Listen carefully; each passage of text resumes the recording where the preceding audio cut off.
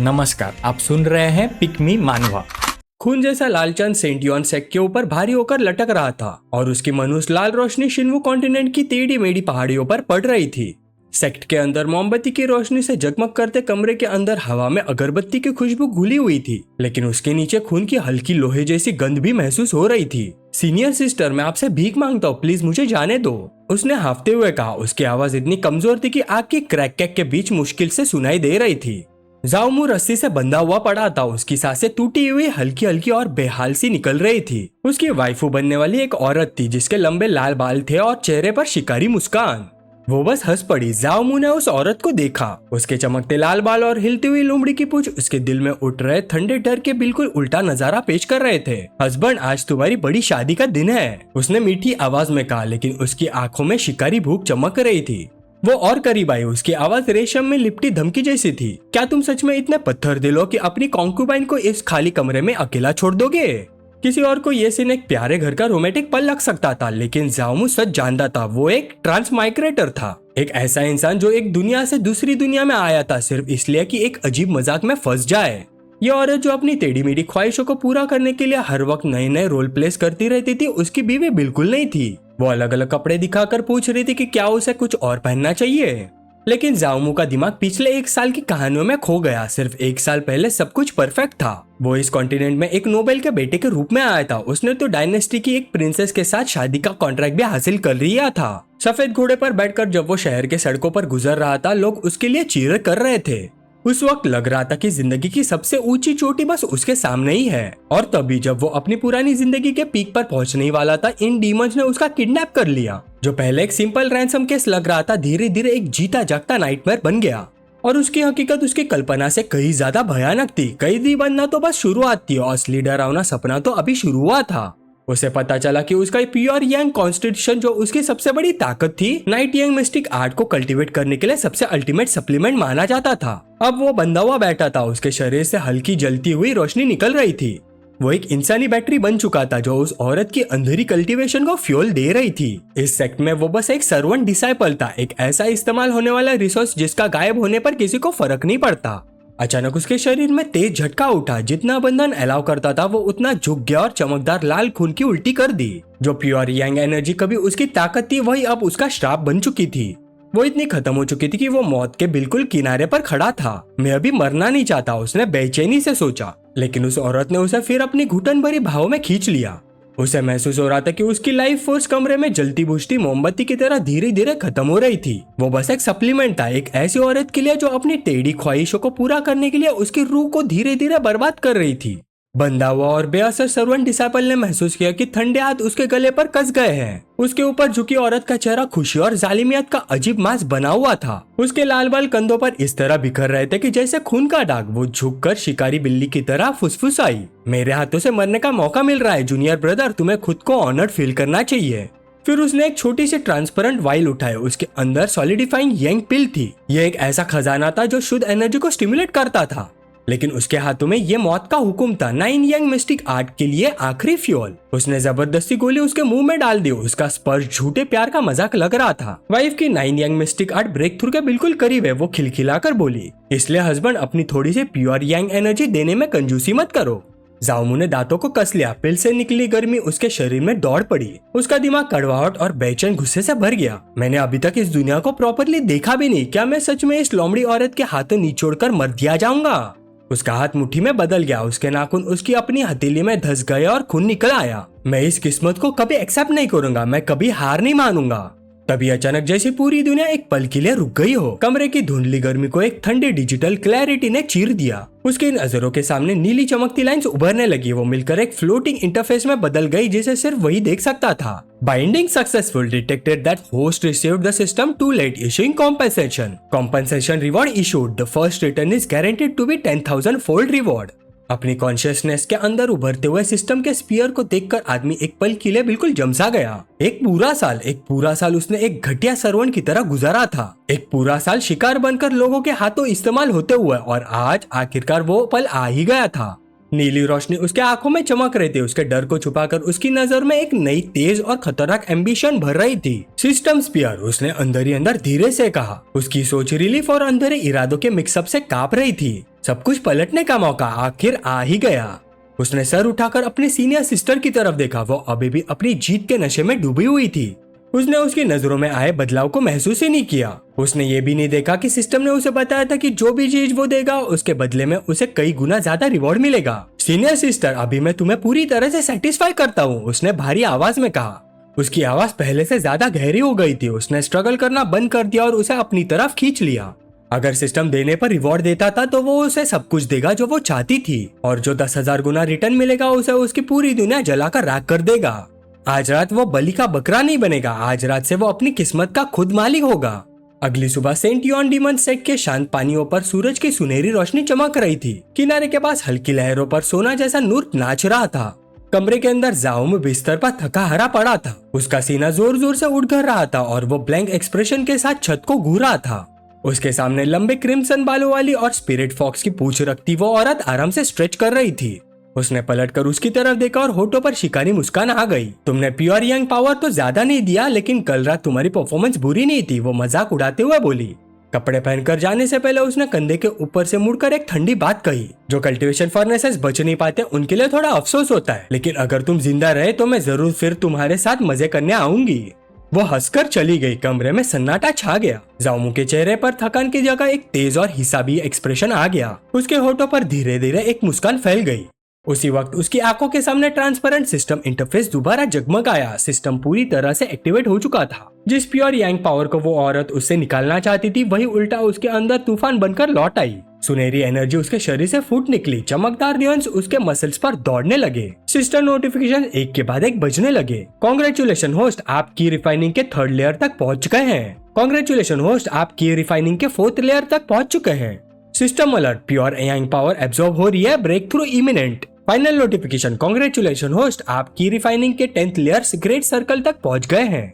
सुनहरी आग के स्तंभ के बीच खड़ा जाओमू महसूस कर रहा था कि उसकी नसों में बेपनाह शक्ति दौड़ रही है। एक बेकार कल्टीवेशन फर्नेस से लेकर पीक की रिफाइनर बनने तक का सफर सिर्फ कुछ धड़कनों में पूरा हो गया था। लेकिन पावर के नशे में डूबने के बजाय उसने तुरंत अपनी ऑरा को दबा दिया। उसने लंबे बालों को पीछे किया और सुनहरी आग को शांत कर दिया। वो अच्छी तरह से जानता था सेंट यॉन डीमंस एक जहरीले सांपों का घोंसला था। यहाँ हर तरफ खतरनाक एक्सपर्ट बैठे थे। अगर उसकी अचानक बढ़ी हुई स्ट्रेंथ या सिस्टम का राज खुल गया तो उसका अंजाम मौत से भी ज्यादा खौफनाक होगा। कोर्टयार्ड में निकलकर उसने दूर आसमान की तरफ देखा। उसे स्पिरिट स्टोन चाहिए थे, कल्टीवेशन की असली बुनियाद। हावियन सेक के कोर्टयार्ड में खड़ा जाओमू अपने पास के रिसोर्सेज का हिसाब लगा रहा था। ज्यादातर सीनियर सिस्टर्स अमीर नहीं थी। 3 या 4 स्पिरिट स्टोन्स मिल जाना भी अच्छा रिवॉर्ड माना जाता था, लेकिन उसके एम्बिशंस के लिए ये काफी नहीं था। उसे और तेज तरीके से अमीर बनना था। तभी उसकी नजर मेडिटेशन करते हुए आउटर डिसेपल वैंग चैंग पर पड़ी।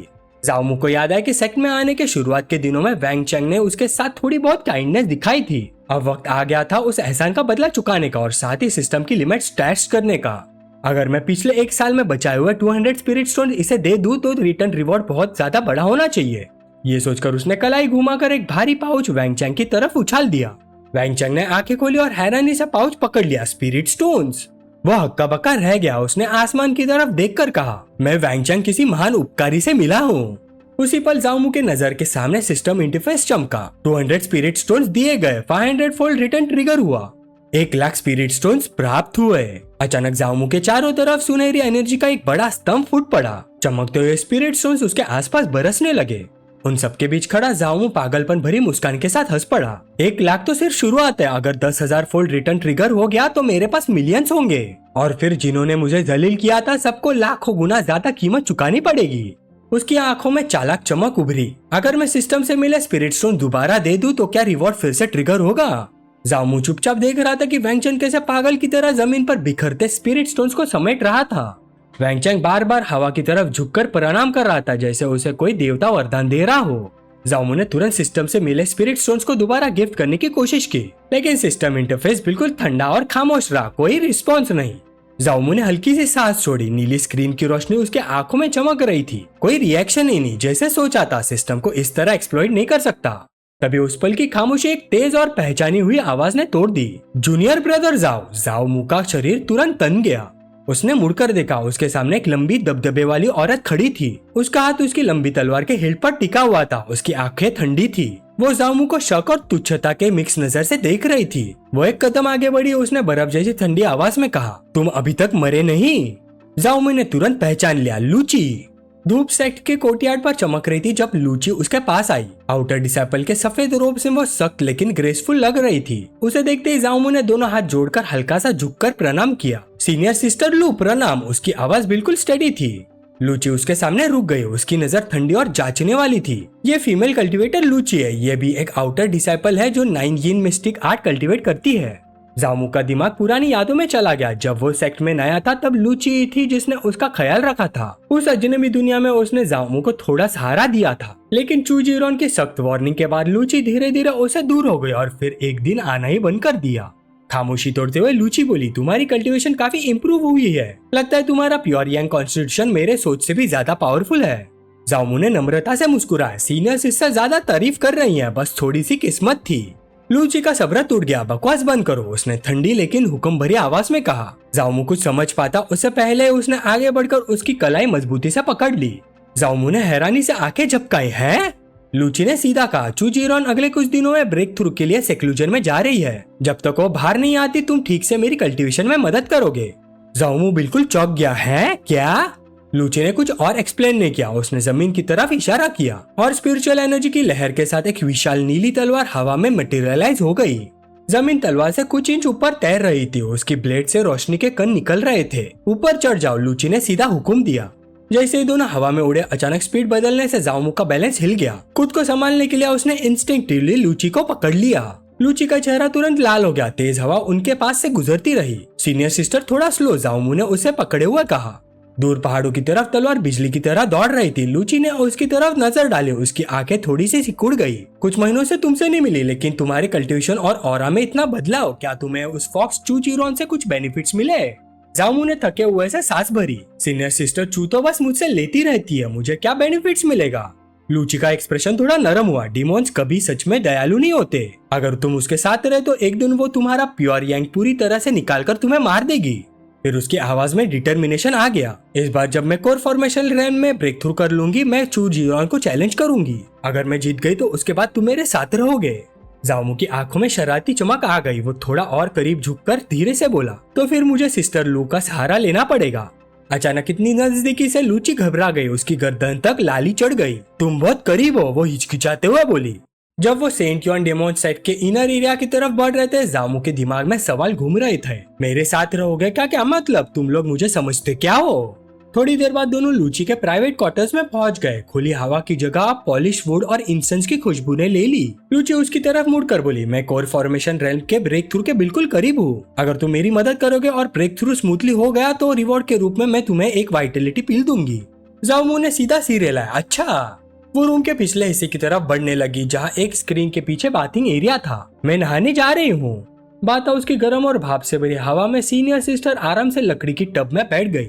उसने एक लंबी थकी हुई सांस छोड़ी और पानी हल्की हल्की लहरों के साथ उसके आसपास हिलने लगा। इस बार मुझे कोई नहीं रोक सकता, उसने धीरे से खुद से कहा। उसके चेहरे पर उम्मीद और पक्के इरादे का मिक्स साफ नजर आ रहा था। इस बार मुझे जरूर क्या? एक खुश मिजाज आवाज ने उसकी बात बीच में ही काट दी।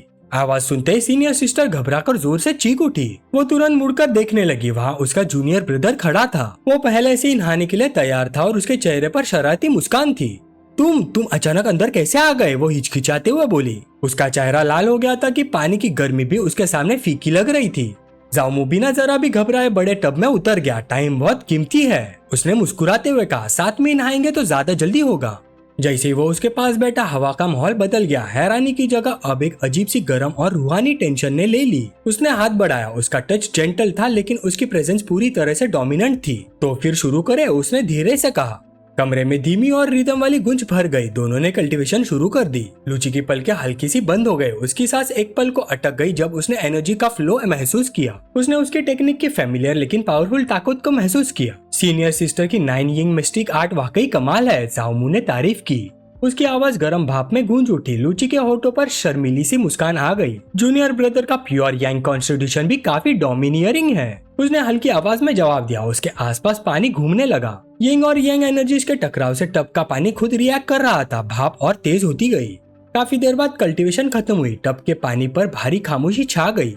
जामू टब के किनारे से टेक लगाकर संतुष्ट एक्सप्रेशन के साथ बैठा था। उसने लूची की तरफ देखा, उसका चेहरा गहरी लाली से भरा हुआ था। मैंने सच में एक्सपेक्ट नहीं किया था कि सीनियर सिस्टर लू जो 9 यिंग मिस्टिक आर्ट को कल्टीवेट करती है असल में बस तुम्हें पता है इतना काफी है, उसे जुबान पर लाने की जरूरत नहीं। लूची ने बीच में ही उसकी बात काट दी। उसकी सांसें अभी भी थोड़ी बेकरार थी। ठीक है, जामू हंस पड़ा और मजाक में दोनों हाथ उठा दिए।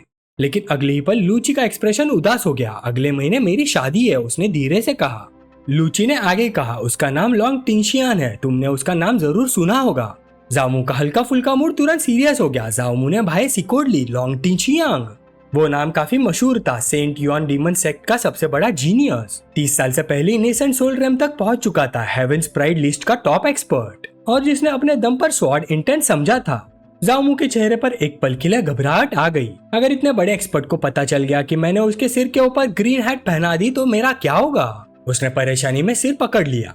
लूची ने आगे बढ़कर उसके सीने पर हाथ रखा। चिंता मत करो, उसने पक्की आवाज में कहा। फिर उसने एक राज बताया। लॉन्ग टिंशियान ने पूरे स्वॉर्ड मैनुअल के प्रैक्टिस के दौरान अपने मेरिडियंस को नुकसान पहुंचा दिया था और अब वो मर्दाना तौर पर असमर्थ था। इसलिए जब तक मैं खुद कुछ नहीं बोलती किसी आउटसाइडर को इस बात का कभी पता नहीं चलेगा।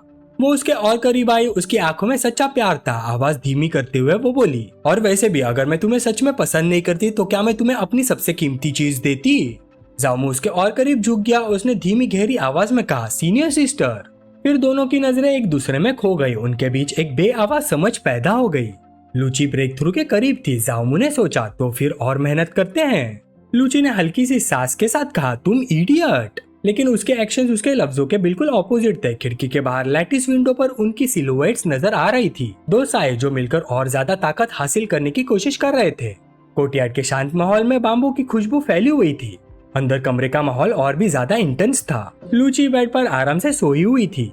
तभी अचानक जामू की आंखों के सामने नीले सिस्टम इंटरफेसेस चमकने लगे। सिस्टम आ गया, उसने अंदर ही अंदर बेचैनी से कहा। आपका सारा यांग पावर ड्रेन कर लिया गया है, सिस्टम एक्टिवेट हो गया है। रेड यांग सेक्रेट बॉडी की इंटेंसिटी काफी बढ़ गई है। उसने महसूस किया कि उसके पूरे शरीर में जबरदस्त बदलाव हो रहा है। उसकी मसल तन गई, उन पर सुनहरी रोशनी चमकने लगी। आखिर में उसके दिमाग में एक विजयी नोटिफिकेशन गूंजा, डिंग, कांग्रेचुलेशन होस्ट, आप फाउंडेशन एस्टेब्लिश स्टेज में ब्रेक थ्रू कर चुके हैं। जामू खड़ा हो गया। उसके पूरे शरीर के आसपास सुनहरी आग की लपटें हल्की हल्की झिलमिला रही थी। उसकी आंखों में नई शक्ति का भरपूर कॉन्फिडेंस जल रहा था। उसने अपनी मुट्ठियां कसकर बंद कर दी। उसे महसूस हो रहा था कि बेहद रॉ और बेकाबू ताकत उसकी नसों में दौड़ रही है। इतने कम वक्त में ही मैं फाउंडेशन एस्टेब्लिशमेंट रैंक तक पहुंच गया। उसके होठों पर एक तेज और डिटर्मिन्ड मुस्कान आ गई। अगर इसी स्पीड से प्रोग्रेस करता रहा तो लॉन्ग टियांगशे और उसके लॉन्ग फैमिली से भी मुझे जरा सा भी डर नहीं होगा। उसने बिस्तर पर सो रही लूसी की तरफ देखा। वो गहरी नींद में डूबी हुई थी। जामू झुककर उसके पास गया और हल्का सा उसे हिला दिया। उसने धीमी लेकिन डिमांड भरी आवाज में कहा, सीनियर सिस्टर उठ जाओ, मेरा रिवॉर्ड कहाँ है? लूची ने आधी नींद में हल्की सी आवाज निकाली। उसकी पलकें मुश्किल से खुल रही थी। वो थकी हुई आवाज में बोली, तुम वाकई बहुत अमेजिंग हो, मैं अब और नहीं संभाल सकती, मुझे थोड़ा सोने दो। ये कहकर उसने एक पतली सी जेड वाइल उसके हाथ में थमा दी, फिर दोबारा नींद में डूब गई। जामू बिस्तर के किनारे बैठ गया। उसने वाइल खोला और अंदर झांका। उसकी आंखें हल्का सा फैल गई। अंदर पूरे 10 वाइटलिटी पिल्स है। सीनियर सिस्टर लू सच में काफी जनरस है। उसने वाइल को हाथ में घुमाया। उसके चेहरे पर संतुष्ट और थोड़ी अंधेरी मुस्कान उभर आई। ये रिवॉर्ड सिर्फ पिल का नहीं था, ये उसकी कैपेबिलिटी का प्रूफ था। लेकिन जामू का एम्बिशन अभी शांत नहीं हुआ था। उसकी नजर दोबारा थकी हुई लूची पर पड़ी। एक हिस्सा भी ख्याल उसके दिमाग में उभरा, वैसे भी मुझे पिल्स गिफ्ट करने ही है, तो जब परफेक्ट टारगेट मेरे सामने ही है तो किसी और को ढूंढने की क्या जरूरत। उसने एक सेकंड ग्रेड वाइटलिटी पिल निकाली और धीरे से लूची के मुंह में डाल दी। तुरंत ही उसके आंखों के सामने सिस्टर इंटरफेस चमका। सेकंड ग्रेड वाइटलिटी पिल गिफ्ट की गई। 30 फोल्ड रिटर्न ट्रिगर हुआ। थर्ड ग्रेड वाइटलिटी पिल प्राप्त हुई। जामू ने नई पिल को हाथ में उठाया और थोड़ा सा मुंह बनाया। सिर्फ 30 फोल्ड, ज्यादा खास नहीं। लेकिन उसने हार नहीं मानी। अभी भी मेरे पास 9 चांसेस और हैं। हर बार 10,000 फोल्ड तो नहीं मिलेगा, लेकिन कम से कम 1000 फोल्ड तो मिलना चाहिए। फिर उसने एक के बाद एक पिल्स लूची को खिलानी शुरू कर दी। लूची बस कमजोर सी आवाज में कुछ बोल पा रही थी। अचानक सिस्टम की आवाज पहले से काफी ज्यादा पावरफुल तरीके से गूंजी। सेकंड ग्रेड वाइटलिटी पिल गिफ्ट की गई। 3000 फोल्ड रिटर्न ट्रिगर हुआ। लूची के शरीर से सुनहरी रोशनी फूट निकली। उसके हाथ में तेज हरा प्रकाश जमने लगा। सिस्टम ने फाइनल रिवॉर्ड कंफर्म किया। 7th ग्रेड मैरो क्लेंजिंग पिल प्राप्त हुई। जामू के चेहरे पर विजयी मुस्कान फैल गए। उसके हाथ में चमकती हुई हरा रंग की पिल तैर रही थी। ये मैरो क्लेंजिंग पिल है, ये तो सच में जबरदस्त चीज है। उसकी आंखें एक्साइटमेंट से चमक उठी। उसे पता था कि ये सिर्फ नॉर्मल मेडिसिन नहीं थी। ओरिजिन नर्चरिंग पिल की तरह यह फाउंडेशन को मजबूत करती थी और वाइटैलिटी बढ़ाती थी, लेकिन इसका असली कमाल कुछ और था। ये कल्टीवेटर की रूट बोन एप्टीट्यूड को इम्प्रूव करती थी। जाओमू ने अपने बारे में सोचा। उसका प्योर यांग कॉन्स्टिट्यूशन मोर्टल्स के बीच काफी आउटस्टैंडिंग माना जाता था, लेकिन सेक्ट के असली जीनियसेस के सामने वो अभी भी कुछ खास नहीं था। अगर मुझे और ऊंचा उठना है तो मुझे अपना पोटेंशियल का अपर लिमिट बढ़ाना होगा। यह सोचकर बिना जरा सा हिचकिचाए उसने पिल निगल ली। जैसी पिल अंदर गई, जबरदस्त मेडिसिनल पावर उसके शरीर में फूट पड़ी। सुनहरी एनर्जी उसकी स्किन पर लपटों की तरह नाचने लगी। वो तुरंत मेडिटेशन पोजीशन में बैठ गया। उसने दांत भींचते हुए कहा, इस मेडिसिनल पावर को जल्दी रिफाइन करना होगा। पूरे इरादे के साथ उसने उस एनर्जी को मेरिडियंस के थ्रू गाइड करना शुरू कर दिया। प्रोसेस बहुत पेनफुल था लेकिन सफल रहा। मैरो क्लेंजिंग के दौरान उसके पोर से काफी सारी इम्प्योरिटीज बाहर निकलने लगी। पहले चिपचिपे मैल के साथ बहुत ही बुरी बदबू फैलने लगी। लूची ने नाक पर हाथ रखकर कहा, तुमसे इतनी बदबू क्यों आ रही है? जल्दी जाकर नहा लो। जाओमू तुरंत वॉशरूम की तरफ चला गया। गर्म पानी उसके शरीर से पुरानी सीमाओं का काला रेसिड्यू धोता चला गया। जब वो खुद को साफ कर रहा था, लूची की हैरान आवाज बाहर से सुनाई दी, तुम फाउंडेशन एस्टेब्लिशमेंट रेल में ब्रेक थ्रू कर गए। क्या ओरिजिन नर्चरिंग पिल का इफेक्ट इतना जबरदस्त होता है? वो उसके पास आई। उसकी आंखें हैरानी से खुली हुई थी। उसने उसके रिफाइंड और मजबूत शरीर को गौर से देखा। सिंपल फाउंडेशन एस्टेब्लिशमेंट से शरीर इतना प्योरीफाई नहीं हो सकता। जरूर तुमने कुछ और भी लिया है। जाओमू ने अपना एक्सप्रेशन बिल्कुल स्टेडी रखा। उसने अपना राज छुपा लिया। वो जानता था कि अचानक मैरो क्लेंजिंग पिल का मिलना एक्सप्लेन करना लगभग नामुमकिन था। सीनियर सिस्टर लू दीवार का सहारा लिए खड़ी थी। उसके सांसें तेज तेज चल रही थी। चेहरे पर शौक और थकान दोनों साफ नजर आ रहे थे। वो हकलाते हुए जाओमू की तरफ देखने लगी, लेकिन जाओमू जरा भी नहीं हिला। उल्टा वो और करीब आ गया। उसकी नजर बिल्कुल स्टेडी थी। उसने हल्की सी मुस्कान के साथ कहा, क्या यह सब सीनियर सिस्टर के साथ मेरी ड्यूअल कल्टीवेशन का क्रेडिट नहीं है? लेकिन लगता है सीनियर सिस्टर अभी तक कोर फॉर्मेशन में ब्रेक थ्रू नहीं कर पाई। उसकी मुस्कान थोड़ी और गहरी हो गई। शायद जूनियर ब्रदर ने अभी तक पूरी मेहनत नहीं की। चलिए जूनियर ब्रदर एक और बार मदद कर देता है, बिल्कुल फ्री ऑफ कॉस्ट। लूची ने धीमी लेकिन घबराई हुई आवाज में कहा, तुम पागल हो क्या? तुम अपनी जान नहीं चाहते? जाओमू का एक्सप्रेशन बिल्कुल नहीं बदला। उसने शांत आवाज में जवाब दिया, ये सब इसलिए है ताकि सीनियर सिस्टर जल्दी ब्रेक थ्रू कर सके। कुछ देर बाद कमरे का इंटेंस माहौल धीरे धीरे शांत हो गया। लूची बिस्तर पर लेटी हुई थी। उसकी आंखें हल्की सी धुंधली थी, लेकिन उसकी स्पिरिचुअल एनर्जी आखिरकार स्टेबल हो चुकी थी। जाओमू ने अपना काला रोब ठीक किया, अपना ऑर्नेट बेल्ट कसकर बांधा, फिर एक बार पलटकर लूची की तरफ देखा। सीनियर सिस्टर, आप आराम से ब्रेक थ्रू कीजिए, मैं पहले चलता हूँ। उसी वक्त उसी आंखों के सामने सिस्टर इंटरफेस चमका। डिंग! आपकी प्योर यांग एनर्जी लगातार एब्जॉर्ब की गई। 10-फोल्ड रिटर्न ट्रिगर हुआ। रेड यांग पावर थोड़ा सा बढ़ गया। जाओमू कमरे से बाहर निकल गया। सेक्ट की ठंडी और साफ हवा उसके चेहरे पर टकराई। जैसे ही वो पत्थर की सीढ़ियां उतरने लगा, उसने महसूस किया कि उसके शरीर में जान का तूफान दौड़ रहा है। हर मूवमेंट बिल्कुल एफर्टलेस लग रहा था। यही है फाउंडेशन एस्टेब्लिशमेंट रेल्म की पावर। उसने मुस्कुराते हुए सोचा, मेरा पूरा शरीर कितना हल्का लग रहा है। बस एक फ्लाइंग स्वॉर्ड मिल जाए, फिर मैं आसमान में तलवार पर उड़कर चारों दिशाओं में घूमूंगा। आखिरकार उसके कदम आउटर सेक्ट मार्केट तक पहुंच गए। शाम की सुनहरी रोशनी लकड़ी के स्टॉल्स और टाइल्ड रूफटॉप्स पर पड़ती रही। कल्टीवेटर्स इधर उधर घूम रहे थे। हर तरफ लेन देन की हल्की आवाज और स्पिरिट स्टोन्स की खनक सुनाई दे रही थी। जाओमू एक स्टॉल के पास रुक गया। वहाँ कई लंबे लकड़ी के बॉक्सेस रखे थे। हर बॉक्सेस में एक तलवार थी। वेंडर ने जामू की नई ऑरा महसूस की और हल्के से झुककर एक पॉलिश केस उसके हाथ में रख दिया। फेलो डाविस्ट, आप काफी जनरस है, धन्यवाद। जाओमू ने केस खोला। अंदर स्टार गार्डिंग स्लेयर रखी थी। ये एक फ्लाइंग स्वॉर्ड थी जो आउटर स्पेस के मीटियोराइड आयन से बनी थी। उसके प्लेट पर हल्की नीली रोशनी चमक रही थी। उस पर स्टार वॉर्टेक्स एरे एनग्रेव था, एक ऐसा फॉर्मेशन जो कॉस्मोस की पावर एब्जॉर्ब करके तलवार को और भी खतरनाक बनाता था। जाओमू ने तलवार को हाथ में तोला। उसके होठों पर हल्की सी मुस्कान आई। इसकी कीमत 30,000 स्पिरिट स्टोन्स थे, लेकिन उससे ज्यादा क्यूरियोसिटी इस बात की थी, जब वो इसे किसी और को गिफ्ट करेगा, सिस्टम उसे क्या रिवॉर्ड देगा। लेकिन तभी एक भद्दी आवाज ने उसकी सोच तोड़ दी। प्रीटी बॉय, आखिर तुझे पकड़ ही लिया।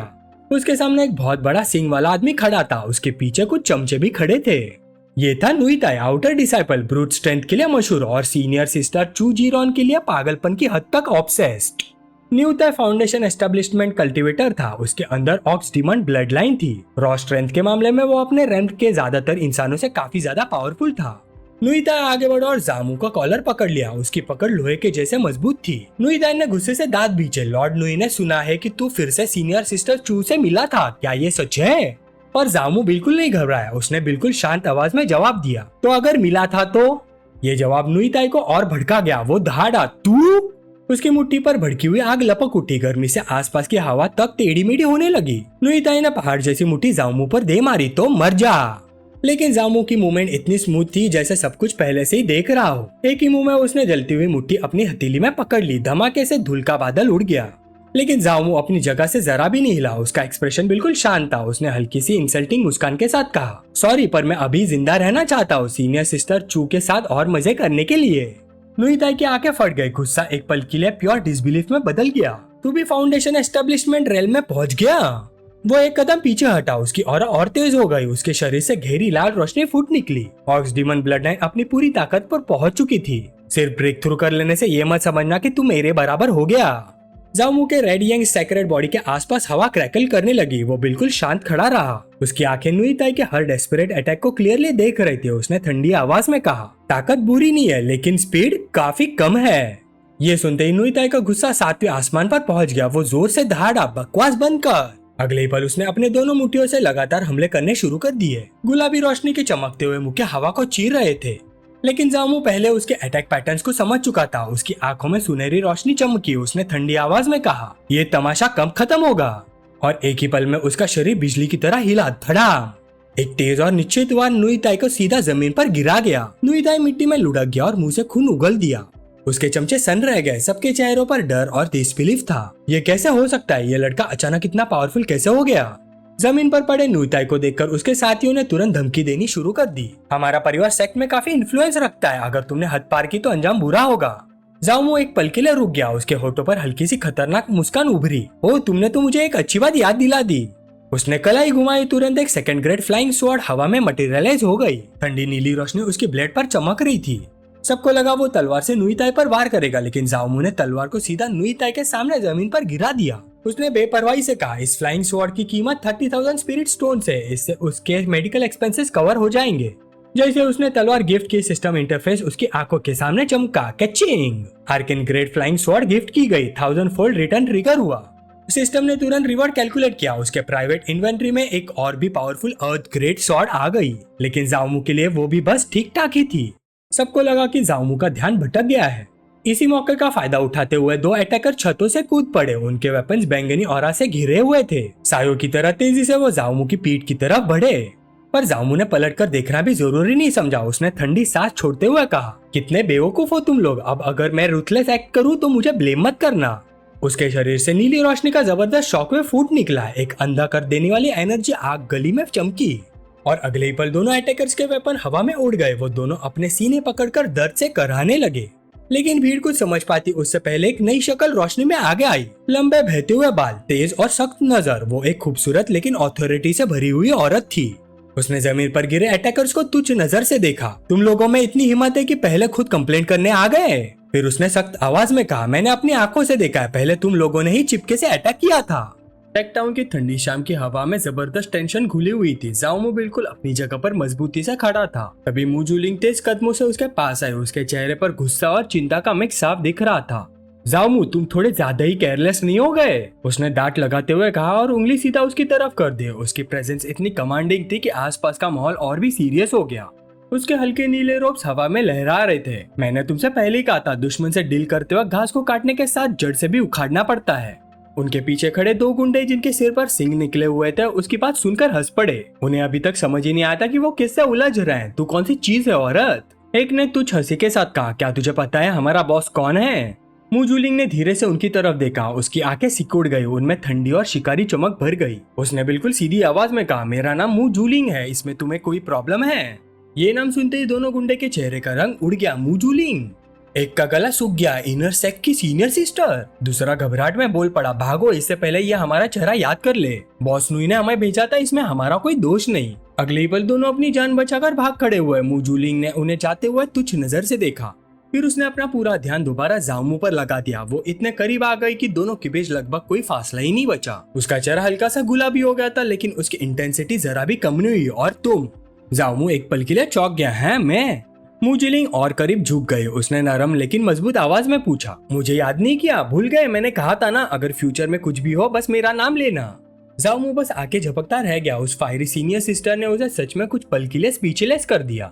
भीड़ के बीच खड़ा जाओमू अपने ख्यालों में डूबा हुआ था। मूजूलिंग उसके बिल्कुल पास खड़ी थी। उसकी नजर जाओमू पर इस तरह टिकी हुई थी जैसे वो उसे कभी छोड़ना ही नहीं चाहती। उसने हल्की शर्मीली मुस्कान के साथ कहा, अच्छा हुआ आज मैं यहाँ आ गई, वरना अगर तुम मर जाते तो मुझसे शादी कौन करता। जामू के होठों पर थकी हुई मुस्कान आ गई। जब से वो सेक्ट में आया था तब से मूजूलिंग उसमें दिलचस्पी दिखा रही थी और अब उसे सच समझ आ गया, ना उसे उसकी प्योर यांग एनर्जी चाहिए थी, ना कोई हिडन ट्रेजर। उसने अंदर ही अंदर हैरानी से सोचा, ये लड़की तो सिर्फ मेरी शक्ल पर फिदा है।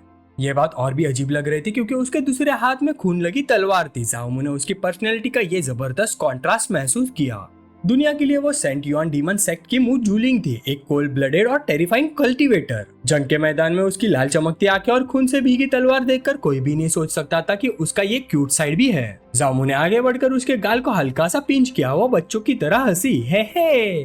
मरना उतना आसान नहीं होता जितना तुम सोचते हो। जामू ने अपनी डिग्निटी संभालने की कोशिश की, लेकिन मूजूलिंग ने जैसे उसकी बात सुनी ही नहीं। उसके चेहरे पर प्रोटेक्टिव एक्सप्रेशन आ गया। मेरा फ्यूचर हस्बैंड किसी भी खतरे में नहीं पड़ सकता, उसने पूरी सीरियसनेस से कहा। फिर बिना कुछ कहे उसने जामू का हाथ पकड़ लिया, मेरे साथ चलो। जामू कुछ बोल पाता उससे पहले ही मूजूलिंग हवा में उछल गई। अचानक जामू ने महसूस किया कि दोनों आसमान की तरफ तेजी से बढ़ रहे हैं। नीचे कोई फ्लाइंग स्वॉर्ड नहीं थी, ना कोई स्पिरिचुअल ट्रेजर, वो सिर्फ अपनी इंटरनल एनर्जी के दम पर उड़ रही थी। जामू की आंखें फट गई। फ्लाइंग स्वॉर्ड के बिना उड़ना, ये तो सिर्फ कोर फॉर्मेशन कल्टीवेटर्स ही कर सकते हैं। उसने चुपचाप उस लड़की की तरफ देखा जो उसे आसमान में लेकर जा रही थी। उसका सिलुएट लाल ऑरा से घिरा हुआ था और जिस आसानी से वो दोनों को लेकर उड़ रही थी वो सच में हैरान कर देने वाला था। इस छोटी सी लड़की की एक्चुअल कल्टीवेशन लेवल आखिर है क्या? हर गुजरते पल के साथ मूजूलिंग का राज और गहरा होता जा रहा था। सेंट युआन डीमन सेक्ट के कोर होली लैंड की ठंडी शाम की हवा एक अजीब और पावरफुल प्रेशर से भरी हुई थी और जामू ने महसूस किया कि वो अब एक बिल्कुल नए स्टेज पर कदम रखने वाला है। जैसे जैसे दोनों आगे बढ़ रहे थे उनके आसपास लाल सुनहरी स्पिरिचुअल एनर्जी घूम रही थी। उस रोशनी ने अंधेरे रास्ते को चमका दिया था। जामू ने अपनी उंगलियों के बीच नाचती हुई सुनहरी चिंगारियों को देखा। उसने हैरानी से कहा, यहाँ की स्पिरिचुअल एनर्जी कितनी ज्यादा है, क्या ये सेंट युआन डीमन सेक्ट का कोर होली लैंड है? मूजूलिंग एक सादगी भरे लकड़ी के घर के दरवाजे पर रुक गए। उसने पलटकर जामू की तरफ देखा। उसने हल्का सा मुस्कुरा कर कहा, अंदर आओ, ये मेरा घर है। जामू उसके पीछे अंदर चला गया। उसके दिमाग में तुरंत एक ख्याल आया, क्या एक किसी एल्डर की पर्सनल डिसाइपल है? घर के अंदर का माहौल काफी कोजी था, हर तरफ किताबें ही किताबें रखी थी। जामू ने आसपास देखते हुए पूछा, तुम यहाँ रहती हो? मूजूलिंग ने आराम से जवाब दिया, फिर मुस्कुराते हुए बोली, जब कभी मुझे थोड़ा फ्री टाइम मिलता है मैं यहाँ आकर बुक्स पढ़ती हूँ और सो लेती हूँ, लेकिन मैं यहाँ ज्यादा नहीं आती। अचानक वो हल्की सी चीख के साथ बेड पर जाकर गिर पड़ी। उसके हल्के नीले रोब्स हवा में लहरा रहे थे। वो शरारती नजरों से जामू को देखने लगी। अब तक वहाँ खड़े खड़े क्या देख रहे हो, जल्दी इधर आओ। जामू वही खड़ा रहा। उसके चेहरे पर ऑकवर्डनेस और कॉशन दोनों थे। उसने थोड़ी टेंशन भरी आवाज में कहा, देखो कुछ उल्टा सीधा मत करना, मेरा सेल्फ कंट्रोल बहुत लिमिटेड है।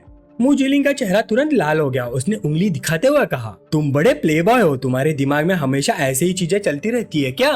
फिर उसने पास से पुरानी मैनुअल्स उठाकर उसके हाथ में दे दी, ये लो। जामू ने टाइटल्स पढ़े, true chapter of sword control और मिस्टिक हार्ट स्वॉर्ड आर्ट। उसकी आंखें हैरानी से खुल गई। तुम्हें कैसे पता चला कि मैं स्वॉर्ड कंट्रोल सीखना चाहता हूँ? मूजूलिंग ने जीत भरी स्मग के साथ कहा, तुमने अभी अभी फाउंडेशन एस्टेब्लिशमेंट में ब्रेक थ्रू किया, उसके बाद सीधा मार्केट जाकर फ्लाइंग स्वॉर्ड खरीदी, तो ऑब्वियस है कि तुम स्वॉर्ड कंट्रोल सीखना चाहते हो। फिर उसने एक सुंदर केस निकाला, वैसे ये फ्लाइंग स्वॉर्ड भी तुम्हारे लिए है। ये 6 ग्रेट कोल एट्रीब्यूट फ्लाइंग स्वॉर्ड है, इसका नाम फ्रॉस्ट फॉल है। जामू ने तलवार को हाथ में लिया। ब्लेड के अंदर से शुद्ध और तेज स्पिरिचुअल एनर्जी महसूस हो रही थी। मूजूलिंग ने उसकी तरफ देखते हुए मुस्कुरा कर कहा, तुम्हारे अंदर जो प्योर और गर्म एनर्जी है उसे बैलेंस करने के लिए ये स्वॉर्ड बिल्कुल परफेक्ट है, ताकि तुम्हारा इविल फायर कंट्रोल में रहे और तुम पूरा दिन वही चीजें सोचना बंद करो। जामू शर्माते हुए मुस्कुराए, तुम वाकई बहुत थॉटफुल हो। मूजूलिंग खड़ी हो गई, ठीक है, तुम कुछ दिन यही रुककर स्वॉर्ड कंट्रोल कल्टीवेट करो, बाकी सब मैं हैंडल कर लूंगी। अब तुम फाउंडेशन एस्टेब्लिशमेंट रेल में पहुंच चुके हो, इसलिए तुम्हें सर्वेंट डिसाइपल रहने की जरूरत नहीं। मैं किसी से कहकर तुम्हारा disciple token outer sect level में अपडेट करवा दूंगी। जामू ने हैरानी से पूछा, गर्ल तुम आखिरकार हो कौन? दरवाजे पर खड़ी मूजूलिंग ने फ्रेम से टेक लगाए। उसके चेहरे पर प्लेफुल और कॉन्फिडेंट स्माइल थी। बिना झिझक वो बोली, वही इंसान जिससे तुम जल्दी या देर से शादी करोगे। इतना कहकर वो बाहर निकल गई। धड़ाम, दरवाजा जोर से बंद हो गया। जामू ने सिर हिलाकर अपने ख्याल साफ किए। उसने हल्की मुस्कान के साथ कहा, ये छोटी सी लड़की फ्लर्ट करने में काफी एक्सपर्ट है, लेकिन वो ज्यादा देर तक डिस्ट्रैक्ट नहीं रह सकता था। छोड़ो, अभी स्वॉर्ड कंट्रोल कल्टीवेट करना ज्यादा इंपॉर्टेंट है। वो क्रॉस लेगेड बैठ गया। उसके आसपास तलिस्मान चमकने लगे, सुनहरी एनर्जी घूमने लगे। उसने पूरी मेहनत से टेक्निक समझने की कोशिश की। लेकिन काफी देर के बाद भी प्रोग्रेस बहुत कम हुई। आखिरकार वो थक कर पीठ के बल लेट गया। उसने फ्रस्ट्रेशन में छत की तरफ देखते हुए कहा, मैंने मैरो क्लेंजिंग पिल से अपनी एप्टीट्यूड इंप्रूव की थी ना, फिर स्वॉर्ड कंट्रोल सीखना इतना मुश्किल क्यों है। वो दोबारा बैठ गया। थोड़ी देर तक सोचता रहा। उसे समझ आ गया पिल ने उसकी शरीर की पोटेंशियल तो बढ़ा दी थी, लेकिन उसकी कॉम्प्रहेंशन बिल्कुल इम्प्रूव नहीं हुई। अब वो सच में अटक गया था। मैं क्या करूं, मेरे पास सिस्टम तो है, लेकिन अगर कॉम्प्रहेंशन ही वीक रही तो कल्टीवेशन रुक जाएगी, फिर तो मैं सच में रो रो कर मर जाऊंगा। तभी उसकी नजर पास ही घास खाते एक छोटे सफेद सींग वाले डीमन बीस्ट पर पड़ी। अचानक उसके दिमाग में बिजली सी चमकी। उसे याद आया कि सिस्टम ने प्रीमोर्डियल यांग को भी गिफ्ट माना था। अगर ऐसा है तो नॉलेज या कॉम्प्रहेंशन देने पर भी सिस्टम रिवॉर्ड दे सकता है। उसके चेहरे पर शरारती और थोड़ी डेंजरस मुस्कान आ गई। वो धीरे धीरे उस छोटे बीस्ट के पास गया। छोटे, तुम काफी बोर लग रहे हो, कैसा रहेगा अगर मैं। अचानक उसने उसके सिंग पकड़ लिया। मैं तुम्हें मल्टीप्लिकेशन टेबल सिखाऊं। छोटे डीमन बीस्ट की आंखें डर से फट गई और जामू तुरंत जोर जोर से बोलने लगा, 1 गुना 5 बराबर 5, 3 गुना 4 बराबर 12, 4 गुना 5 बराबर 20। जैसे बेचारे डीमन बीस्ट का दिमाग इतने सारे मैथ्स के सवालों से हैंग हो गया, जामू के सामने सिस्टम नोटिफिकेशन चमक उठा। डिंग, अपने एक डीमन बीस्ट को एनलाइटन किया है। नॉलेज इंपोर्ट करने से 100 फोल्ड रिटर्न ट्रिगर हुआ। होस्ट की कॉम्प्रेशन काफी हद तक बढ़ गई है। अचानक जामू को महसूस हुआ जैसे उसके दिमाग से सारी धुंध हट गई हो। जो स्वॉर्ड कंट्रोल के कॉम्प्लेक्स पाथ कुछ देर पहले तक उसके लिए पजल बने हुए थे, अब बिल्कुल सिंपल लगने लगे। उसने अपनी मुट्ठी कस ली और उसकी आंखों में विजय की चमक उठी। ये सच में काम कर गया। जामू मेडिटेशन में बैठा था। उसके आसपास सुनहरी इंस्क्रिप्शंस पुरानी शक्ति के साथ गूंज रही थी। पहली बार हाई लेवल कुंफू के वो मुश्किल सिंबल्स उसे बिल्कुल क्लियरली समझ आ रहे थे। जैसे दिमाग पर छाई धुंध अचानक छा गई हो, उसने आंखें खोली। उनमें तेज एम्बर रोशनी चमक रही थी। उसने धीरे से कहा, बुरा नहीं। उसने हाथ आगे बढ़ाया। तुरंत एक स्पेक्ट्रल स्वॉर्ड उसके सामने मटेरियलाइज हो गई। वो शांत और ओबीडियंट रोशनी के साथ तैर रही थी। जो कुंफू पहले समझ नहीं आ रहा था, अब मैं उसे तुरंत कॉम्प्रहेंड कर सकता हूँ। लेकिन ब्रेक थ्रू के बाद भी उसके चेहरे पर पूरी संतुष्टि नहीं थी। इस दुनिया का सच वो अच्छी तरह से जानता था। एक ट्रांस माइग्रेटर के लिए काफी अच्छा होना मतलब मौत को इनवाइट करना था। उसे अनपैरेलल्ड बनना था, सबसे अलग, सबसे बेहतर। उसकी नजर पास खड़े छोटे से हॉर्न स्पिरिट बीस्ट पर पड़ी। वो वाइड आइज के साथ उसे देख रहा था। जामू के चेहरे पर शरारती और थोड़ी सिनिस्टर स्माइल आ गई। उसने क्रिएचर को गर्दन से उठाया। हम लगता है तुम सीखने के लिए काफी ईगर हो, तो आज तुम्हारा टीचर तुम्हें एक नया सब्जेक्ट पढ़ाएगा, ज्योमेट्री थियरम्स। जामू ने इमेजिनरी ब्लैक बोर्ड के सामने खड़े होकर अजीबोगरीब फॉर्मूलाज लिखने शुरू कर दिए। इस दुनिया के हिसाब से ये सब बिल्कुल एलियन लग रहे थे। जब वो ट्रेमलिंग बीस्ट को कैलकुलस और शेप समझा रहा था, सिस्टम दोबारा चमका। डिंग, आपने कैलकुलस नॉलेज सिखाई। 100 फोल्ड रिटर्न ट्रिगर हुआ। कॉम्प्रहेंशन ड्रामेटिकली इंप्रूव हुई। उसका दिमाग और भी एक्सपांड होने लगा, जैसे वो रियलिटी के बुनियादी रूल्स को समझने लगा हो। लेकिन अचानक एक लाल वार्निंग स्क्रीन चमकी और उसकी करंट कॉम्प्रहेंशन वैल्यू इस रैम की अपर लिमिट तक पहुंच चुकी है। आगे इंप्रूवमेंट संभव नहीं। जामू ने हल्की सांस छोड़ी। तो कॉम्प्रहेंशन का भी अपर लिमिट होता है। पर वो ज्यादा डिसअपॉइंटेड नहीं था। उसकी करंट मेंटल कैपेसिटी के सामने लाइब्रेरी के स्क्रोल्स अब पजल नहीं लग रहे थे, अब वो बस सिंपल इंस्ट्रक्शन जैसे लग रहे थे। जामू आर्काइव में आंधी की तरह घूम गया। वो स्क्रोल्स को सिर्फ पढ़ नहीं रहा था, वो उन्हें पल भर में मास्टर कर रहा था। वज्रा फिस्ट, उसने कमांड दिया। उसका हाथ चमकदार धातु जैसी रोशनी से भर गया। वाइंड रेड थंडर आर्ट, उसने लाल बिजली का एक बोल्ट हवा में छोड़ा। छोटा स्पिरिट भी डर कर चीखता हुआ कोने में छुप गया। एक के बाद एक उसने कई टेक्निक्स मास्टर कर ली। 3 टैलेंट्स, 8 डिवीजन आर्ट्स और कई और मार्शल आर्ट्स। और कमरे की हवा अलग अलग एलिमेंट्स की रेजोनेंस से भर गई। लेकिन येलो रैंक टेक्निक्स के ढेर को देखकर उसने बेपरवाह सोचा, ये सब अनरेटेड येलो रैंक टेक्निक्स है, मेरे करंट लेवल के लिए बहुत क्रूड। फिर भी उसके दिमाग में एक प्लान बन चुका था। लेकिन मैंने इन सब टेक्निक्स को पूरी तरह याद कर लिया है। बाहर जाकर इन्हें लिख कर दूसरों को दे सकता हूँ। सिस्टम से मुझे रिवॉर्ड का एक और बड़ा वेव मिलेगा। जब वो पवेलियन से निकलने लगा, छोटा हॉर्न स्पिरिट बेस दौड़ता हुआ वापस आया। उसके मुंह में एक पुरानी कार्व्ड बोन थी। वो एक्साइटेड नजरों से जामू को देख रहा था। जामू झुककर उसके सिर पर हाथ फेरने लगा। तुम ये हड्डी मुझे देना चाहते हो? क्रिएचर ने खुशी से आंखें बंद कर ली। जामू मुस्कुराया, बहुत शुक्रिया, बाद में तुम्हारे लिए सूप बनाऊंगा। जैसे उसकी उंगली बोन को छुई, उसमें से भयानक बैंगनी एनर्जी फूट निकली। पूरा कमरा भूतिया रोशनी से जगमगा उठा। जामू हैरान रह गया, क्योस शेंगमिंग आर्ट। उसे तुरंत समझ आ गया कि छोटे बीस्ट ने उसे एक हिडन ट्रेजर दे दिया है। वो बैठकर बोन को ध्यान से देखने लगा। उसी वक्त सिस्टम इंटरफेस अर्जेंसी के साथ चमका। टेक्निक डिटेक्ट हुई, क्योस शेंगमिंग आर्ट, ऑटोमेटिक लर्निंग शुरू। अचानक उसके दिमाग में जानकारी का इतना बड़ा फ्लड आया कि उसे फिजिकल झटका लगा। जामू ने अपना सिर पकड़ लिया। उसकी नजर धुंधली होने लगी। तेज दर्द ने उसका दिमाग चीर दिया। वो घुटनों के बल गिर पड़ा। मुंह से खून की धार निकलकर जमीन पर टपकने लगी। छोटा स्पिरिट बीस्ट घबराकर उसके पास मंडराने लगा। जामो हाफते हुए बोन को घूरने लगा। साला मेरी कॉम्प्रहेंशन फाउंडेशन एस्टेब्लिशमेंट रैंक की लिमिट तक पहुंच चुके हैं, फिर भी मैं इस टेक्निक को समझ नहीं पा रहा। उसकी आंखें गहरी हैरानी से भर गई। क्या ये अर्थ रैंक टेक्निक है या हेवन रैंक टेक्निक?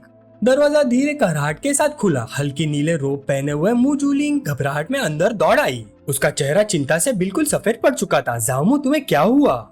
जैसे उसने जामो की हालत देखी वो तुरंत उसके पास पहुंची और उसे संभाल लिया। सब मेरी गलती है, मैंने तुम्हें शुरू में ही इतनी मुश्किल टेक्निक्स दे दी। जामो कुछ समझाना चाहता था लेकिन मु जूलिंग ने उसकी बात सुनी ही नहीं। उसने प्यार भरे लेकिन समझाने वाले अंदाज में कहा, क्विक रिजल्ट्स के लिए कल्टीवेशन को फोर्स नहीं करना चाहिए।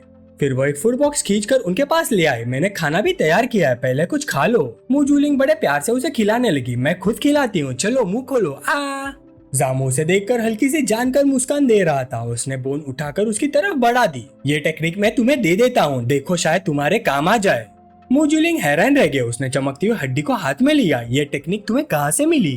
जामो ने कैजुअली जवाब दिया, एक छोटे स्पिरिट बीस्ट ने दी। मैं इसे लर्न नहीं कर पा रहा, इसलिए तुम रख लो। जैसे ही मु जूलिंग की उंगलियां उस बैंगनी रोशनी से चमकती बोन पर बंद हुई, जामो के सामने अब एक सबसे डैजलिंग सिस्टम नोटिफिकेशन चमका। डिंग, आपने अर्थ रैंक टेक्निक क्योस शेंगमी 8 गिफ्ट की। 80 फोल्ड रिटर्न ट्रिगर हुआ। जामो के आसपास की हवा गूंजने लगी। उसकी कॉन्शियसनेस में एक और भी ज्यादा पावरफुल टेक्निक उभरने लगी। उसने एक्साइटमेंट के साथ सोचा, ये आ गया। सिस्टम ने फाइनल रिवॉर्ड दिखाया, earth rank high grade technique pure young Shengming art. उसी वक्त सुनहरी रोशनी चमकी। सिस्टम इंटरफेस फिर से एक्टिवेट हुआ। Ding, detected pure young Shengming art host के रेड यंग सेक्रेड बॉडी के साथ परफेक्टली कंपेटिबल है। Immediate empowerment available. जामो ने बिना एक पल गवाए होलोग्राफिक यस बटन दबा दिया। उसने मन ही मन कहा, बाकी बातें बाद में। मु जूलिंग सामने बैठी उसे गौर से देख रही थी। उसके हाथ में बैंगनी रोशनी से चमकती हुई टेक्निक थी। उसके चेहरे पर चिंता साफ दिख रही थी। जामो ने सोचा, पता नहीं एम्पावरमेंट में कितना टाइम लगेगा, मेरी डार्लिंग को शक नहीं होना देना। तभी मु जूलिंग अचानक गुस्से से बोल पड़े, उस बदबूदार कुत्ते ने मेरी टेक्निक फिर से चुरा ली। तुमने तो मेरे फ्यूचर हस्बैंड को लगभग मार ही दिया था। फिर उसका एक्सप्रेशन दोबारा सीरियस हो गया। अच्छा हुआ तुमने जबरदस्ती कल्टीवेशन कंटिन्यू नहीं की। तुम्हारा प्योर यंग कॉन्स्टिट्यूशन है और ये शेंगमिंग आर्ट क्योस एट्रीब्यूट्स रखती है। ये तुम्हारे प्योर यंग बॉडी के साथ क्लैश करती है। वो और भी करीब आई। उसकी आवाज में अर्जेंसी थी। अगर तुमने फोर्स किया होता तो तुम्हारे मेरिडियंस फट सकते थे और तुम्हारी मौत हो जाती। ये सुनकर जामो के माथे पर ठंडा पसीना आ गया। तो ये बात थी, कॉम्प्रहेंशन की प्रॉब्लम नहीं थी। क्योस शेंगमिंग आर्ट मेरी कॉन्स्टिट्यूशन से मैच ही नहीं करती। मु जूलिंग ने उसकी तरफ प्यार से देखा। तुम्हारा कॉन्स्टिट्यूशन बहुत स्पेशल है, तुम्हारे लिए सुटेबल टेक्निक्स बहुत कम मिलती है। उसने उसके कंधे पर हाथ रखा। उसकी मुस्कान बहुत गर्म और रियश्योरिंग थी। तब तक कुछ बेसिक इंट्रोडक्टरी टेक्निक्स कल्टीवेट करो। एक्सपीरियंस एक्यूमुलेट करना ही सबसे बेस्ट रास्ता है। फिर मु जूलिंग उसके और करीब आ गई। उसकी आंखों में शरारती और थोड़ा कैलकुलेटिंग एक्सप्रेशन था। क्या तुम्हें अब भी मेरा प्लान समझ नहीं आया? उसने जामो की चिन को हल्की से उंगली से ऊपर उठाया। उसने रेशमी आवाज में पूछा, जामो बस मेरे सामने सरेंडर कर दो। उसने सेंटियन डेमन सेक के अंदर एक शानदार फ्यूचर का सपना दिखाया। सबसे अच्छा खाना, सबसे बेहतरीन वाइन और ऐशो आराम की जिंदगी। बस मेरे डाउ कंपेनियन बन जाओ, फिर कोई भी तुम्हारे एक बाल को भी छू नहीं पाएगा। जामो कुछ बोलने ही वाला था कि अचानक आसमान गरजने लगा। एक भयानक दहाड़ ने पूरे माहौल को हिला दिया। नॉनसेंस।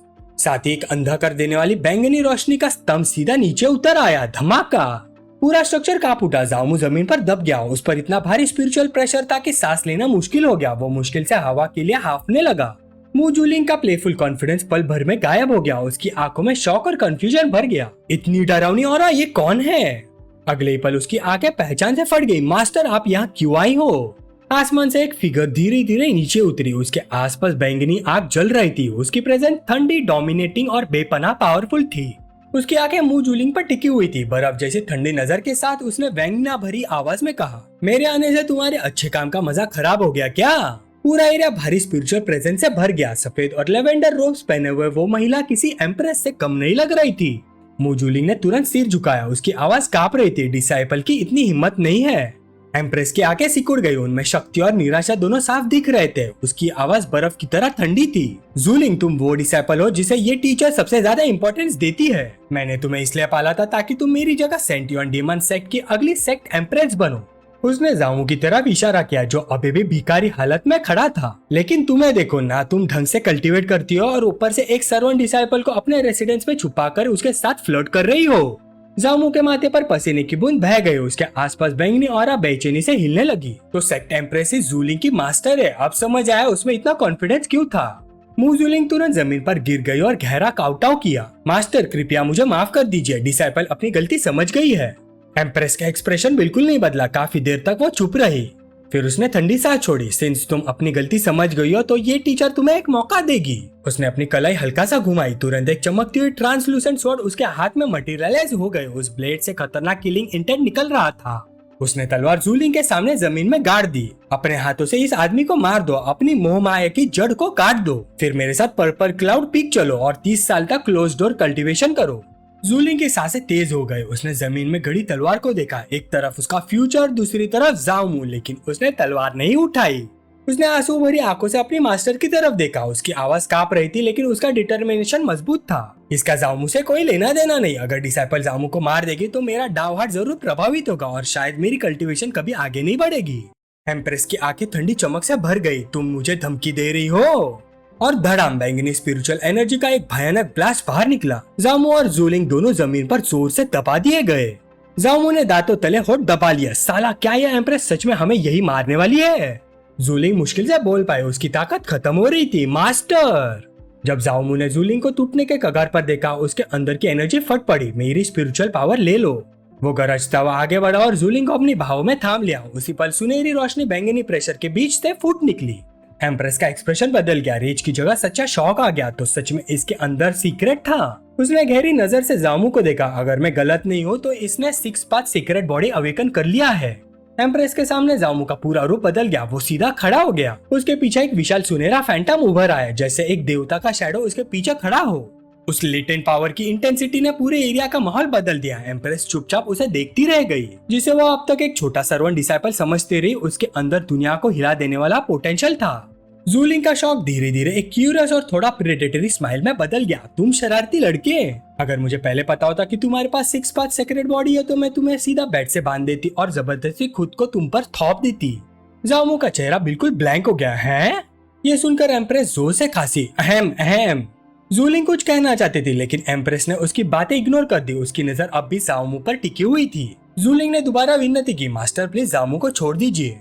एम्प्रेस ने ठंडी सांस ली। फाइन, आज जूलिंग की वजह से मैं तुम्हारी जान बख्श रही हूँ। फिर उसने हाथ हिलाया। तुरंत वॉयलेट स्पिरिचुअल एनर्जी का वोर्टेक्स उसके और जूलिंग के आसपास घूमने लगा। आउटर सेक्ट वापस जाओ। नेसेंट सोल रेम तक ब्रेक थ्रू किए बिना जूलिंग को ढूंढने बताना। एक चमक के साथ दोनों गायब हो गए। हवा में सिर्फ ओजोन की खुशबू और हिलते हुए पत्तों की आवाज रह गई। जामू अकेला खड़ा रह गया। उसने अपने सीने को पकड़ लिया। एड्रेनलिन धीरे धीरे उतर रहा था। क्या डरावने मेथड से? अगर एम्प्रेस मुझे मारना चाहती तो शायद उसे सिर्फ एक ख्याल की जरूरत होती। उसकी आंखों में फ्रस्ट्रेशन और डिटर्मिनेशन दोनों जल उठे। मुझे और ज्यादा स्ट्रॉन्ग बनना होगा। जामू अपने सर्वेंट क्वार्टर्स में वापस आ गया। वो फ्लोर पर क्रॉस लेकर बैठ गया। कमरे की शांति कुछ देर पहले के हंगामे से बिल्कुल उल्टा थी। आखिर मुझे कंसंट्रेट करने का टाइम मिला। मुझे जल्दी कल्टीवेशन शुरू करनी होगी। मेरे गोल्स अभी बहुत दूर है। उसने मन ही मन कमांड दिया, सिस्टम इम्प्रूवमेंट शुरू करो। ट्रांसलूसेंट ब्लू स्क्रीन उसके सामने चमक उठी। जामू ने गहरी सांस ली। उसके अंदर की कल्टीवेशन स्पीड अजीब तरीके से बढ़ने लगी। क्या ये फायर पॉन्ड हमिंग आउट और 6 पाथ सेक्रेट बॉडी का इफेक्ट है? तभी स्क्रीन पर एक लाल वार्निंग आइकॉन फ्लैश हुआ। डिटेक्टेड, आसपास की heaven and earth spiritual energy next improvement के लिए इनसफिशिएंट है। Additional energy required. जामू ने बिना एक पल गवाए जवाब दिया। उसने सिस्टम इंटरफेस पर होलोग्राफिक बटन दबा। यस। अगले पल पूरा कमरा नीली रोशनी से जगमगा उठा। हजारों स्पिरिट स्टोन्स हवा में उभर आए। हर स्टोन चमक रहा था जैसे छोटे सितारे कमरे में तैर रहे हो। जामू ने धीरे से कहा, यह है मेरे जमा हुए स्पिरिट स्टोन्स। वो देख रहा था कैसे सिस्टम उन स्पिरिट स्टोन्स की एनर्जी को एब्जॉर्ब कर रहा था। एक के बाद एक स्टोन्स क्रैक होने लगे, फिर धूल बनकर बिखर गए। उनके अंदर की रंग बिरंगी स्पिरिचुअल एसेंस एक बड़ी एनर्जी स्ट्रीम में बदलकर जामू के अंदर घुसने लगी। उसने दांत बींचकर कहा, अब शुरू होता है असली इम्प्रूवमेंट। उसका पूरा शरीर सुनहरी ऑरा से धधक रहा था। वो अगले ट्रांसफॉर्मेशन के लिए तैयार हो गया। रात भर चांद सेंटियन सेक्ट के ऊपर चमकता रहा। जामू मेडिटेशन में बैठा रहा। उसके आसपास आग जैसी चमकती स्पिरिचुअल एनर्जी घूम रही थी। ब्रेक थ्रू बहुत इंटेंस था। उसे महसूस हो रहा था कि शक्ति उसके मेरिडियंस के अंदर बन रही है। जब सुबह उसने आंखें खोली और कल्टीवेशन की गंदी हवा बाहर निकली, तब उसे अपनी प्रोग्रेस की कीमत समझ आई। सिर्फ एक रात में फाउंडेशन एस्टेब्लिशमेंट रैम के 3rd लेयर तक पहुंचने के लिए उसने पूरे 70,000 स्पिरिट स्टोन्स जला दिए थे। ये कचरा देखकर कोई भी हिल जाए। अब वो काफी पावरफुल हो चुका था, लेकिन उसकी जेब लगभग खाली हो गई थी। अगली सुबह जामू अपने क्वार्टर से बाहर निकला। उसने हाथ पैर स्ट्रेच किए। उसका दिमाग तुरंत पैसों की तरफ चला गया। अब मुझे पैसे कमाने का कोई तरीका ढूंढना पड़ेगा। लेकिन उसकी सोच अचानक रुक गई। कुछ डिसाइपल्स उसका रास्ता रोक कर खड़े थे। बीच में एक लंबा चौड़ा मस्कुलर आदमी था, लंबे ब्लॉन्ड बाल, चेहरे पर और कॉन्फिडेंस स्मार्क। उसने नकली दोस्ती के लहजे में पुकारा, जामू सुना है सीनियर सिस्टर चू ने तुम्हें काफी बेनिफिट्स दिए हैं, हम भाइयों को भी थोड़ा एप्रिसिएशन नहीं दिखाओगे? जामू ने उसे ठंडी नजर से देखा। ये शियांग था, एक ऐसा आदमी जो कमजोरों को डरा धमका कर जीतता था, सर्वेंट डिसाइपल्स के बीच शेर बनता फिरता था। हाल ही में वो ची रिफाइनमेंट 9th लेयर तक पहुंचा था। जामू ने शांत आवाज में कहा, कमजोरों को बुली करने के लिए तुमने काफी स्पिरिट स्टोन्स उड़ा दिए लगता है। शियांग का चेहरा तुरंत गुस्से से टेढ़ा हो गया। साले तू समझता क्या है अपने आप को? गरजता हुआ वो जामू पर झपटा। उसकी मुट्ठी के आसपास एक बड़ी टाइगर फैंटम की इमेज उभर आई। शियांग को लगा जामू उसके सामने हिल भी नहीं पाएगा, लेकिन जामू की नजर में ये अटैक बहुत ही स्लो था। उसने हल्की आवाज में कहा, बहुत स्लो। शियांग समझ भी नहीं पाया और जामू पल भर में ही उसके साइड में पहुंच गया और धड़ाम, एक कैजुअल लेकिन लाइटनिंग फास्ट स्ट्राइक। शियांग हवा में हिल गया, उसके मुंह से खून छिड़क गया, वो पीछे लड़खड़ा कर गिर गया। उसके लेगीज घबरा कर उसे संभालने दौड़े। ब्रदर शियांग, आप ठीक हैं? शियांग ने ऊपर देखा, उसका चेहरा सफेद पड़ चुका था, आंखें डिसबिलीफ में फट गई थी। तू एक्चुअली फाउंडेशन एस्टेब्लिशमेंट रैम में ब्रेक थ्रू कर चुका है। जामू सीधा खड़ा था, उसके चेहरे पर कॉन्फिडेंट और शरारती मुस्कान थी, उसके शरीर से हल्की गर्म ऑरा निकल रही थी। उसने मुस्कुराते हुए पूछा, इतना ऑब्वियस है क्या? धूल से भरे ट्रेनिंग ग्राउंड में जोर जोर से चीखने की आवाज गूंज रही थी। कुछ बड़े बड़े डिसाइपल जामू को चारों तरफ से घेर चुके थे। भाइयों बस खड़े मत रहो, साथ में अटैक करो, उनमें से एक ने गरज कर कहा। उसके शरीर से जहरीली हरी एनर्जी निकल रही थी। फिर सब एक साथ जामू पर टूट पड़े। उन्हें पूरा यकीन था कि इतने लोग मिलकर उसे आसानी से कुचल देंगे, लेकिन इस तूफान के बीच जामू बिल्कुल शांत खड़ा था। उसने बस हल्की सी नाक से आवाज निकाले, फिर वो इतनी स्मूथली मूव हुआ जैसे हवा हो। उसने मसल के इस दीवार के बीच से निकलते हुए उनके सारे भारी अटैक्स आसानी से डॉज कर लिए। साइड में खड़े डिसाइपल्स हैरानी से देखते रहे। एक लड़की ने आके फाड़कर कहा, मैंने सोचा भी नहीं था कि जूनियर ब्रदर जाओ इतनी जल्दी फाउंडेशन एस्टेब्लिशमेंट रेल में ब्रेक थ्रू कर लेगा। उसके पास खड़ा डिसाइपल टेंशन में बोला, वो अभी भी फाउंडेशन एस्टेब्लिशमेंट में आया है। इतने सारे ची रिफाइनिंग कल्टिवेटर्स का एक साथ सामना करना फिर भी आसान नहीं होगा। जैसे हरी रोब्स वाले डिसाइपल्स और एग्रेसिवली अटैक करने लगे, लड़की घबराकर चिल्लाई, जूनियर ब्रदर जाओ संभाल के। लेकिन जामू का फोकस बिल्कुल नहीं हिला। उसने अपनी इंटरनल एनर्जी को गैदर किया। उसके हाथ तेजी से एक मिस्टीरियस जेस्चर बनाने लगे। हवा पावर से गूंजने लगी। वो गरजा, गेट लॉस्ट, और धड़ाम, लाल एनर्जी का एक वायलेंट ब्लास्ट बाहर निकला। शॉकवेव इतना पावरफुल था कि सारे अटैकिंग डिसाइपल्स हवा में उड़ गए, बिल्कुल टूटी हुई गुड़ियों जैसा। धूल अभी बैठे भी नहीं थी कि आसमान से एक नया साया नीचे आया, एक टाइगर डीमन डिसाइपल। उसके शरीर पर बाघ जैसे स्ट्राइप्स थे, आंखों में जंगली गुस्सा था। जामू ने सिर्फ थोड़ा सा ऊपर देखा, उसका एक्सप्रेशन बिल्कुल ठंडा था। टाइगर डीमन गरजा, मर जा। उसके पंजा हवा चीरते हुए सीधा जामू के पीठ की तरफ बढ़े, लेकिन जामू के होठों पर बस एक हल्का सा कॉन्फिडेंट स्मॉक था। जामू ने अपनी मुट्ठी के आसपास लाल एनर्जी को कंप्रेस किया। वो एनर्जी बहुत वायलेंट तरीके से धड़क रही थी और अगली ही पल धड़ाम, उसने एक ही पंच मारा, लाल एनर्जी फट पड़ी। टाइगर डीमन जबरदस्त फोर्स के साथ जमीन में गाड़ दिया गया। इंपैक्ट की गूंज पूरे एरिया में सुनाई दी। उसका विशाल शरीर जमीन पर घसीटते हुए दूर जा गिरा। वो मुश्किल से उठने की कोशिश करने लगा। उसके चेहरे पर दर्द और गुस्सा दोनों साफ दिख रहे थे। उसने घूरते हुए चिल्लाया, जामू बस रुक जा। जामू आसमान से नीचे उतरा। उसका शरीर लाल एनर्जी से घिरा हुआ था। वो सीधा टाइगर डीमन के ऊपर पैर रखकर खड़ा हो गया। उसकी प्रेजेंस ही इतनी हैवी थी कि सबकी सांसें रुक गई। टाइगर डीमन गुस्से से करा रहा था, लेकिन जामू की ऑरा और भी पावरफुल हो गई। उसने ठंडी नजर से नीचे देखा, बस एक शब्द, चुप, और टाइगर डीमन की सारी अकड़ निकल गई। आसपास के लोग एक्साइटमेंट से चीख उठे, शाबाश ब्रदर जाओ, आपने हमारा बदला ले लिया। एक और डिसाइपल हैरानी से बोला, कौन सोच सकता था कि ये टाइगर डीमन जो हमेशा दूसरों को डराते थे आज किसी आयरन प्लेट से टकरा जाएंगे। जामू भीड़ के बीच में शांत खड़ा था। उसने हाथ हिलाया, लाल एनर्जी की एक रिबन हवा में निकली। उसने वो सारे लूट के बैग्स वापस खींच लिए जो इन लोगों ने चुराए थे। जामू ने भीड़ की तरफ देखा। उसके चेहरे पर ईमानदारी और राइचियसनेस थी। ये वो स्पिरिट स्टोन्स है जो तुमसे नाइंसाफी से छीने गए थे। आज मैं ये सब उनके असली मालिक को वापस कर रहा हूँ। फिर उसने बिना हिचकिचा हाथ घुमाया और अगले ही पल आसमान से रंग बिरंगी स्पिरिट स्टोन्स की बारिश होने लगी, बिल्कुल चमकते हुए क्रिस्टल रेन की तरह। भीड़ खुशी से झूम उठी। सब घुटनों के बल गिर कर स्पिरिट स्टोन जमा करने लगे। हर तरफ से शुक्रिया की आवाज गूंजने लगी, long live Jamu, long live Jamu. इसी सेलिब्रेशन के बीच जामू के दिमाग में सिस्टम नोटिफिकेशन चमका, डिंग, आपने 9000 स्पिरिट स्टोन्स गिफ्ट किए, 10,000 फोल्ड रिटर्न ट्रिगर हुआ, reward 90 million spirit stones. Jamu के होठों पर एक हल्की सी जानकार मुस्कान आ गई। उसकी दयालु इमेज सिर्फ दिखावा नहीं थी, ये एक जबरदस्त इन्वेस्टमेंट था। फिर उसने अपनी नजर ग्रीन हेड डिसाइपल पर डाली। आगे बढ़ते हुए जाओमू ने अपने हाथ आगे बढ़ाया। उसकी उंगलियों के बीच एक हाई ग्रेड पिल चमक रही थी। जाओमू ने शांत आवाज में कहा, सीनियर ब्रदर वैंगचन, जब से मैं सेक्ट में आया हूँ आपने हमेशा मेरा ख्याल रखा है। ये लीजिए एक की रिफाइनिंग पिल। वैंगचन की आंखें हैरानी से फट गई। ये तो सच में ची रिफाइनिंग पिल है। नहीं, ये बहुत ज्यादा कीमती है, मैं इसे एक्सेप्ट नहीं कर सकता। वो घबराहट में दोनों हाथ हिलाकर मना करने लगा। उसका चेहरा सफेद पड़ गया था। लेकिन जामू फॉर्मेलिटीज के मूड में नहीं था। उसकी आवाज एकदम ऑथोरिटेटिव हो गई। बकवास बंद करो, जो दे रहा हूँ चुपचाप ले लो। वैंगचन कुछ और बोल पाता उससे पहले ही जामू ने उंगली से पिल को फ्लिक कर दिया और वुश, पिल सीधा वैंगचन के खुले मुंह में जा घुसी। इसी वक्त जामू के सामने सिस्टम इंटरफेस चमका। डिंग, आपने ची रिफाइनिंग पिल गिफ्ट की। 1000 फोल्ड रिटर्न ट्रिगर हुआ। रिवॉर्ड ची ट्रांसफॉर्मेशन पिल। वैंगचन का एक्सप्रेशन पैनिक से बदलकर गहरी रिस्पेक्ट में तब्दील हो गया। उसकी आंखें एडमिरेशन से चमक रही थी। ब्रदर जामू, आज आपको देख के मेरी सोच ही बदल गई। आज से मैं आपके साथ चलूंगा। आप जल्दी से आउटर सेक्ट में प्रमोट हो जाओ और अपना खुद का बैकिंग ढूंढ लो। जामू ने बस हल्का सा सिर हिला दिया। मन ही मन में जामू मुस्कुराया, मेरा भी यही इरादा है। कुछ देर बाद उसके कदम आउटर सेक्ट मैनेजमेंट हॉल तक पहुंचे। ये एक भव्य बिल्डिंग थी। यही सेक्ट के लोअर रैंक डिसाइपल्स के सारे एडमिनिस्ट्रेटर्स काम होते थे। हॉल के अंदर हवा में गर्मी थी, साथ ही मेडिसिनल हर्ब की तेज खुशबू फैली हुई थी। कमरे के बीच एक बड़ा सा एंशिएंट कॉल्ड्रॉन रखा था। उसके नीचे आग जोर जोर से जल रही थी। उसके पास खड़ा था आउटर सेक्ट मैनेजर जैंग डिंग चुआन। उसके सफेद होते बाल और थकी हुई आंखें सालों की मेहनत का सबूत थी। अंदर आते हुए जामू ने रिस्पेक्टफुली झुककर कहा, डिसाइपल जामू लॉर्ड मैनेजर को प्रणाम करता है। लेकिन जैंग डिंग चुआन ने पहले उसकी तरफ देखा तक नहीं। उसका पूरा ध्यान कॉल्ड्रॉन की आग पर था। तभी अचानक फ्लेम्स भड़क उठी। प्रेशर कंट्रोल से बाहर हो गया। जामू ने जोर से चिल्लाया, सीनियर संभालिए, और बूम, कॉल्ड्रॉन का लेड जोर से उड़ गया। काला धुआं पूरे कमरे में फैल गया। खांसी करते हुए जैंग डिंग चुआन धुएं से बाहर निकला। उसके साफ सुथरे रोब्स अब काले सूत से भरे हुए थे।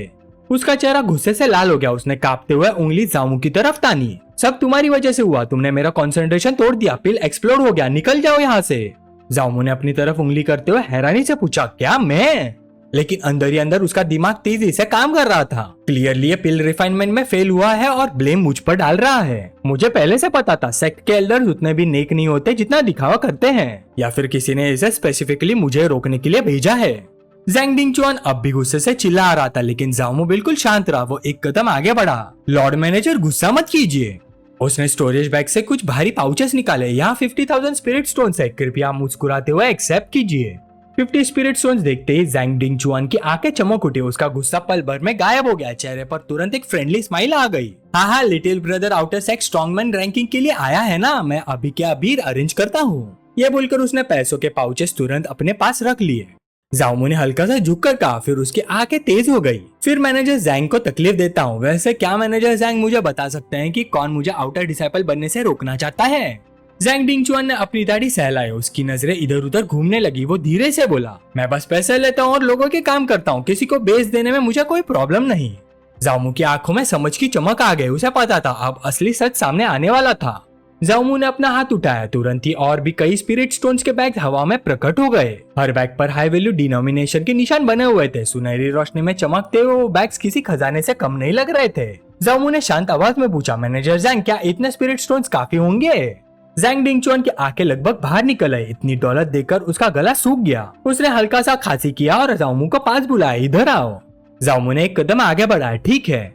जैंग डिंग चुआन नीचे झुका और जमीन पर जमी राख और धूल में उंगली से कुछ लिखने लगा और कुछ ही पल बाद नाम सामने आ गया। जामू ने ध्यान से देखा। उसकी बाहें सिकुड़ गई। दिल में एक ठंडी लहर दौड़ गई। उसके दिमाग में तुरंत उस लाल बालों वाली खतरनाक औरत की तस्वीर उभर आई। अब साजिश के सारे टुकड़े अपनी जगह पर फिट हो गए थे। चूज हीरोन, एक ऐसी औरत जो देखने में मोहक थी लेकिन अंदर से जहर से भरी हुई। आउटर सेक्ट में उसके आंख और कान हर जगह मौजूद थे। पर्दे के पीछे से सब कुछ वही कंट्रोल कर रही थी। अगर जामू ज्यादा ओपनली मूव करता तो सीधा उसके जाल में फंस जाता। जामू ने गहरा झुककर कहा, मैनेजर जैंग, वार्निंग के लिए बहुत धन्यवाद। जैंग डिंग चुआन ने तुरंत अपना प्रोफेशनल मास्क वापस पहन लिया। उसने हाथ हिलाकर बेपरवाही से कहा, मैंने कुछ नहीं कहा, और फिर ऐसे काम में लग गया जैसे ये पूरी डील कभी हुई ही ना हो। जामू ने अंदर ही अंदर सोचा। उसने एक पल भी बर्बाद नहीं किया। अब मैं सेक्ट के मेन हॉल में नहीं रुक सकता। मुझे कुछ दिनों के लिए लूची के पास छुपना होगा। खुले आसमान में निकलते ही उसने अपनी फ्लाइंग स्वॉर्ड समन की। सुनहरी रोशनी का एक फ्लैश हुआ और वुश, जामू तीर की तरह आसमान में उड़ गया। पहाड़ों के बीच से गुजरता हुआ वो सेक्लूडेड रेसिडेंशियल पवेलियन की तरफ बढ़ने लगा। जब वो लूची के रेसिडेंस के पास पहुंचा उसकी आंखें तीखी हो गई। आज वहाँ का माहौल कुछ अलग था। उसने दूर से देखा लूची के कमरे से दो आदमी बाहर आ रहे थे। दोनों की प्रेजेंस बहुत ही पावरफुल थी। जामू का दिल संग गया। वो दूर आसमान में उन्हें मंडराता हुआ ऑब्जर्व करने लगा। पहला आदमी एक बुजुर्ग था, लंबी सफेद दाढ़ी, लाल और सफेद ऑर्नेट रोब्स, हाथ में ट्रेडिशनल फैन। ये था लू हाईकोंग, सेंट युआन डीमन सेक्ट के 12 एल्डर्स में से एक। उसके पीछे खड़ा था एक जवान और शानदार कल्टीवेटर, बैंगनी रोब्स में, चेहरे पर कॉन्फिडेंस। ये था ली टिंगशुआन, सेंट युआन डीमन सेक्ट के हेवनली प्राइड रैंकिंग में से 5वें स्थान पर। जाओमू ने महसूस किया जिस तूफान से बचने के लिए वो यहाँ आया था, शायद वो तूफान उसके सोचने से भी ज्यादा बड़ा था। बाहर कोर्टयार्ड में एल्डर लू हाईकोंग अपनी दाढ़ी सहलाकर मुस्कुरा रहा था। उसने संतुष्टि भरी आवाज में कहा, अब जब लूची कोर फॉर्मेशन रेल में पहुंच चुकी है तो तुम्हारी शादी की बात ऑफिशियली तय कर देनी चाहिए। ली टिंगशुआन ने अदब से झुककर जवाब दिया, मैं समझ गया। इस साल के ग्रैंड हंटिंग कंपटीशन में फर्स्ट प्लेस जीतने के बाद मैं आपकी ग्रैंड डॉटर से शादी करूंगा। लू हाईकोंग जोर से हंस पड़ा, हा हा हा हा हा, मैं उस दिन का बेसब्री से इंतजार कर रहा हूँ। अंधेरे में छुपा जाओमू ये सब देख रहा था। उसकी आंखें ठंडी हो गए। उसने दांतों तले होठ दबाए। अच्छा, तो ये ग्रीन हेड टिंगशुआन का मामला है। वो वहाँ और नहीं रुका। सुनहरी स्पिरिचुअल एनर्जी का ब्लास्ट हुआ और वुश, जाओमू बिजली की तरह महल के दूसरे हिस्से की तरफ निकल गया। उसने लैंड करते ही आवाज लगाई, सीनियर सिस्टर अंदर हो। अगली पल दरवाजा खुला। सफेद रोब पहनी लूची सामने आई। जामू को देखते उसका चेहरा खिल उठा। उसकी आवाज में खुशी साफ झलक रही थी, जूनियर ब्रदर जाओ। जामू अंदर आया। उसके शरीर के आसपास गोल्डन ऑरा धीरे धीरे गायब हो गए। उसने सीधा सवाल पूछा, क्या ली टिंगशुआन तुमसे शादी की बात करने आया था? उस ग्रीन हेड का नाम सुनते ही लूची का चेहरा तुरंत बदल गया। वो जामू के करीब आई, आंखों में साफ चिढ़ दिख रही थी। मेरे सामने उसका नाम मत लो, मुझे उसका नाम सुनना भी पसंद नहीं। अगले ही पल उसका एक्सप्रेशन नरम पड़ गया। वो सीधा जामू के गोद में बैठ गई, अपना एक हाथ उसके कंधे पर रख दिया। उसकी आवाज फिर से मधुर और शरारती हो गई। उसने हल्की सी मुस्कान के साथ फुसकारा, वैसे तुम खुद से मुझे ढूंढते हुए क्यों आए हो? जामू की मुस्कान थोड़ी सी तेज और कड़वी हो गई जब उसने अपनी बंदिशों के बारे में सोचा। सब उस विक्सन की वजह से है जो मुझे आउटर सेक्ट में जीने नहीं दे रही। लूची के चेहरे पर एक पल के लिए गुस्सा और बेइज्जती का भाव आ गया। फिर वो जोर से बोली, मैं पहले ही कोर फॉर्मेशन तक ब्रेक थ्रू कर चुकी हूँ। फिर उसकी मुट्ठी कस गई और स्पिरिचुअल एनर्जी फिर से उसके शरीर में उबलने लगी। उसकी आंखों में एक लड़कपन वाली जंगली एम्बिशन जल उठी। जब मैं अपनी कल्टीवेशन को स्टेबल कर लूंगी, मैं उसे जाकर चैलेंज करूंगी। लेकिन अगली पल उसका गुस्सा गायब हो गया। वो फिर से जामू की तरफ झुक गई। उसकी आवाज अब नरम और फ्लर्टेशियस हो गई थी, लेकिन मैं इतनी जल्दी कोर फॉर्मेशन तक सिर्फ तुम्हारी वजह से पहुंची हूँ।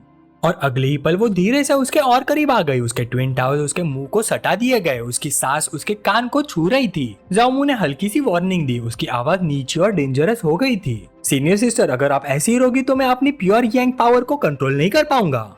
लेकिन वो जरा भी नहीं हिली, उल्टा और करीब आ गई। एक डेयरिंग स्माइल के साथ बोले, फिर रोक के दिखाओ।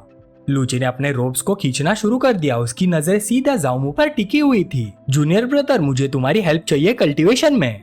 सीनियर सिस्टर रुक जाओ, जाओमू ने बोला, लेकिन उसकी आवाज कमजोर थी। उसकी बात हवा में ही डूब गई। चांद ऊपर आसमान में चमक रहा था। पवेलियन के पेपर स्क्रीन पर दो सिलुएट्स हिल रहे थे। बाहर से सिर्फ हल्की सी मूवमेंट दिख रही थी। और कभी कभी junior brother, oh junior brother please be gentle की दबी हुई आवाज रात की खामोशी में घुल जाती थी।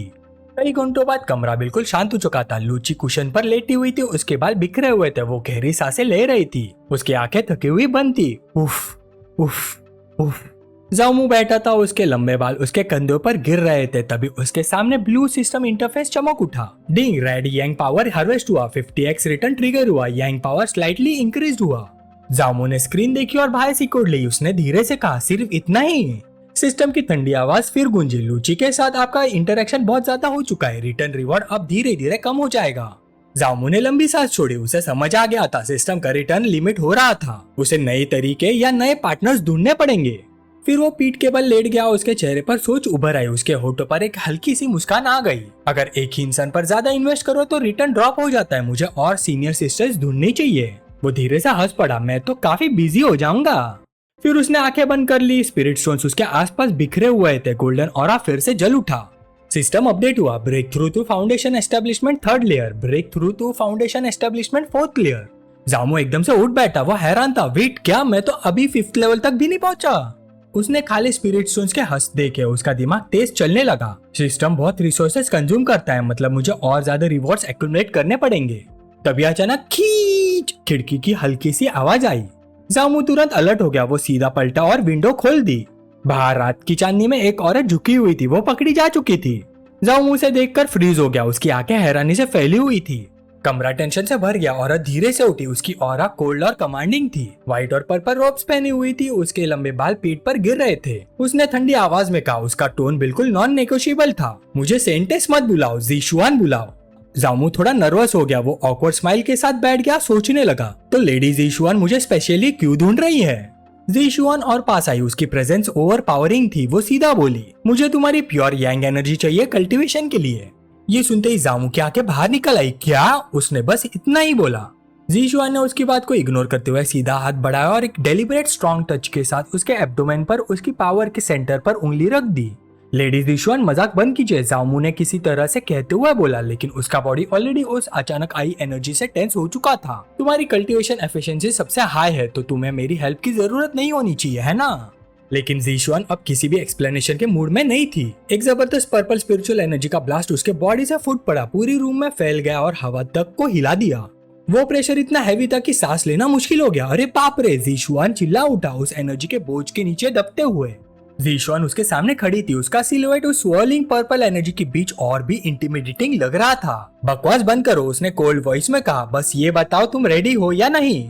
जामू दांत पीस रहा था, उसके चेस्ट के अंदर वायलेट एनर्जी गैदर हो रही थी और ग्लो बढ़ता जा रहा था। इतने प्रेशर के बावजूद उसने एक फोर्स्ड स्माइल बनाई। लेडी ज़ीशुआन ने कहा है तो मैं रेडी हूँ, उसने सबमिसिवली बोला। लेकिन उसके अंदर के ख्याल बिल्कुल उल्टे थे। जिंदगी है तो होप है, कभी ना कभी मैं इस औरत को अपनी पैरों के नीचे कुचल दूंगा। वो अपनी रियल इंटेंशन छुपाते हुए एक स्लाई स्माइल देता है। बस मुझे ये नहीं पता कि लेडी ज़ीशुआन को कौन से पोजीशंस पसंद है ताकि मैं प्रॉपर्ली कोऑपरेट कर सकूं। ज़ीशुआन ने उसको एक शार्प पियर्सिंग नजर से देखा, पर जैसे उसने उसकी बात सुनी उसके कान शर्म से लाल हो गए।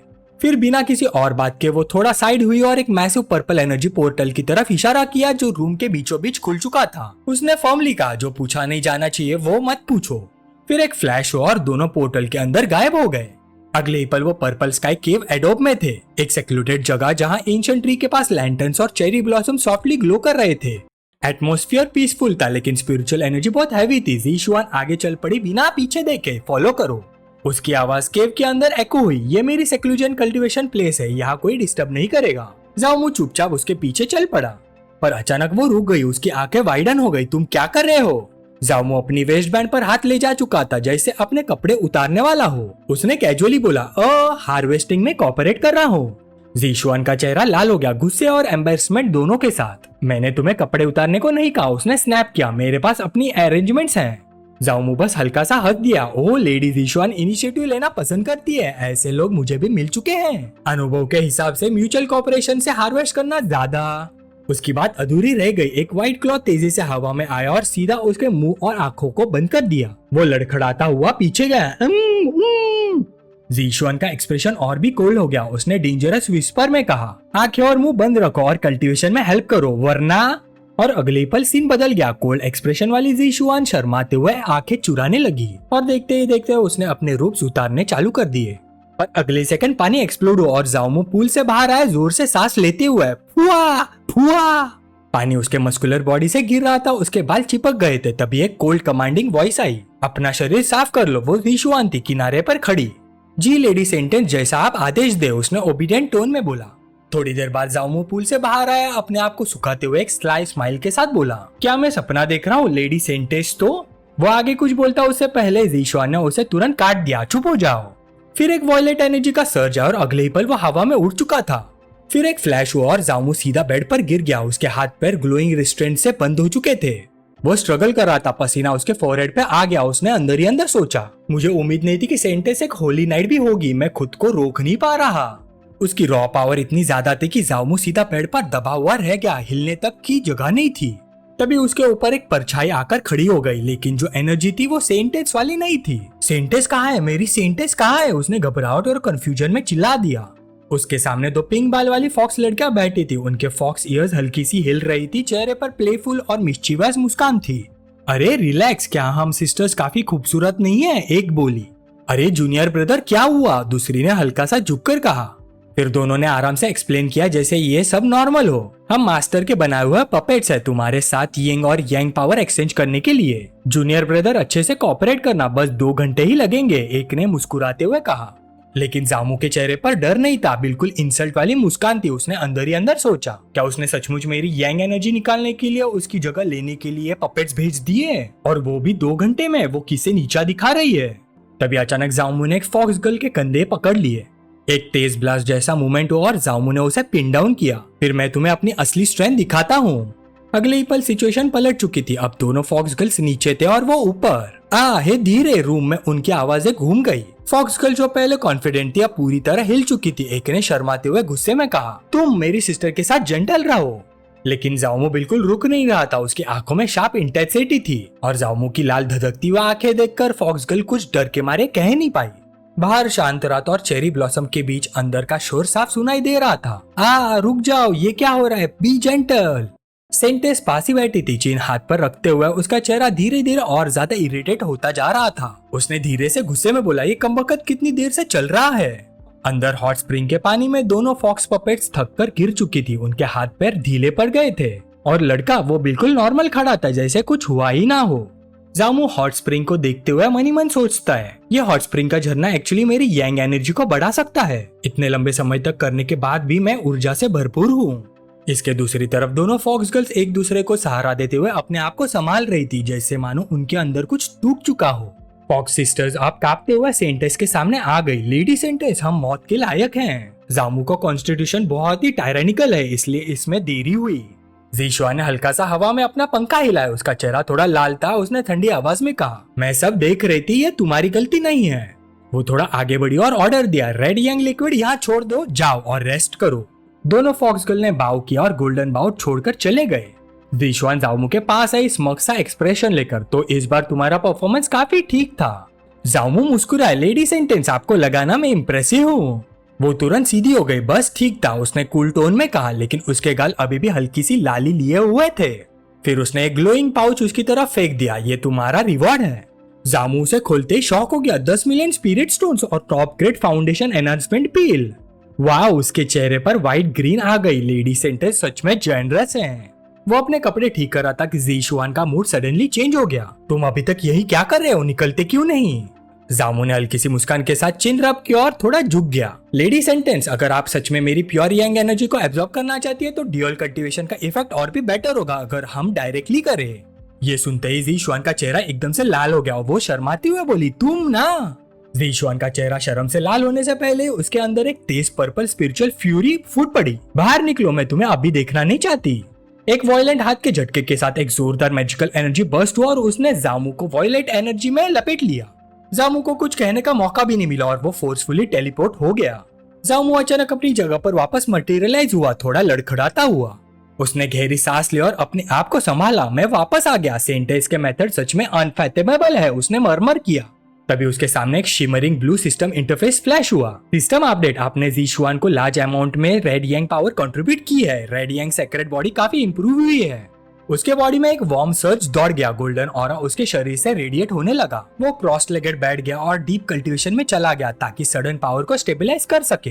गोल्डन फ्लेम्स और तेज हो गई। उसके चेहरे पर एक हल्की सी मुस्कान आ गई। उसने समझ लिया था, पावरफुल लोगों के साथ इंटरेक्शन करना और अपनी रेड यांग पावर सप्लाई करना सिस्टम के रिवॉर्ड को बहुत ज्यादा बूस्ट करता है। वो अंदर ही अंदर खुश हो गया। जब तक सेंटेस को मेरी रेड यांग पावर की जरूरत है, मेरा सेक्ट में पोजीशन सेफ है, उसने सोचा। उधर सेंटेस अपने प्राइवेट रूम में एक छोटी सी बाउल को देख रही थी जिसमें गोल्डन शिमरिंग लिक्विड था। उसके होठों पर हल्की सी एक्सपेक्टेड मुस्कान थी। उसने धीरे से कहा, उम्मीद है इस लड़के का रेड यांग लिक्विड मुझे डिसअपॉइंट नहीं करेगा। जैसे उसने उस एसेंस को कंज्यूम किया, उसकी आंखों के सामने तुरंत जामू की इमेज फ्लैश होने लगी, इंटीमेट और डेंजरसली क्लोज। जामू के पास्ट के मूव्स को इमेजिन करते हुए उसका पूरा कंट्रोल टूट गया। घा! उसका सर झटके से पीछे चला गया, चेहरा डीप रेड हो गया। वो अपने सर को जोर जोर से हिलाने लगी ताकि वो इमेजेस हट जाए। गुस्से में दांत पीस कर वो सीधा बैठ गई और वॉयलेट स्पिरिचुअल एनर्जी को फ्लेयर अप कर दिया, अपने आप को मेडिटेटिव स्टेट में ढकेलने की कोशिश करते हुए। बस मैं अपने कल्टीवेशन को इसे इफेक्ट नहीं होने दूंगी। चेरी ब्लॉसम के पीछे छुपी 2 फॉक्स गर्ल्स अटेंडेंट ये सब देख रही थी। वो हैरान नजर से एक दूसरे को देख रही थी। लेडी सेंटेंस कल्टीवेशन के टाइम डिस्ट्रैक्ट हो रही है, एक ने धीरे से कहा। क्या उस लड़के के रेड यांग लिक्विड का साइड इफेक्ट है, दूसरी ने पूछा। रात धीरे धीरे सुबह में बदल गई। नेक्स्ट मॉर्निंग सनलाइट इन्फर्मरी में गिर रही थी। लूची एक लंबी सी यॉन लेते हुए उठी और स्ट्रेच किया। उसकी नजर जामू पर पड़ी जो ऑलरेडी फ्लोर पर क्रॉस लेगेड बैठकर गोल्डन ऑरा में कल्टीवेट कर रहा था। उसने मुस्कुराते हुए कहा, सुबह इतनी जल्दी कल्टीवेट कर रहा है, जूनियर ब्रदर जाओ और भी डिलीजेंट होता जा रहा है। जामू ने आंखें खोली और कॉन्फिडेंट स्माइल दी। उसने कैजुअली रिप्लाई किया, बस आज अचानक थोड़ी इंस्पिरेशन मिल गई ब्रेक थ्रू के लिए। लूची उसके पास आई और एक्साइटेड हो गई। जूनियर ब्रदर, अब जब तुम्हारा रेल्म इम्प्रूव हो गया है तो मेरे साथ क्लाइंबिंग हेवन रोड चैलेंज क्यों नहीं करते? सेंटियन डीमन सेक की सुबह की हवा में पुरानी और रहस्यमय शक्ति का भारी सा एहसास था। उनके सामने स्वर्गलोक का विशाल दरवाजा खड़ा था, एक आसमान छूने वाला दरवाजा जिसके बीच में बैंगनी रंग का घूमता हुआ एनर्जी वोर्टेक्स धड़क रहा था। यही था अल्टीमेट प्रूविंग ग्राउंड, एक ऐसी जगह जहां कल के लेजेंड्स खून पसीने और जज्बे की आग में तपकर बनते थे। आगे का रास्ता बहुत ही खतरनाक था। पोर्टल के उस पर हवा में तैरते हुए कई आइलैंड्स थे जो अंधेरे शून्य में लटक रहे थे। उन्हें सिर्फ स्पिरिट लैम्प्स की बीमार सी हरी रोशनी रोशन कर रही थी। यही ट्रायल्स के अलग अलग लेयर्स थे। रिकॉर्ड्स के मुताबिक सिर्फ वही आउटर सेक्ट डिसाइपल्स यहाँ कदम रखने की हिम्मत करते थे जो टॉप 100 में से रैंक करने लायक हो। तीसरे लेयर के बाद डिफिकल्टी कई गुना बढ़ जाती थी। कोर फॉर्मेशन लेवल के डीमन सामने आने लगते थे जो किसी भी भयानक कल्टिवेटर को पल भर में ही चीर फाड़ देते थे। भीड़ के बीच खड़ा जामू अपनी साथी की तरफ मुड़ा। उसकी आवाज में चिंता भी थी और शुक्रिया भी। सीनियर सिस्टर लूची, सच में मेरे लिए आपको इतनी मेहनत करने की जरूरत नहीं है। उसके पास खड़ी खूबसूरत और शांत स्वभाव वाली लूची ने बिना झिझक जवाब दिया, मैं सिर्फ तुम्हारी मदद नहीं करी, मैं अपनी भी मदद कर रही हूँ। उसकी नजर सामने खड़ी चुनौती पर टिकी हुई थी। उसने अपनी राइवल चू जीरोन का जिक्र किया। आउटर सेक्ट में उसे सबसे ज्यादा पोटेंशियल वाली फीमेल कल्टीवेटर कहा जाता था और ये टाइटल वो बिना चैलेंज किए एक्सेप्ट नहीं कर सकती थी। उसके लिए ये ट्रायल इंसानों और डीमंस के बीच एक पुल था, एक ऐसा मौका जहां एक बार और हमेशा के लिए डिसाइड हो जाएगा कि किस रेस की ताकत ज्यादा है। सेंटियन डीमंस एक दिखावा तो करता था कि इंसान और डीमंस को बराबर ट्रीट करता है, लेकिन उनके बीच की तकरार और राइवलरी आज भी धीमी आग की तरह जल रही थी जिसे सिर्फ लड़ाई ही ठंडा कर सकती थी। जामू के चेहरे पर आखिर एक डिटरमिन्ड मुस्कान आ गई। मैं भी अब आउटर डिसाइपल हूँ तो बिल्कुल सही मौका है कि हम साथ चले। दोनों ने एक दूसरे की आंखों में देखा। उस नजर में सिर्फ एक ही चीज थी, पक्का इरादा। लूची ने हल्का सा मुस्कुराकर हाँ में सिर हिला दिया, ठीक है। फिर दोनों साथ में गेट की बैंगनी रोशनी की तरफ बढ़ गए, तैयार अपना नाम सेक्ट के इतिहास में लिखने के लिए। जैसे वो चमकते हुए थ्रेशोल्ड के पास पहुंचे, ट्रायल की असली मुश्किल उनके सामने साफ नजर आने लगी। बैंगनी वोर्टेक्स से 3 डिसाइपल्स लड़खड़ाते हुए बाहर निकले। उनके कपड़े फटे हुए थे, चेहरे पर चोटों के निशान थे। एक डिसाइपल ने पसीना पोंछते हुए निराश होकर कहा, हाय फिर से फेल हो गए। हेवनली रोड के 3rd लेयर के मॉन्स्टर सच में इतने खतरनाक है, समझ ही नहीं आता कि वो हेवनली प्राइड्स कैसे उसे पार कर लेते हैं। दूसरा डिसाइपल जो घुटनों पर हाथ रखकर सांस ले रहा था तुरंत बोला, बकवास मत करो, इसलिए तो उन्हें हेवनली प्राइड्स कहा जाता है। हर तरफ हार चुके लोग थे, लेकिन उन सब में एक शख्स अलग ही नजर आ रहा था। एक लंबा बहुत ही मस्कुलर आदमी जिसके सिर पर मुड़े हुए सिंग निकले हुए थे। कई लोअर रैंक डिसाइपल्स उसके आसपास झुककर उसकी तारीफ कर रहे थे। एक डिसाइपल ने एडमिरेशन के साथ कहा, सीनियर ब्रदर ने वाकई कमाल के हैं। क्लाइंबिंग हेवन रोड चैलेंज में उनकी रैंकिंग पूरा 47 प्लेसेस ऊपर चली गई। थोड़ा और वक्त मिलता तो आउटर सेक्ट के टॉप 10 हेवनली प्राइड्स में उनकी सीट पक्की है। सीनियर ब्रदर न्यू, आप इतने कम टाइम में इतने पावरफुल कैसे हो गए? Outer sect heavenly pride ranking में 79 पोजीशन पर मौजूद न्यूताई जोर से हंसा। हा ऑब्वियसली मेरी टैलेंट और मेहनत का रिजल्ट है। लेकिन उसकी शान बस एक पल के लिए टिक पाए। पीछे से एक तेज और ठंडी महिला की आवाज गूंजी, न्यूताई ये मत भूलो कि तुम्हारी कल्टीवेशन इंप्रूव किसने करवाई। लाल बालों वाली एक शानदार और डोमिनेटिंग औरत भाव को फोल्ड किए खड़ी थी। उसकी ठंडी नजर सीधा न्यूताई को छेड़ रही थी। जल्दी से वो टास्क कंप्लीट करो जो मैंने तुम्हें दिया था। उस औरत को देखते ही न्यूताई के माथे पर पसीने की बूंद ऊपर आई। साफ था कि उसकी टैलेंट और हार्डवर्क के पीछे एक सीक्रेट बेनिफैक्टर थी और वो किसी भी हाल में इंतजार करने वाली नहीं थी। न्यूताई तुरंत सीधा खड़ा हो गया, बिल्कुल डिसिप्लिन सोल्जर की तरह। जी जी जी जी। उसका सारा घमंड एक पल में गायब हो गया। अब बस अपनी बेनिफैक्टर को खुश करने की बेचैनी रह गई थी। लेकिन जैसे वो मुड़कर जाने वाला था, उसकी नजर स्टोन प्लाजा पर चल रहे 2 पहचाने चेहरों पर टिक गई। उसके चेहरे पर तुरंत तिरस्कार भरी मुस्कान आ गई। वो उनके सामने आकर जामू की तरफ उंगली दिखाकर बोला, जूनियर सिस्टर लू, तुम सच में इस सॉफ्ट राइस खाने वाले प्रीटी बॉय के साथ क्लाइंबिंग हेवन रोड चढ़ने वाली हो? ये ताने भरी बात हवा में बस एक पल के लिए टिक पाई, क्योंकि उस जवान के पास खड़ी औरत तुरंत शरारती और चुभती हुई मुस्कान के साथ बोली, प्रीटी बॉय? हाँ, फिर मैंने ये कैसे सुना कि तुम्हें इस प्रीटी बॉय ने ठीक से सबक सिखा दिया था? ये बात सीधा न्यूताई के दिल पर जा लगी। उसका चेहरा गुस्से से टमाटर की तरह लाल हो गया। उसने बस अफरा तफरी का फायदा उठाकर मुझ पर छुपके से अटैक किया था। न्यूताई जोर से गरजा, अपनी बेइज्जती को छुपाने के लिए एक बहाना ढूंढते हुए। लेकिन जामू ने उसकी तरफ देखना भी जरूरी नहीं समझा। वो आराम से आगे बढ़ता रहा और शांत आवाज में सीनियर सिस्टर लू से बोला, जो हार चुका हो उसे इतना तमाशा नहीं करना चाहिए, हमें अभी क्लाइंबिंग हेवन रोड भी क्लियर करना है। न्यूताई दांतों को भींचकर उनकी पीठ देखते हुए सिसकाया। उसके लिए बेइज्जती बर्दाश्त से बाहर थी। आखिर वो अपने गुस्से को रोक नहीं पाया। एक जानवर जैसा धाड़ के साथ उसने अपना मुक्का जमीन पर दे मारा। धड़ाम। लाल रंग की वायलेंट एनर्जी उसके आसपास फट पड़ी, पत्थर के टाइल्स टुकड़े टुकड़े हो गए। उसका सारा गुस्सा उस प्रीटी बॉय पर निकल रहा था जिसने उसे इतनी आसानी से इग्नोर कर दिया था। रुक जाओ, न्यूताई की धाड़ पूरे प्लाजा में गूंज उठी। उसने एक विशाल चमकता हुआ पत्थर उन दोनों की तरफ फेंका। जाओमू ने तुरंत रिएक्ट किया। उसने सीनियर सिस्टर लू को कमर से पकड़ा और एक स्मूथ मूवमेंट में पीछे जंप कर दिया। अगले ही पल वो पत्थर वही फट गया जहाँ वो दोनों एक सेकंड पहले खड़े थे। धूल बैठते ही जमीन से लाल रोशनी का एक बैरियर उभर आया जिसने दोनों को घेर लिया। उसी वक्त हवा में सिस्टम नोटिफिकेशन चमका। आउटर डिसेबल न्यूताई ने तुम्हें चैलेंज इशू किया है, एक्सेप्ट करोगे या रिफ्यूज? जाओमू लाल रोशनी के बीच खड़ा हंस पड़ा। हे। सीनियर सिस्टर लू का चेहरा चिंता से पीला पड़ गया। उसने घबराहट भरी आवाज में कहा, एक्सेप्ट मत करना है, उसकी कल्टीवेशन काफी बढ़ चुकी है, उसके प्रोवोकेशंस में मत आना। जाओमू ने पीछे मुड़कर भी नहीं देखा। उसके होठों पर वही शांत और कॉन्फिडेंट स्माइल थी। सीनियर सिस्टर लू, फिक्र मत कीजिए, मुझे अपनी लिमिट्स पता है। फिर उसने न्यूताई की तरफ देखकर शरारती अंदाज में कहा, सिर्फ स्पारिंग करके क्या मजा, क्यों ना थोड़ी शर्त भी लगा ले। न्यूताई ने अपने बाजू फोल्ड किए। ओह। फिर लाल रोशनी उसके आसपास घूमने लगी। उसने हवा में तैरती हुई एक स्लिक चमकती तलवार की तरफ इशारा किया। आवाज में फिर से घमंड लौट आया। अच्छा, अगर मैं हार गया तो ये सेकंड ग्रेड फ्लाइंग स्वॉर्ड तुम्हारी। जाओमू ने बिना झिझक अपने हाथ में पहनी छोटी सी सुनहरी स्टोरेज रिंग दिखाई। तो फिर मैं अपनी ये स्टोरेज रिंग दाव पर लगाता हूँ। शर्त तय होते ही सिस्टम नोटिफिकेशन दोबारा चमका। Challenge effective. दोनों ने एक दूसरे की आंखों में देखा। न्यूताई के चेहरे पर डरावनी मुस्कान थी और जाओमू के होठों पर शांत अटल स्मोक। आसपास की भीड़ एक्साइटमेंट से भर गई। एक डिसाइपल ने झुककर फुसफुसाया, स्क्वायर में चैलेंज मैच हो रहा है, सुना है न्यूताई और सर्वेंट कोर्टयार्ड वाला प्रीटी बॉय लड़ रहे हैं। बातें आग की तरह फैलने लगी। किसी ने हैरानी से पूछा, ये जाओमू अभी अभी आउटर डिसेबल बना है ना?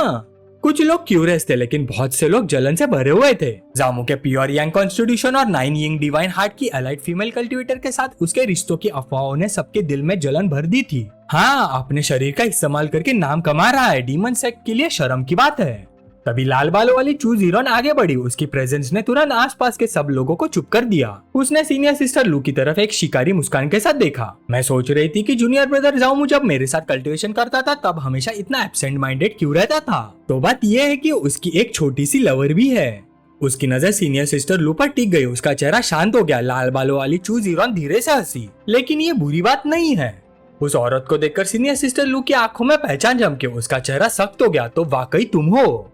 चूजीरोन की उंगलियां हवा में ऐसे हिल रही थी जैसे वो पहले से किसी को कुचल रही हो। जो पंछी उड़कर भागना चाहता हो उसका सबसे अच्छा अंजाम यही होता है कि उसे अपने ही हाथों से मसल दिया जाए। लाल बालों वाली औरत चूजीरोन थोड़ा सा झुककर ठंडी आवाज में बोली, अपनी पूरी ताकत का इस्तेमाल करो, चाहे जिंदा रहे या मर जाए। जो मौका मैंने तुम्हें दिया है उसे बर्बाद मत करना। यह सुनकर न्यूताई की आंखों में खूनी चमक उभर आई। उसने दोनों मुट्ठियां टकराई। सीनियर सिस्टर बेफिक्र रहिए, न्यूताई आपको बिल्कुल डिसअपॉइंट नहीं करेगा। फिर एक जोरदार धाड़ के साथ वो आगे झपटा। उसके पैरों के नीचे जमीन टूट गई। उसका विशाल शरीर वायलेंट नारंगी ऑरा से घिरा हुआ था। सीनियर सिस्टर लू का दिल जोर जोर से धड़कने लगा। उसने बेचैनी से चीख कर कहा, दोनों हाथ कसकर बांध लिए। जूनियर ब्रदर जाओ, संभाल के। न्यूताई जोर से हवा में उछल गया। उसका विशाल साया सूरज तक को ढक गया जैसे कोई जलता हुआ मीटियोर आसमान से गिर रहा हो। वो दहाड़ा और दोनों मुठ्ठियां एक साथ जाओमू के सिर पर दे मारी। धड़ाम। टकराव इतना भयानक था कि पूरा प्लाजा हिल गया। लाल एनर्जी और धूल का विशाल धमाका हुआ और शॉकवेव हर तरफ फैल गई। बैरियर के पीछे खड़े सब डिसेबल होश उड़ा देने वाले इस अटैक को देखकर सन रह गए। एक डिसेबल आके फाड़ कर बोला, ये आफ्टर इमेज स्टेप है। न्यूताई पहले ही अपनी ब्रूट स्ट्रेंथ के लिए मशहूर था, अब उसने आफ्टर इमेज स्टेप ही कल्टीवेट कर लिया है। उसकी पावर अब कई गुना बढ़ गई है। दूसरे डिसेबल ने कहा, बिल्कुल top 100 outer sect heavenly pride rank के एक्सपर्ट के लायक। भीड़ में सबका एक ही नतीजा था, जामू का काम तमाम। शायद सेंटियन डीमन सेक्ट का सबसे शॉर्ट चैलेंज मैच बनने वाला है। अगर न्यूताई ने कंट्रोल नहीं किया तो जामू सच में मर भी सकता है। चूजीरोन धूल के बादल को देखकर घमंड भरी मुस्कान के साथ खड़ी थी। देखा तुम सबने, चूजीरोन को नाराज करने का यही अंजाम होता है। लूची की आवाज गुस्से और दुख से कांप रही थी। तुम? चूजीरोन ने बस अफसोस जताने का नाटक करते हुए एक हल्की सी सांस भरी। कितने अफसोस की बात है, अगर तुम सीधे मेरे वफादार कुत्ते बन जाते तो शायद थोड़ा और जी लेते। लेकिन धूल अभी पूरी तरह से बैठी भी नहीं थी कि भीड़ से एक साथ होश उड़ा देने वाली सांसें निकली। चूजीरोन के चेहरे पर स्मग स्माइल जम गए। उसकी आंखें डिसबिलीफ से फट गई। ये कैसे मुमकिन है? उसने ब्लॉक कर लिया। मेरी आंखें धोखा तो नहीं दे रही। एक और डिसाइपल हैरानी से बोल पड़ा, ये तो कमाल है, क्या प्योर यंग कॉन्स्टिट्यूशन वाकई इतना पावरफुल होता है? धूल हटने पर जो नजारा सामने आया उसने सबको स्टन कर दिया। जामू सिर्फ जिंदा ही नहीं था, वो तो बिल्कुल आराम से न्यूताई को दबाकर खड़ा था। उसने अपनी लोहे जैसी मजबूत पकड़ से न्यूताई के दोनों सिंग पकड़ रखे थे। न्यूताई घुटनों के बल झुकने पर मजबूर था। जमीन उनके नीचे पिछले अटैक से टूट चुकी थी। लेकिन जामू बिल्कुल बिना खरोच से खड़ा था। उसकी आंखों में मजाक भरी चमक थी। जामू ने बेपरवाह अंदाज में पूछा, बस इतनी सी ताकत? क्या तुमने खाना भी नहीं खाया? नोबिता गुस्से और शर्म से दांत पीसने लगा। वो पूरी ताकत से छूटने की कोशिश कर रहा था, लेकिन जामू की पकड़ पहाड़ जैसी मजबूत थी। अपने मोहरे को इतनी बुरी तरह फेल होता देख चूजीरोन घबरा गई। उसने साइड लाइन से चीख कर कहा। उसकी पूरी कंपोजर टूट चुकी थी। जल्दी वो पील खा लो जो मैंने तुम्हें दी थी। नोबिता ने एक पल भी वेस्ट नहीं किया। उसकी आंखें खून से लाल हो गई थी। उसने अपनी मुट्ठी खोली जिसमें एक छोटी सी लाल पील चमक रही थी। ये सब तुमने मुझे करने पर मजबूर किया है। जामू ने हल्की सी गर्दन टेढ़ी की। है? उसने शांत नजर से उस ट्रांसफॉर्मेशन को देखना शुरू किया। नोबिता ने पील निगल ली। असर तुरंत हुआ और बूम, लाल ऑरा का वायलेंट ब्लास्ट फूटा जिससे जामू को पीछे जंप करना पड़ा। नोबिता का शरीर टेढ़ा मेढ़ा होने लगा। उसकी मसल्स इंसानी हदों से बाहर फूलने लगी। चेहरा लंबा होकर जानवर जैसे थूथन में बदलने लगा। उसकी आवाज अब गहरी और जानवर जैसी धाड़ में बदल चुकी थी। उसकी स्किन मोटी चमड़ी में बदल गई। पैर शक्तिशाली खूरों में तब्दील हो गए। पत्थर का प्लाजा उनके नीचे फटने लगा। मिनीटॉर फॉर्म एक्टिवेट। अब तुम मेरे ओल्ड नुई के सबसे पावरफुल फॉर्म को देखोगे। एक डार्क रियलाइजेशन जामू के चेहरे पर आई। डैम, यहाँ तो सच में एक बैल आ गया। उसने धीरे से बोला, बाहें सिकोड़कर उस मैसिव ओपोनेंट को देखते हुए। एक सफेद ड्रेस वाली औरत ने लाल बालों वाली औरत की तरफ देखा। उसकी नजरों में पूरा डिस्टेंट था। कितनी घटिया हो तुम, इस डूल में चीट करने के लिए उसकी हेल्प कर रही हो। लाल बालों वाली चूजीरो ने बस प्लेफुल और डेंजरस स्माइल दी। ये चीटिंग कैसे हो सकता है? फिर उसने धीरे से पूछा। उसके हाथ में ग्लोइंग इथीरियल ऑर्ब था। ये डीमन स्पिरिट पिल डीमन रेस के ब्लड लाइन पावर को टेम्परेरीली स्टिमुलेट करती है। ये पावर तो पहले से ही हमारे अंदर होती है, बस इस पिल ने उसे जगाया है। पीछे ट्रांसफॉर्मेशन ऑलरेडी चल रहा था। ऑक्स डीमन ने खतरनाक रोर दिया। उसका शरीर क्रिम्सन एनर्जी में लपेट गया। मसल्स और ज्यादा बढ़ गए और सिंग और तेज और लीथल हो गए। वो दहाड़ा, आज मैं तुझे बिना पूरे शरीर के मारूंगा। जमीन जोर से कांप उठी। एक थंडर स्टॉर्म के साथ वो गायब हो गया। After him strike. भीड़ शॉक से चिल्लाई। उन ट्रेंड आंखों के लिए वो डीमन अब एक गोस्ट बन चुका था। एक स्पेक्टेटर हकलाते हुए बोला। उसकी आंखों में पूरा डर भरा हुआ था। इतना तेज, मैं तो सीनियर ब्रदर न्यू के मूवमेंट्स भी क्लियरली नहीं देख पा रहा। दूसरा डिसाइपल भी कांपते हुए फुसफुसाया। एरिना से निकलते हुए प्रेशर की वजह से ऑलमोस्ट जम गया था। क्या ये fully awaken barbaric ox bloodline है? इतना ओवरवेलमिंग प्रेशर था कि सांस लेना भी मुश्किल लग रहा था। यंग कल्टिवेटर जामू अपनी जगह बिल्कुल शांत खड़ा रहा। उसके चेहरे पर एक अजीब सी कामनेस थी। तभी अचानक एक शार्प स्लिक की आवाज गूंजी। जामू के पास एक क्रिम्सन घास उभर आया। उसके शोल्डर पर सीधा कट पड़ गया और कपड़े फट गए। वो नीचे देखता है, आंखें सिकुड़ कर। वो अपने मन में सोच रहा था। रियलाइजेशन बहुत चिलिंग था। मैं तो छुआ भी नहीं गया था। क्या मुझे विंड प्रेशर ने इंजर किया? लेकिन अगला मूवमेंट आते ड्यूअल एकदम ब्रूटल तरीके से पलट गया। एक जोर का थर्ड पूरे कोर्टयार्ड में गूंजा। बड़ा बार्बरिक ऑक्स सीधा फेस केबल स्टोन फ्लोर पर पटक दिया गया। उसका पूरा मोमेंटम टूट चुका था। इम्पैक्ट की फोर्स इतनी थी कि जमीन तक शॉकवेव से कांप गई। दूर खड़े डिसाइपल्स लड़खड़ा गए। धूल और प्रेशर इतना हैवी था कि सांस लेना मुश्किल हो रहा था। ये इम्पैक्ट फोर्स इतना ज्यादा कैसे हो सकता है? एक ने चिल्लाते हुए आंखों पर हाथ रखते हुए कहा। डीमन रेस की फिजिकल स्ट्रेंथ ह्यूमन रेस से वाकई कंपेयर नहीं की जा सकती। दूसरा डिसाइपल हैरानी और डर के बीच बोला, आखिर ये फाउंडेशन एस्टेब्लिशमेंट रेल्म का कल्टिवेटर है भी या नहीं? कोर फॉर्मेशन तो इसके सामने कुछ भी नहीं होगा। क्रेटर के बीच से ऑक्स डीमन धीरे धीरे खुद को उठाता है एक ग्रंट के साथ। वो अपना सिर पकड़ता है, डिसओरिएंटेशन को शेक ऑफ करता है। लेकिन उसका गुस्सा और भी भड़क चुका था। उसकी मसल्स फिर से बल्ज होने लगी। वेन्स रेड ऑरा से फड़क रही थी। वो दहाड़ता हुआ आगे बढ़ा जैसे एक चलता हुआ पहाड़ हो। मैं तुम्हें इस बार एस्केप नहीं करने दूंगा। पर यंग कल्टिवेटर जामू वही खड़ा रहा। उसके होठों पर एक हल्का सा मॉकिंग स्माइल था, जैसे सब कुछ उसके कंट्रोल में हो। तुम्हारी स्ट्रेंथ बुरी नहीं है, उसने कामली बोला। उसकी आवाज विंड के रोर को भी कट कर रही थी। लेकिन अगले ही पल एक गोल्डन लाइट फैल गई। उसका पूरा ऑरा चेंज हो गया। डीमन का फिस्ट कनेक्ट होने से पहले ही वो मूव कर गया। उसका अपना पंच ब्लाइंडिंग सोलर ग्लो से रैप सीधा डीमन के जबड़े पर लगा। हड्डी टूटने की आवाज पूरे कोर्टयार्ड में गूंजी। ऑक्स डीमन का सिर जोर से पीछे स्नैप हो गया। उसका मैसिव बॉडी हवा में लिफ्ट हो गया सिर्फ उस स्ट्राइक की स्पीड से। फिर वो स्पिन होता हुआ दूर जा गिरा हेल्पलेस मास की तरह। फिर स्टोन टाइल्स पर गिरते ही घसीटता चला गया, जमीन में एक गहरी लाइन बनाता हुआ। रेड हेड वुमन वही जम गई। उसका पूरा कॉन्फिडेंस टूट चुका था। ये कैसे पॉसिबल है? वो हकलाते हुए बोली। उसका चेहरा सफेद पड़ गया था। नीचे रबल में ऑक्स डीमन बेहोश पड़ा था। खून उसके मुंह से बह रहा था। उसका एक हॉर्न तक टूट चुका था। Clear proof of that overwhelming defeat. पूरा अरीना एकदम साइलेंट हो गया। सिर्फ हाफने की आवाज सुनाई दे रही थी। किसी ने धीरे से बोला, एक मूव, सिर्फ एक मूव से ही डीमन ट्रांसफॉर्मेशन का मोमेंटम तोड़ दिया। ऐसे कैसे हो सकता है? क्या प्योर यांग कॉन्स्टिट्यूशन इतना पावरफुल होता है? लोग आपस में फुसफुसाने लगे, unable to process what they just saw. लुची दौड़कर जामू के पास आई। आंखों में एक्साइटमेंट चमक रही थी। वाह जामू, ग्रेट! मैंने गलत नहीं समझा तुम्हें, वो खुश होते हुए बोली और उसके पास चिपक गई। जामू नीचे देखता है थोड़ा एम्बेरस स्माइल के साथ। उसने धीरे से कहा, लेकिन वो हट नहीं रहा था। सीनियर सिस्टर, यहाँ इतने लोग देख रहे हैं। कोर्टयार्ड के दूसरे साइड एटमॉस्फेयर बिल्कुल टॉक्सिक हो गया था। रेड हेड वुमन चू जीरॉन अपने चैंपियन को देख रही थी, जो अब एक ब्रोकन हिप बन चुका था। उसका चेहरा कोल्ड रेज से ट्विस्ट हो गया। उसने वेनम से थूकते हुए कहा, काम के लायक नहीं, इसे ले जाओ। उसने अपने सबऑर्डिनेट्स को ऑर्डर दिया। जैसे डीमंस के लाकी उस ब्रोकन बॉडी को उठाने लगे, जामू की आवाज रुक गई। उन्हें 1 मिनट और सब फ्रीज हो गए। एक लैकी ने गुस्से और डर के मिक्स में बोला, अब क्या चाहिए तुम्हें? किसी और ने गुस्से से कंप्लेन किया, बॉस नुई को तुमने इस हालत में पहुंचा दिया, आप और क्या? जामू बस मुस्कुराया, एक फेक सा बेनोवेलेंट स्माइल। मैं एक रीजनेबल पर्सन हूँ, उसने बोला और एक हैवी स्पिरिट स्टोन का बैग निकाला। ये 10,000 स्पिरिट स्टोन थे, इस बार के मेडिकल एक्सपेंसेस समझ लो। उसने कामले अपने रिस्ट को फ्लिक किया और अगले ही पल बैग उलट गया। चमकते हुए मल्टी कलर्ड जेम्स की बारिश होने लगी। पूरा का पूरा वेल्थ जैसे गिरता हुआ न्यू ताई के अनकॉन्शियस बॉडी को कवर कर गया। उसका चेहरा लिटरली पैसे के ढेर के नीचे दब गया। भीड़ में एक नया क्योस फैल गया। कुछ डिसाइपल शॉक में थे। जामू इतना एरोगेंट है, उसने नुई ताई को इतनी बुरी तरह से ह्यूमिलेट कर दिया, एक स्पेक्टेटर ने गुस्से से बोला। लेकिन कुछ लोग उस सीन से इम्प्रेस भी हो गए। एक डिसाइपल मजाक में बोला, अगर मुझे 10,000 स्पिरिट स्टोन्स मिल जाए तो मैं भी पिटने के लिए रेडी हो जाऊंगा। स्केप्टिकल लोग भी चुप नहीं रह पाए। मानना पड़ेगा, ये प्रिटी बॉय अब काफी हैंडसम लग रहा है। पर किसी को पता नहीं था कि उसके सामने एक होलोग्राफिक स्क्रीन फ्लिकर कर रही है, सिर्फ जामू के लिए विजिबल। डिंग, 10,000 स्पिरिट स्टोन दिए गए। 100x रिटर्न ट्रिगर हुआ। 1 मिलियन स्पिरिट स्टोन प्राप्त हुए। जामू की स्माइल नहीं बदली, लेकिन उसके अंदर एक हल्का सा डिसअपॉइंटमेंट था। सिर्फ 100x रिटर्न ट्रिगर हुआ। रेड हेड वुमन चू जीरॉन ये सब देख रही थी। उसकी आंखों में तेज नाराजगी और फैसिनेशन दोनों था। वो धीरे धीरे ताली बजाने लगी। Good good good. उसकी आवाज शांत थी, लेकिन उनमें एक कातिलाना एक्ट छुपा हुआ था। वो आगे बढ़ी। उसका पहला शॉक अब एक प्रेडिटर जैसी क्यूरियोसिटी में बदल चुका था। ड्यूल खत्म हो गया, लेकिन असली खेल अब शुरू हुआ है।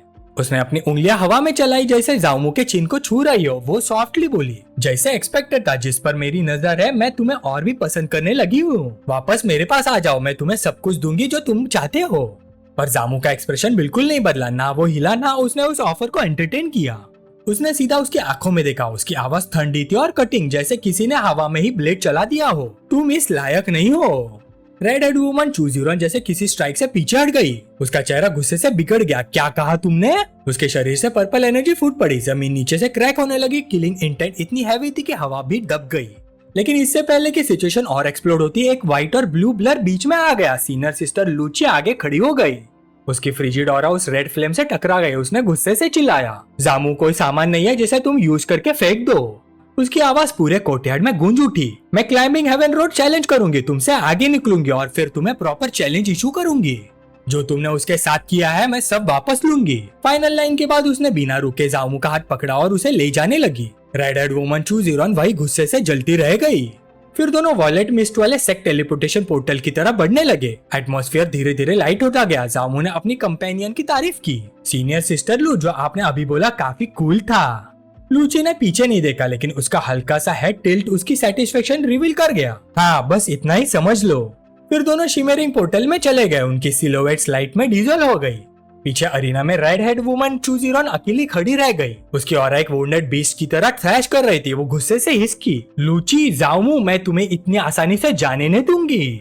सेक्ट के आउटर डिसाइपल के बीच एनवी और गॉसिप किलर फैल गई। सबकी बात सिर्फ जामू पर थी। कैसे ये दोनों ब्यूटीज इसके लिए जेलस हो रही हैं? एक ऑनलुकर ने हैरानी से बोला। एक चू जीरॉन आउटर सेक्ट की 9th रैंक हेवनली प्राइड और दूसरी लूची 12th एल्डर लू हाईकोंग की ग्रैंड डॉटर। दोनों ही ब्यूटी और पावर का सिंबल थी। लेकिन दूर डीमन सेक्ट होली लैंड के 9 ड्रैगन स्वॉर्ड माउंट में एक और पावर स्टर हो रही थी। एक सेक्लूडेड कैवर्न में एक यंग मैन मेडिटेशन में था। उसके बाल हवा में फ्लोट कर रहे थे। उसके पीछे एक massive ancient sword oppressive aura release कर रही थी।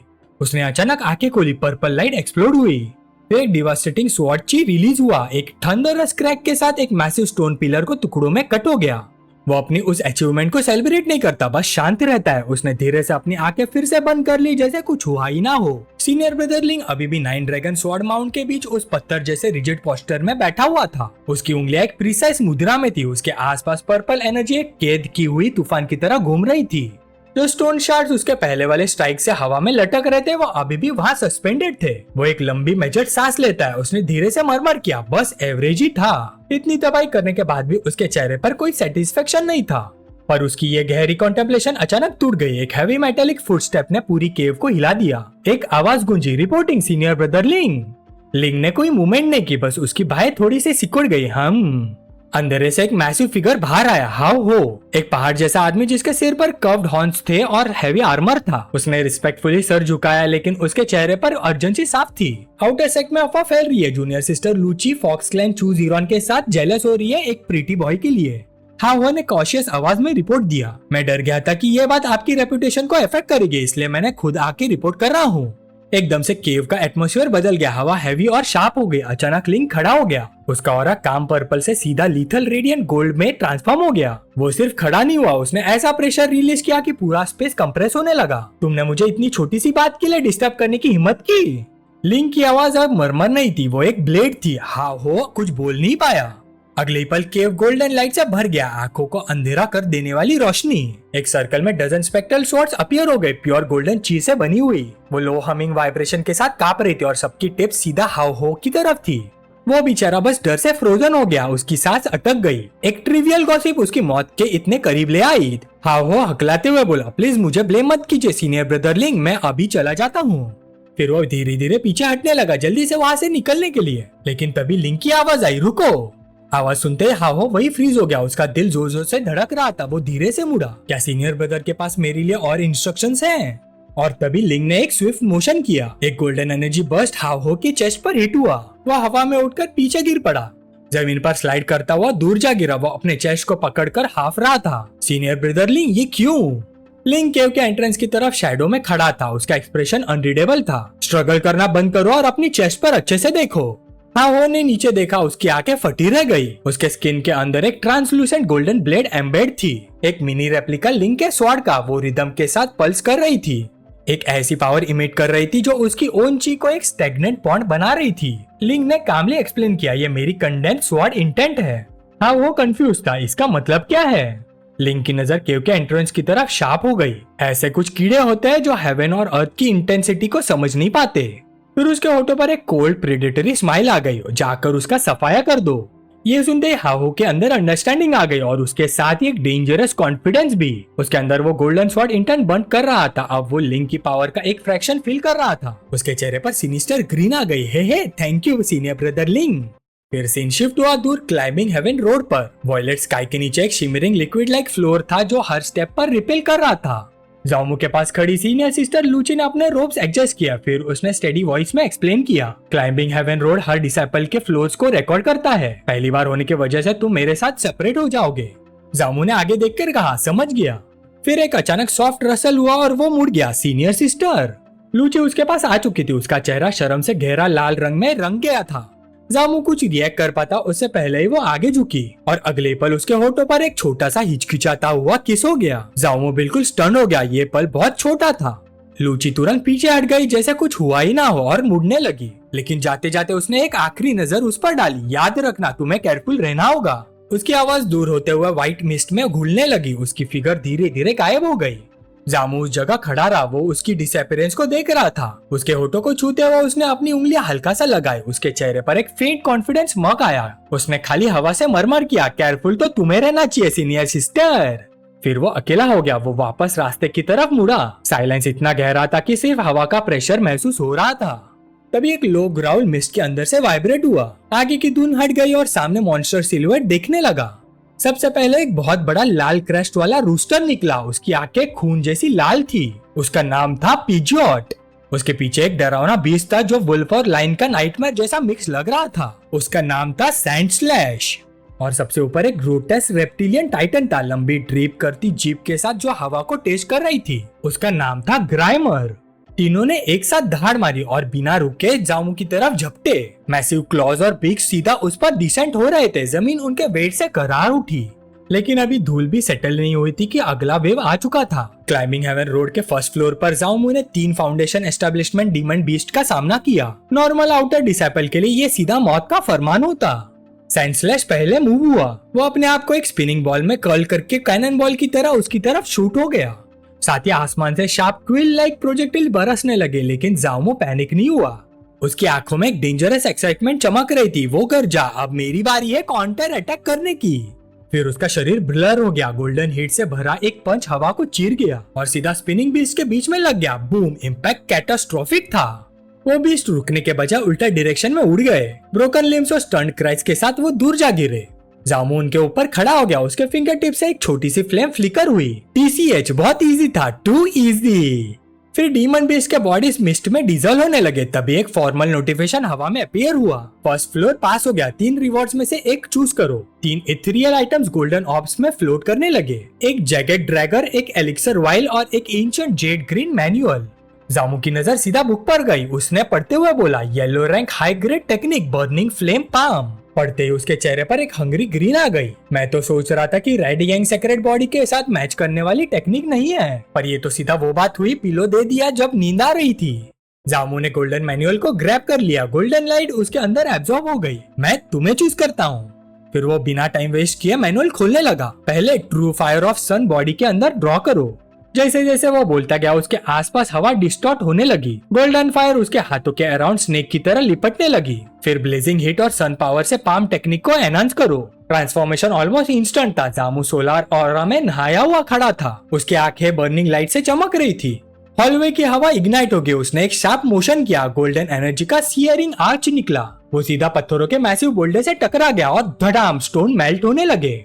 फ्रेगमेंट्स हवा में उड़ते हुए सोलर ग्लो में चमक रहे थे। स्मोक के बीच जामू बिल्कुल काम था। उसके हाथ में मैनुअल था और चेहरे पर सेटिस्फेक्शन। उसने धीरे से बोला, परफेक्ट। फिर उसने आगे देखा और कॉन्फिडेंस स्माइल के साथ बोला, second floor, here I come. Climbing heaven की तीसरी लेयर की नीली रोशनी एक वॉयलेट रिदम के साथ धड़क रही थी। एक जबरदस्त धमाके के साथ प्लेटफॉर्म के बीच से अजूर ची का एक बड़ा सा पिलर फुट निकला, जो इस लेवल का फाइनल ट्रायल की शुरुआत का सिग्नल था। लूची सर्दी के तूफान की तरह स्मूथ और ग्रेसफुल अंदाज में हिली। जैसे ही एक विशाल पंजों वाला बीस्ट अंधेरे से झपटा, वो जरा भी नहीं घबराई। एक तेज सांस छोड़ते हुए उसने अपनी तलवार को एक व्हाइट चमकदार आर्क में घुमाया। नीली एनर्जी का एक क्रेसेंट हवा को चीरते हुए निकला और एक ही डिसाइसिव स्ट्राइक में उस मॉन्स्टर का बाजू काट दिया। जैसे बीस्ट रोशनी के छोटे छोटे पार्टिकल्स में घुल गया, चेंबर में एक मैकेनिकल आवाज गूंजी। थर्ड लेयर पास करने के बाद तुम 3 रिवॉर्ड में से एक चुन सकते हो। लूची ने अपनी तलवार आधी शीत में डाली और सामने उभरते हुए 3 चमकते रोशनी के गोलों पर नजर टिकाई। उसने स्टेज क्लियर कर दिया था, लेकिन असली चैलेंज 4th लेयर अब उसके सामने था, heavenly pride rank. Trial grounds के बाहर डिसेबल की भीड़ एक बड़े चमकते वॉयलेट स्कोरबोर्ड के आसपास जमा थी। जैसे रैंकिंग बदली, सेक्ट में हैरानी की फुसफुसाहट फैल गई। लूची ऑफिशियली टॉप 50 में पहुंच चुकी थी। उसने तीसरा लेयर टॉस कर लिया था, अब 4th लेयर की तैयारी कर रही थी। करंट रिकॉर्ड होल्डर नाइलैंग जोन 4th लेयर में पूरे 2 घंटे तक टिका रहा था। अगर सीनियर सिस्टर लू सिर्फ 15 मिनट भी होल्ड कर लेती है तो वो outer sect heavenly pride rank के टॉप 10 में आ जाएगी। एक डिसाइपल ने कहा। उसकी आंखें पर्पल ग्लो पर टिकी हुई थी। तभी अचानक बोर्ड झिलमिला। एक नया नाम एग्रेसिव स्ट्रोक के साथ वॉयलेट सरफेस पर जल उठा, जामू। भीड़ ने एक साथ हाथ भर ली। देखो, जामू का नाम भी आ गया।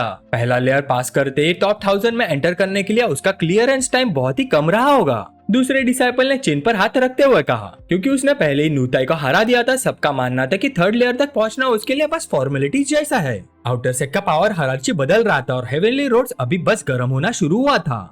साइड में रैंकिंग्स देख रही लाल बालों वाली चूजीरोन ने आके सिकुड़ ली। अपने अंगूठे को दांतों से दबाकर वो क्लियरली इरिटेट लग रही थी। उसने धीरे से सिसकारी भरी। इन दोनों ने रिसेंटली ड्यूअल कल्टीवेशन कम से कम काफी ज्यादा की है। उनकी पावर में आई तेजी उसके लिए एक ऐसी चुभन थी जिसे वो इग्नोर नहीं कर सकती थी। तभी पास ही एक चमकती हुई प्रेजेंस ने पूरी भीड़ का ध्यान अपनी तरफ खींच लिया। अपने लंबे नीले बालों को ग्रेसफुल फ्लिक के साथ पीछे करते हुए एक इटरनल ब्यूटी वाला एक आदमी सामने आया। किसी ने हैरानी से फुसफुसाया, नालन जुआंग, वो भी आ गया। जैसे वो सीढ़ियां उतरकर नीचे आया, उसकी प्रेजेंस से माहौल भारी हो गया। ये था आउटर सेक्ट का नंबर 1 हेवनली प्राइड, एक ऐसा आदमी जिसके बारे में अफवाह थी कि वो हाफ ब्लड किलिन था। उसके जबरदस्त लुक्स के बावजूद हर कोई इंप्रेस नहीं था। 2 डिसाइपल्स पास खड़े धीमी आवाज में जलन के साथ बात कर रहे थे। दिखता तो काफी हैंडसम है, लेकिन कितना बड़ा पोजर है, एक ने मटर किया। दूसरा तंज भरी हंसी के साथ बोला, बिल्कुल, क्या ये सिर्फ अपनी नोबल ब्लड लाइन पर डिपेंड नहीं करता? पर उन्हें एहसास भी नहीं हुआ था कि वो कितना पास आ चुका था। अचानक उसके आसपास की हवा ठंडी पड़ गई। उनमें से एक हकलाते हुए बोला, उसका चेहरा सफेद पड़ चुका था, सीनियर ब्रदर नीलांग।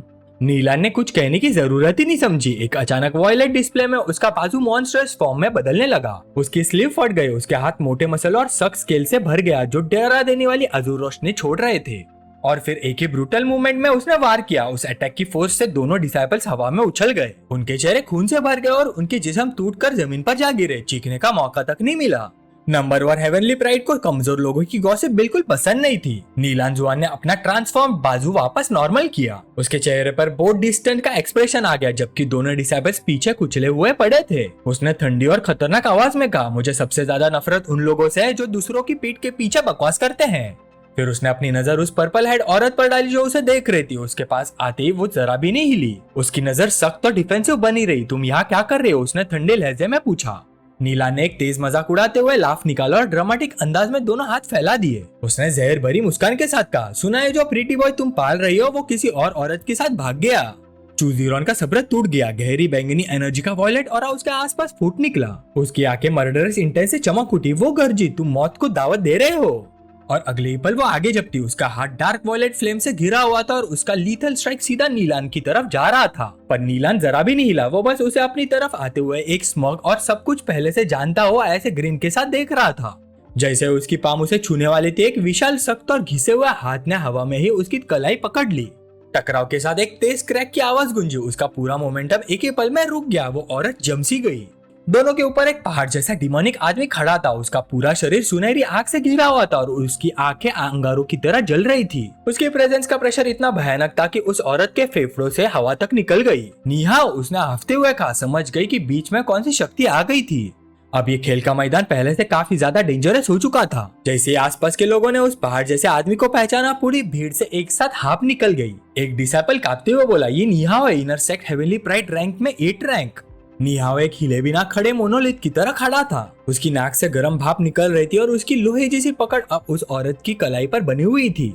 चूजीरॉन जो मजाक उड़ाने का कोई मौका नहीं छोड़ती थी, एक मॉकिंग स्मर्क के साथ झुककर बोली, तो अब तुम अपने कजिन का बदला लेने आया हो? क्या तुम्हें डर नहीं लगता कि जामू की वुमन, उस एल्डर की ग्रैंड डॉटर, तुम्हारे लिए प्रॉब्लम खड़ी कर देगी? एल्डर का नाम सुनकर भी उसके चेहरे पर जरा भी बदलाव नहीं आया। उसके चेस्ट के पास चीका एक छोटा चमकता डैगर बना। उसने पत्थर घिसने जैसा आवाज में कहा, इस बार मुझे सीनियर ब्रदर लॉन्ग टिंगशियान ने भेजा है। तुम्हें लगता है मैं डरूंगा? ये नाम सुनते ही नीलान जुआंग की आंखें एक्साइटमेंट से चमक उठी। उसने जोर से हंसकर अपना हाथ कमर पर रखा। हाँ, लगता है इस बार मेरा यहाँ आना बेकार नहीं गया। फिर उसने ट्रायल के एंट्रेंस की तरफ देखा। उसकी नजर में एक शिकारी जैसी दिलचस्पी चमक उठी। एक छोटा सा आउटर सेक्ट डिसाइपल और सामने पिक कोर फॉर्मेशन एक्सपर्ट। सच में काफी इंटरेस्टिंग। अब ये तीनों एक साथ खड़े थे। इनर और आउटर सेक्ट के टॉप एलाइट्स का एक एक्सप्लोसिव कॉम्बिनेशन। उनकी इंटिमिडेटिंग प्रेजेंस ने आसपास के हर शख्स का ध्यान अपनी तरफ खींच लिया। जल्दी इधर देखो, भीड़ में से किसी ने चीख कर कहा। हेवनली प्राइड्स के बीच टेंशन अपने पीक पर पहुंच चुकी थी और इस सबसे बेखबर जामू अभी भी ट्रायल के अंदर था। बाहर वॉयलेट स्कोरबोर्ड एक बार फिर चमका और डिसाइपल के बीच शॉक की एक नई लहर दौड़ गई। जामू का नाम रॉकेट की स्पीड से ऊपर चढ़ गया। जामू का रैंक टॉप 200 में पहुंच गया। एक डिसाइपल डिसबिलीफ में चीखा, क्या इतनी जल्दी? दूसरा अपना सर पकड़कर बोला। लेकिन क्लाइंबिंग हेवन रोड के अंदर इस रैपिड राइज का रीजन बिल्कुल साफ था। Second layer. उसके सामने एक घूमता हुआ पर्पल पोर्टल था और माहौल एंशिएंट एनर्जी से भरा हुआ था। उसने एक सेकंड भी वेस्ट नहीं किया। जैसे आग से घिरा हुआ एक विशाल बेस उस पर झपटा, जामू ने ओवरवेलमिंग फोर्स के साथ काउंटर किया। Burning flame palm. उसने अपना हाथ आगे बढ़ा और तुरंत सियरिंग क्रिम्सन ची का एक वर्टिकल पिलर फुट निकला और बीच पल भर में ही जलकर खाक हो गया। सिर्फ उसकी फेडिंग रॉर और कुछ अंगारे बचे। ट्रायल खत्म होते ही वही फेमिलियर प्रॉम्प्ट सामने आ गया। सेकंड लेयर पास करने के बाद तुम 3 रिवॉर्ड्स में से एक चुन सकते हो। 3 आइटम्स लाल इथेरियल हेज में उसके सामने तैरने लगे। एक सेबर टेक्निक स्क्रोल, दूसरा ओरिजिन नर्चरिंग पिल की एक पाउच और एक रेक्टेंगुलर जेट केस। जामू ने उन्हें ठंडी एनालिटिकल नजर से देखा। सेबर टेक्निक्स मेरे किसी काम के नहीं और ओरिजिन नर्चरिंग पिल्स मेरे लिए जेली बीन्स से ज्यादा कुछ नहीं। ये सोचकर उसने हाथ बढ़ाया और जेट केस पकड़ लिया। तो फिर मैं तुम्हें चूज करता हूँ। जैसे उसने रिवॉर्ड क्लेम किया, जेट केस गायब हो गया। उसके अंदर से एक चमकती हुई तलवार सामने आई जो स्पिरिचुअल रेजोनेंस के साथ गूंज रही थी। ये एक सेकंड ग्रेड फ्लाइंग स्वॉर्ड थी, व्हाइट जेड ग्लो। तलवार उसके हाथ के पास ब्रिलियंट ब्लू ऑरा में मंडराने लगी। जामू ने उंगली से हल्का सा फ्लिक किया, उसका वेट टेस्ट किया। उसकी नजर पहले से ही थर्ड लेयर के एंट्रेंस पर पहुंच चुकी थी। जब जामू सीढ़ियां चढ़कर अगले गेटवे की तरफ बढ़ा, व्हाइट जेड ग्लो एक लॉयल सेंटिनल की तरह उसके आसपास घूम रही थी। उसने तलवार को देखकर हल्का सा नाराज चेहरा बनाया। तलवार की नीली रोशनी उसकी अंधेरी आंखों में रिफ्लेक्ट हो रही थी। उसने खुद से कहा, ये ग्रेड बिल्कुल इनएडिक्वेट है। मुझे कोई तरीका ढूंढना होगा इसे किसी को दे देने का। अब वो समिट पर पहुंच चुका था और अगले पोर्टल के स्वर्लिंग वायलेट वर्टेक्स में कदम रख दिया। विजन क्लियर होते ही जामू ने आग झपकाई। इस बार उसके सामने सिर्फ एक ओपोनेंट नहीं था, उसके सामने एक लिटरल नाइटमेयर की दीवार खड़ी थी। विशाल ड्रैकोनिक बीस्ट और सिंग वाले डीमंस की पूरी हॉर्ड। उनकी आंखें खूनी क्रिम्सन रोशनी से चमक रही थी। इस ट्रायल का स्केल पिछले लेयर्स के मुकाबले काफी ज्यादा बड़ा था। जामू ने आसपास फैली हुई मॉन्स्टर्स की भीड़ को देखकर सोचा, ये तो हद से ज्यादा है ना?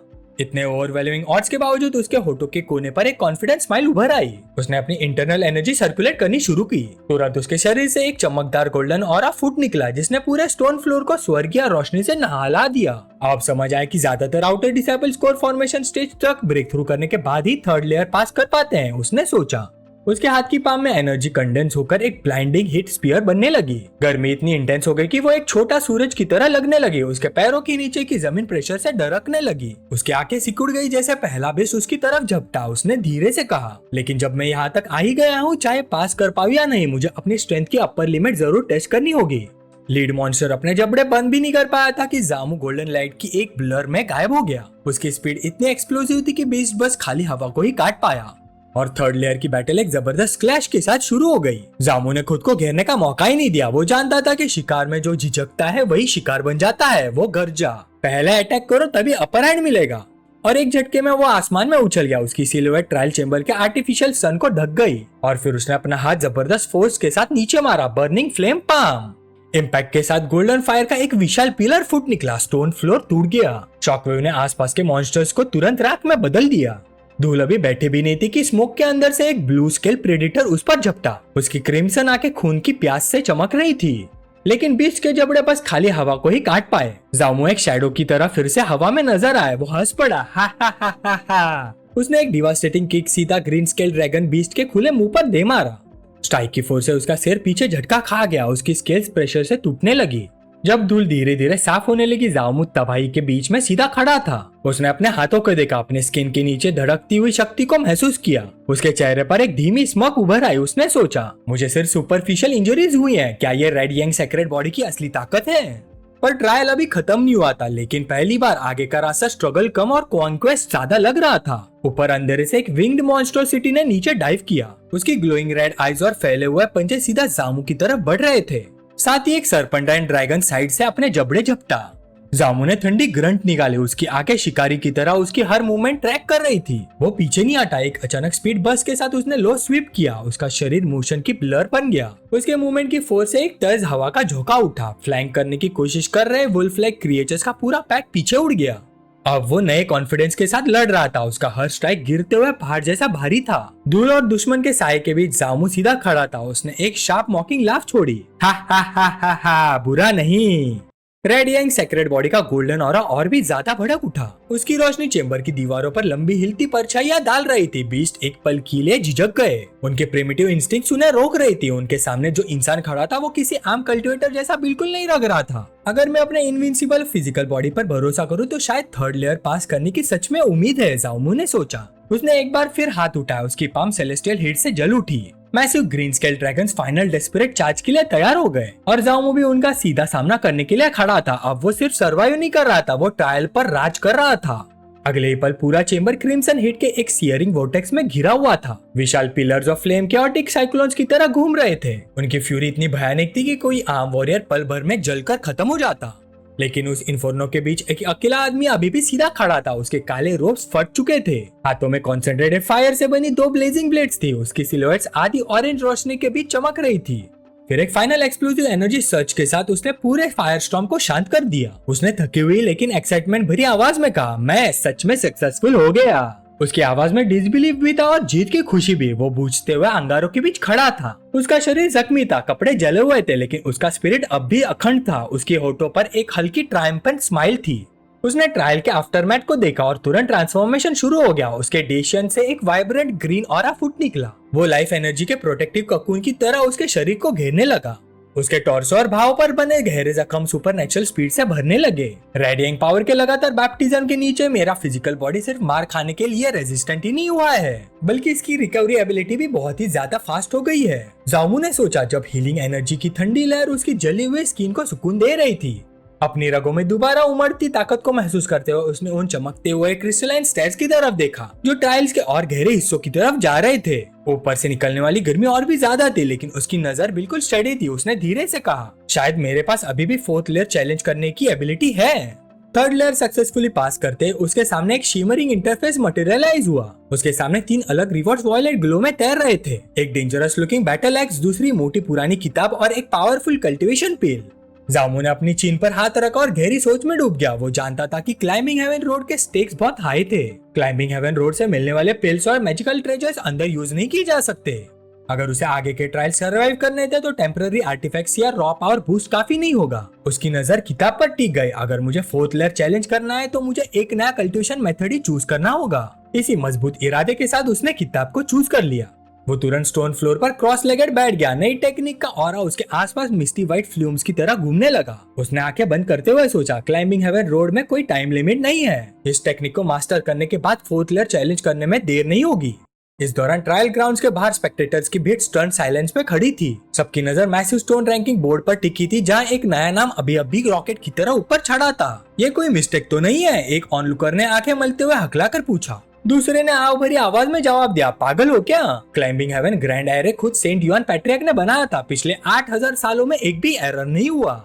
लीडर बोर्ड के ऊपर जामू का नाम चमक रहा था, रैंक 13 पोजीशन। भीड़ में तुरंत फुसफुसाहट और हैरानी भरी चीखों का सिलसिला शुरू हो गया। जामू, यह आदमी आखिर कैसा कर रहा है?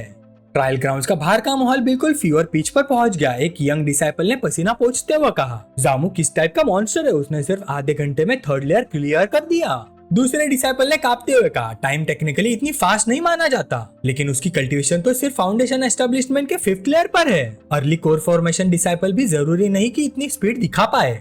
कॉमन क्राउड से थोड़ा दूर चमकदार क्रिम्सन बालों वाली चू ज़ीरोन अपना अंगूठा काट रही थी। उसकी आंखों में सस्पिशन और जेलसी दोनों जल रहे थे। उसने सोचा, इस जामू को आखिर कौन सा अपॉर्चुनिटी मिला जिससे उसकी स्ट्रेंथ इतनी टेरिफाइंग तरह से इम्प्रूव हो गई। तभी उसकी सोच एक मॉकिंग लाफ ने तोड़ दी। डिमोनिक हॉर्न्स और हेवी आर्मर पहने एक विशाल हल्किंग आदमी आगे बढ़ा। वो बाकी डिसाइपल से काफी ज्यादा ऊंचा और इंटिमिडेटिंग लग रहा था। उसने घमंडी अंदाज में कहा, सिर्फ एक आउटर सेक हेवनली प्राइड रैंक ने तुम सबको इतना शॉक कर दिया। उसने अपने मैसिव बाजू फोल्ड कर लिया और सबको तुच्छ नजरों से देखा। आउटर सेक तो आउटर सेक ही होता है, सबके सब बेकार लोग। भीड़ टेंस साइलेंस में डूब गई। कोई उस ब्रूट की बात का जवाब नहीं दे पाया। तभी अचानक पोर्टल से ब्राइट वॉयलेट लाइट फुट निकली। सबकी नजर तुरंत गेट की तरफ मुड़ गई। किसी ने चीख कर कहा, जल्दी देखो, सीनियर सिस्टर लू बाहर आ गई। स्वर्लिंग पर्पल एनर्जी के बीच से लूची बाहर निकली। उसका एक्सप्रेशन कंपोज्ड और डिग्निफाइड था। अपडेटेड रैंकिंग चमक उठी और भीड़ दोबारा चीयर से गूंज उठी। उन्होंने 4th लेयर में क्वार्टर आवर तक सर्वाइव किया। अब वो टेम्पररी 9th रैंक पर है। उन्होंने सीनियर सिस्टर चू को 10th प्लेस पर धकेल दिया। डिसाइपल आव में फुसफुसाए। सीनियर सिस्टर लू के पोर्टल से पूरी तरह बाहर आते भीड़ से बधाइयों की आवाज गूंज उठी। सीनियर सिस्टर लू, बधाई हो, टॉप 10 में पहुंचने के लिए कांग्रेचुलेशंस। लूचे ने बस हल्का सा हाथ हिलाकर सबको डिसमिस कर दिया। उसके चेहरे पर प्रैक्टिस्ड ह्यूमिलिटी का एक्सप्रेशन था। उसने बड़े आराम से कहा, हे कुछ खास नहीं। लेकिन पास खड़ी लाल बालों वाली चू ज़ीरोन बिल्कुल इंप्रेस नहीं हुई। उसके आसपास जलन से भरी डार्क ऑरा फ्लिकर करने लगी। बस कुछ पोजीशंस ऊपर चढ़ गई हो, इसमें इतना प्राउड होने जैसा क्या है? उसने तंज कस कर कहा। सीनियर सिस्टर लू ने उसका ताना तुरंत पकड़ लिया। वो उसकी तरफ मुड़ी। उसकी आंखों में एक शार्प और प्लेफुल चमक थी। चेहरे पर कॉन्फिडेंस स्माइल उभर आई। उसने मीठी लेकिन जहरीले अंदाज में जवाब दिया, बिल्कुल सही कह रही हो, सिर्फ कुछ ही पोजीशंस का फर्क है, लेकिन इतना तो है कि मैं किसी पर्टिकुलर लोमड़ी से थोड़ी ज्यादा बेटर हूँ। सीनियर सिस्टर चू की आंखें सिकुड़ गई। उसने अपने पास खड़े विशाल सिंह वाले आदमी की तरफ इशारा किया। उसने तीखी आवाज में कहा, इनर सेक्स सीनियर ब्रदर निहाओ यहाँ मौजूद है। क्या तुम जामू को उसे बचा सकती हो? निहाओ ने एक भारी और मजाक उड़ाता हुआ चकल छोड़ा। उसकी इंटिमिडेटिंग प्रेजेंस पूरे कोर्टयार्ड पर छा गई। ये देखकर सीनियर सिस्टर लू के चेहरे की मुस्कान गायब हो गई। उसकी आंखों में ग्रिम रियलाइजेशन उभर आया। उसने मनी मन सोचा, इनर सेक का निहाओ ये जरूर नुइताई का बड़ा कजिन होगा। लगता है वो नुइताई के मामले की वजह से यहाँ आया है। अब जामू सच में मुसीबत में है। इस सबसे बेखबर क्लाइंबिंग हेवन रोड के अंदर जामू गहरी मेडिटेशन में बैठा था। उसके शरीर के आसपास वॉयलेट पर्पल इलेक्ट्रिसिटी क्रैकल कर रही थी। बिजली की धाराएं स्टोन फ्लोर पर निकल कर नाच रही थी। अचानक उसकी आंखें खुल गई। उनमें इंटेंस इलेक्ट्रिक ग्लो चमक उठा। वो newly acquired technique purple lightning entanglement को चैनल कर रहा था। एक एक्सप्लोसिव मूवमेंट के साथ उसने अपना हाथ आगे बढ़ाया। उसकी पाम से जैकेट पर्पल लाइटनिंग का मैसिव बोल्ट्स फूट निकले। वो आपस में जुड़कर डिवास्टेटिंग एनर्जी वेब में बदल गए। पूरा रूम ब्लाइंडिंग वॉयलेट फ्लैश से रोशन हो गया। 3rd लेयर का रिवॉर्ड उसके आर्सेनल में एक जबरदस्त एडिशन साबित हो रहा था। उसकी एनर्जी सर्ज अपने पीक पर पहुंच गई। लाइटनिंग के सामने एक मैसिव रॉक फॉर्मेशन को स्ट्राइक किया। बहरे कर देने वाले धमाके के साथ पत्थर टुकड़े टुकड़े हो गए। पर्पल आर्क्स डेब्री पर नाचने लगे। चेंबर गोस्टली इलेक्ट्रिक ग्लो से भर गया। जाओमू अब भी बचे हुए स्पार्क्स के बीच बैठा था। उसके हाथ टेक्निक्स के रेसिड्यू से चमक रहे थे। उसने धीरे से सांस छोड़ी। उसके दिल में हल्की सी गर्व की भावना उभरी। उसने सोचा, लाइटनिंग एट्रीब्यूट कल्टीवेशन मेथड वाकई प्रैक्टिस करने में ज्यादा डिफिकल्ट होते हैं। अगर मेरी कॉम्प्रहेंशन इतनी पावरफुल ना होती तो आधे घंटे के अंदर बेसिक समझना बिल्कुल इम्पॉसिबल होता। फिर वो खड़ा हुआ। उसने स्कॉच फ्लोर की तरफ देखा। लाइटनिंग ने पत्थर में गहरी और फैलती हुई ग्रूव्स काट दी थी। तबाही का स्केल देखने लायक था। पर्पल लाइटनिंग एंटेंगलमेंट का अटैक रेंज काफी बड़ा है। एक साथ मल्टीपल एनिमीज से लड़ते वक्त ये मूव डेफिनेटली बहुत काम आएगा। अपनी इंटरनल एनर्जी स्टेबलाइज करने के बाद उसने लंबी सांस छोड़ी। फ्यू, काफी रेस्ट हो गया। नई टेक्निक और रिस्टोर्ड स्ट्रेंथ के साथ उसने वाइंडिंग स्टोर स्टेयरकेस की तरफ देखा। सीढ़ियां एक स्वर्लिंग वॉयलेट पोर्टल तक जा रही थी। वो धीरे धीरे ऊपर चढ़ने लगा। उसके कदमों की आवाज साइलेंट हॉल में गूंज रही थी। देखते हैं फोर्थ लेयर में किस टाइप का एनिमी मिलेगा, उसने सोचा। जैसे उसके सवाल का जवाब देते हुए हवा में एक लो ग्राउल गूंज उठा। ऊपर के प्लेटफॉर्म के शैडो से एक मॉन्स्टर्स क्रिएचर बाहर निकला। वो एक विशाल फेलाइन बीस्ट था। उसका फर आधी रात की तरह काला था। उसकी आंखें ठंडी नीली शिकारी रोशनी से चमक रही थी। उसके जॉइंट से इथीरियल टील फ्लेम्स निकल रही थी। उसके सिर और पूंछ पर गोल्डन फायर का क्राउन जल रहा था। उसके पावरफुल क्लॉज पत्थर को चीरते हुए जामू को चीर देने के लिए तैयार थे। एक पल के लिए जामू बिल्कुल जम गया। उसकी सांसें तक अटक गई। जब उसकी नजर उस क्रिएचर से मिली, उसके माथे पर ठंडे पसीने उभर आए। उसने सोचा, सिर्फ एक फियर्स बीस्ट ही मुझे इतना इमेंस प्रेशर दे रहा है। उसका दिल जोर जोर से धड़क रहा था। उस बीस्ट का ऑरा सफोकेटिंग था। ये लोअर लेयर की किसी भी ओपोनेंट से कई ज्यादा पावरफुल था। अपना रिजॉल्व मजबूत करते हुए उसने अपने हाथों में फ्लिकरिंग ऑरेंज फ्लेम जला दी। अब मैं सिर्फ अपनी पूरी कोशिश ही कर सकता हूँ। वो अपनी बात पूरी भी नहीं कर पाया था कि बीस्ट डार्क फर और टिल फायर की ब्लर बनकर गायब हो गया। उसकी स्पीड आंखों को धोखा देने वाली थी। जामू मुश्किल से अपना गार्ड उठा पाया। तभी एक विशाल क्लॉड शैडो उसके ऊपर छा गया। क्या टेरिफाइंग स्पीड है। अगले पल उसके पंजे जामू के सीने पर फिसले। उसके रोब चीर गए और गहरे खूनी घाव बन गए। खून हवा में छिड़क गया, लेकिन जामू पीछे नहीं हटा। उसने दर्द को जबरदस्ती अपने दिमाग के कोने में ढकेल दिया और अपनी पाम आगे बढ़ाई। उसकी इंटरनल हिट तुरंत भड़क उठी। Burning flame palm. वो स्टोन टाइल्स पर स्वीपिंग करते हुए उस टेरिफाइंग प्रीडेटर को जलाकर खत्म करने की डेस्परेट कोशिश कर रही थी। फ्लोर इंटेंस हिट के नीचे करा उठा, लेकिन जैसे ही धुआं साफ हुआ बीस्ट कहीं नजर नहीं आया। वो घूमती हुई धुंध और धूल में गायब हो चुका था।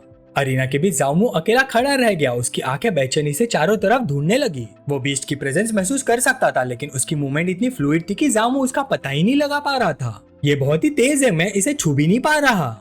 उसने तुरंत समझ लिया कि फायर और ब्रूट स्ट्रेंथ से अजाइल ओपोनेंट को पकड़ना मुमकिन नहीं। वो नीचे झुककर लो क्राउच में आ गया। उसके चेहरे पर डेस्परेशन की जगह अब ग्रिंड और कैलकुलेटेड फोकस था। अगर वो बीस्ट को डायरेक्टली हिट नहीं कर सकता तो पूरे बैटलफील्ड को ट्रैप बना देगा। देखते इलेक्ट्रिक्यूट होने के बाद भी तुम इतनी आसानी से भाग पाते हो या नहीं। ये बोलते हुए उसने दोनों हाथ जोर से जमीन पर दे मारे। तुरंत वॉयलेट पर्पल एनर्जी उसकी पाम से फुट निकली। फोर्थ लेयर का ट्रायल अपने ब्रूटल क्लाइमैक्स पर पहुंच चुका था। जामू ने शैडोई बीस्ट को ट्रैक किया। वो टील फ्लेम्स की ब्लर बनाकर हवा में उछल रहा था। जामू गर्ज और जलती हुई राइट पाम के साथ आगे झपटा। ये सिर्फ मेरी स्ट्रॉन्गेस्ट स्ट्राइक का बेट था, पर बीस्ट ने हवा में ही अपने शरीर को इम्पॉसिबल एजिलिटी के साथ मोड़ लिया और उसके फायरी ब्लो को डॉच कर दिया। जामू की आंखें हैरानी से फैल गई। ये हवा में डायरेक्शन भी बदल सकता है।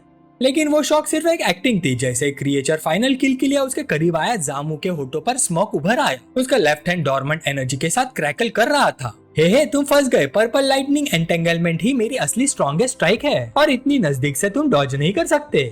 पॉइंट ब्लैंक इलेक्ट्रिकल डिस्चार्ज सीधा बीस्ट पर जा गिरा। एक वायलेंट एक्सप्लोजन के साथ बीस्ट झुलसा हुआ जमीन पर जा गिरा। लेकिन ये विक्ट्री तुरंत एक खाली सी महसूस हुई। जामू ने अचानक तेज सांस खींची। उसके सीने के गहरे घाव से खून फाउंटेन की तरह फूट निकला।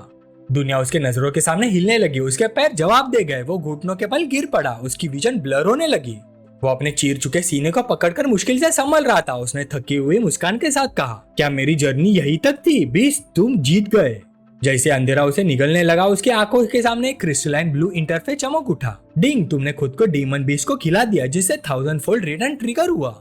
जामू की आंखें तुरंत पूरी तरह खुल गई। क्या? उसकी डेशन से एक वॉयलेंट गोल्डन रेडियंस फूट निकली। यह रोशनी उसके पहले की किसी भी फ्लेम से कहीं ज्यादा डैजलिंग थी।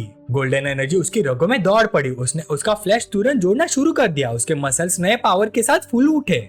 उसकी स्किन पर ancient circuit like golden markings उभर आई। एक टावरिंग सेलेस्टियल फायर पिलर उसके पूरे शरीर को घेर लिया। गोल्डन इन्फर्नो के बीच जामू फिर से सीधा खड़ा था। उसके सारे वुंड्स गायब हो चुके थे। उसकी प्रेजेंस अब प्राइमल और सॉवरेन लग रही थी। आसमान में फाइनल नोटिफिकेशन सॉलिडिफाई हुआ। कांग्रेचुलेशन होस्ट, आपने ह्यूमन एम्परर ब्लड लाइन प्राप्त किया है। नोटिफिकेशन जामू के सामने लगातार उभरते गए। 10,000 fold return, human emperor blood line. चमकते हुए ब्लू टेक्स्ट के नीचे एक भूले बिसरे युग का इतिहास दिखाई देने लगा। वो एक ऐसे समय को देख रहा था जब ह्यूमन रेस बिल्कुल कमजोर और बेचारी हो चुकी थी। इंसान एक्सटिंक्शन के किनारे पर थे, जली हुई धरती पर उनका शिकार किया जा रहा था। एक मॉन्स्टर्स वन आई टाइटन जिसका सिर भट्टी की तरह जल रहा था और मुंह डरावने दांतों से भरा था, भागते हुए लोगों के ऊपर मंडरा रहा था। वो अंधेरा युग था, एक ऐसा समय जब इंसान सिर्फ उन ग्रोटेस्क मॉन्स्टर्स के लिए खुराक थे जो दुनिया पर राज करते थे। लेकिन जब आखिरी उम्मीद भी बुझने वाली थी, विजन अचानक बदल गया। उस क्रिटिकल मोमेंट पर ह्यूमन रेस के अंदर से कुछ पियरलेस एक्सपर्ट्स उभर कर सामने आए। ये एंशिएंट पायनियर्स अपने फिजिकल बॉडीज और ब्लड लाइन्स को एब्सोल्यूट लिमिट तक टेम्पर कर चुके थे। उन्होंने खुद को इनविंसिबल कॉम्बैट वेपन्स में बदल दिया था। उनकी ताकत ने ह्यूमन रेस को हेल्पलेस प्रे से बदलकर टेरिफाइंग फोर्स बना दिया था। अपनी सैक्रिफाइस और पावर के जरिए उन ह्यूमंस ने ह्यूमैनिटी के लिए एक नया फ्यूचर तराशा। जामू ने अपनी मुट्ठी कस ली, उसके मसल्स उभर आए और एक गर्म गूंजती हुई शक्ति उसके रगों में दौड़ने लगी। इस विरासत का बोझ उसकी हड्डियों तक उतर गया और उसके अंदर एक नई भयानक एम्बिशन जग उठी। उसने मजबूत आवाज में कहा, शायद एक दिन मैं भी सितारों की नदी पर चलकर सारे इन्वेडिंग एनिमीज को मिटा दूंगा। अचानक उसके शरीर से क्रिम्सन और गोल्डन एनर्जी का एक विशाल पिलर फूट निकला। वो सीधा छत को चीरकर आसमान की तरफ दौड़ गया। जब धूल बैठ गई और रोशनी धीरे धीरे कम हुई, जाओमो मलबे के बीच सीधा खड़ा था। ह्यूमन एम्परर ब्लड लाइन की ऑरा अब सच में उसके अंदर अपनी जगह बना चुकी थी। उसके होठों पर एक हल्का सा स्मोक उभर आया। उसने सामने घूरते हुए बीच की तरफ देखा। उसने ठंडे और नए कॉन्फिडेंस से भरी आवाज में कहा, छोटे लेपर्ड, क्या तुम अभी भी खेलना चाहते हो? वो मैसिव शैडो लेपर्ड जो स्पिरिट फ्लेम से घिरा हुआ था नीचे से ग्राउल करने लगा। उसकी लाल आंखें शिकारी गुस्से से जल रही थी। उसने कुछ तेज भूख जैसी आवाज निकाली और फिर एक बहरा कर देने वाली धाड़ मारी। किसी और कल्टीवेटर के लिए उसकी मूवमेंट सिर्फ एक ब्लर होती, लेकिन जैसे ही वो जाओमो पर झपटा, जाओमो ने बस बोर्ड एक्सप्रेशन के साथ उसे देखा। अब लगता है तुम वाकई बहुत स्लो हो। जैसे कोई आदमी बारिश की बूंद से आराम से एक कदम साइड हो जाए, जामो गायब हो गया। लेपर्ड का अटैक सिर्फ हवा को छू सका। उसके भारी पंजों ने जमीन के टाइल्स को चूर चूर कर दिया। अगले ही पल जामो गोल्डन लाइट के फ्लैश के साथ उसके पास दोबारा नजर आया। उसका हाथ ह्यूमन एम्परर ब्लड लाइन की कॉन्सेंट्रेटेड एसेंस के साथ चमक रहा था। बीस्ट उसकी मूवमेंट समझ भी नहीं पाया था। तब तक जाओमो ने एक सिंपल ओपन पाम स्ट्राइक मार दिया। अटैक प्रिसाइज भी था और डिवास्टेटिंग भी। एक घिनौनी क्रैक की आवाज गूंज उठी। स्ट्राइक की शेयर फोर्स ने लेपर्ड की डिफेंसेस को पल भर में ही तोड़ दिया और उसका शरीर बीच से दो हिस्सों में फट गया। मलबा हवा में घूम गया। बीस्ट के रिमेन्स जोर से जमीन पे जा गिरे। जाओमो शांत खड़ा रहा। धूल बैठने के बीच उसने लंबी और स्टेडी सांस छोड़ी। उसने कैजुअली अपनी स्टांस एडजस्ट की। उसका एक्सप्रेशन बिल्कुल काम था, जैसे कुछ खास हुआ ही ना हो। कोर्टयार्ड में वापस से सन्नाटा छा गया। जितनी तेजी से बैटल शुरू हुई थी उतनी तेजी से खत्म भी हो गई। फोर्थ लेयर का ट्रायल ऑफिशियली कंप्लीट हो चुका था। जामो के सामने एक शिमरिंग नोटिफिकेशन उभर आई। रिवॉर्ड के रूप में उसके सामने 3 आइटम्स मटेरियलाइज हुए। 4th grade windwalk pill, 4th grade artefact frost fall spear और ब्लैक रंग mid grade technique grade steel cleaving hand. तीनों रोशनी में तैर रहे थे। जामो ने अपनी चिन पर हाथ रखकर सोचा, तीनों ही काफी अच्छे आइटम्स है, लेकिन अफसोस मैं सिर्फ एक ही चूज कर सकता हूँ। कुछ पल के लिए सोचने के बाद उसने ग्लोइंग वाइल की तरफ हाथ बढ़ाया। चलो कैजुअली एक पिल ले लेता हूँ, बाद में किसी को दे दूंगा। उंगली की एक फ्लिक के साथ उसने विंड वॉक पिल क्लेम कर ली। उसका ध्यान पहले ही ट्रायल के बाहर की दुनिया की तरफ जा चुका था। उसने सोचा अब तक बाहर काफी हंगामा हो चुका होगा। स्वेलिंग मिस्ट धीरे धीरे हटने लगे और वो बिल्कुल सही था। ट्रायल ग्राउंड्स के बाहर डिसाइपल्स की भीड़ पूरी तरह फ्रेंजी में थी। सब लोग जल्दी देखो, एक डिसाइपल चीखा। उसने मैसिव स्टोन मूवमेंट की तरफ इशारा किया। जाओमो की रैंकिंग फिर से बदल गई। पर्पल बैनर पर चमकता टेक्स्ट बदलते ही कोर्टयार्ड में हाफने की आवाज गूंज उठी। जाओमो outer sect heavenly pride rank number 1 बन गया। एक डिसाइपल डिसबिलीफ में चीखा। भीड़ में खड़ी लूची ने अपना हाथ सीने पर रख लिया। उसका चेहरा प्राइड और शॉक के मिक्स से लाल हो गया।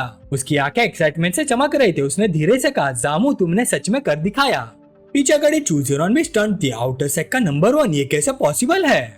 एक विशाल हॉर्न डीमन जैसा आदमी रैंकिंग को जलन भरी नजर से देख रहा था। ये था नी हाव। फॉर्मेशन एस्टेब्लिशमेंट के सिर्फ 5 लेयर पर होते हुए जाओमो का नंबर 1 बनना उसके लिए हजम करना मुश्किल था। उसने गुस्से से दांत पीसते हुए ग्राउल किया, बाद में मुझे अपनी पूरी ताकत का यूज करके उसे मिटाना होगा।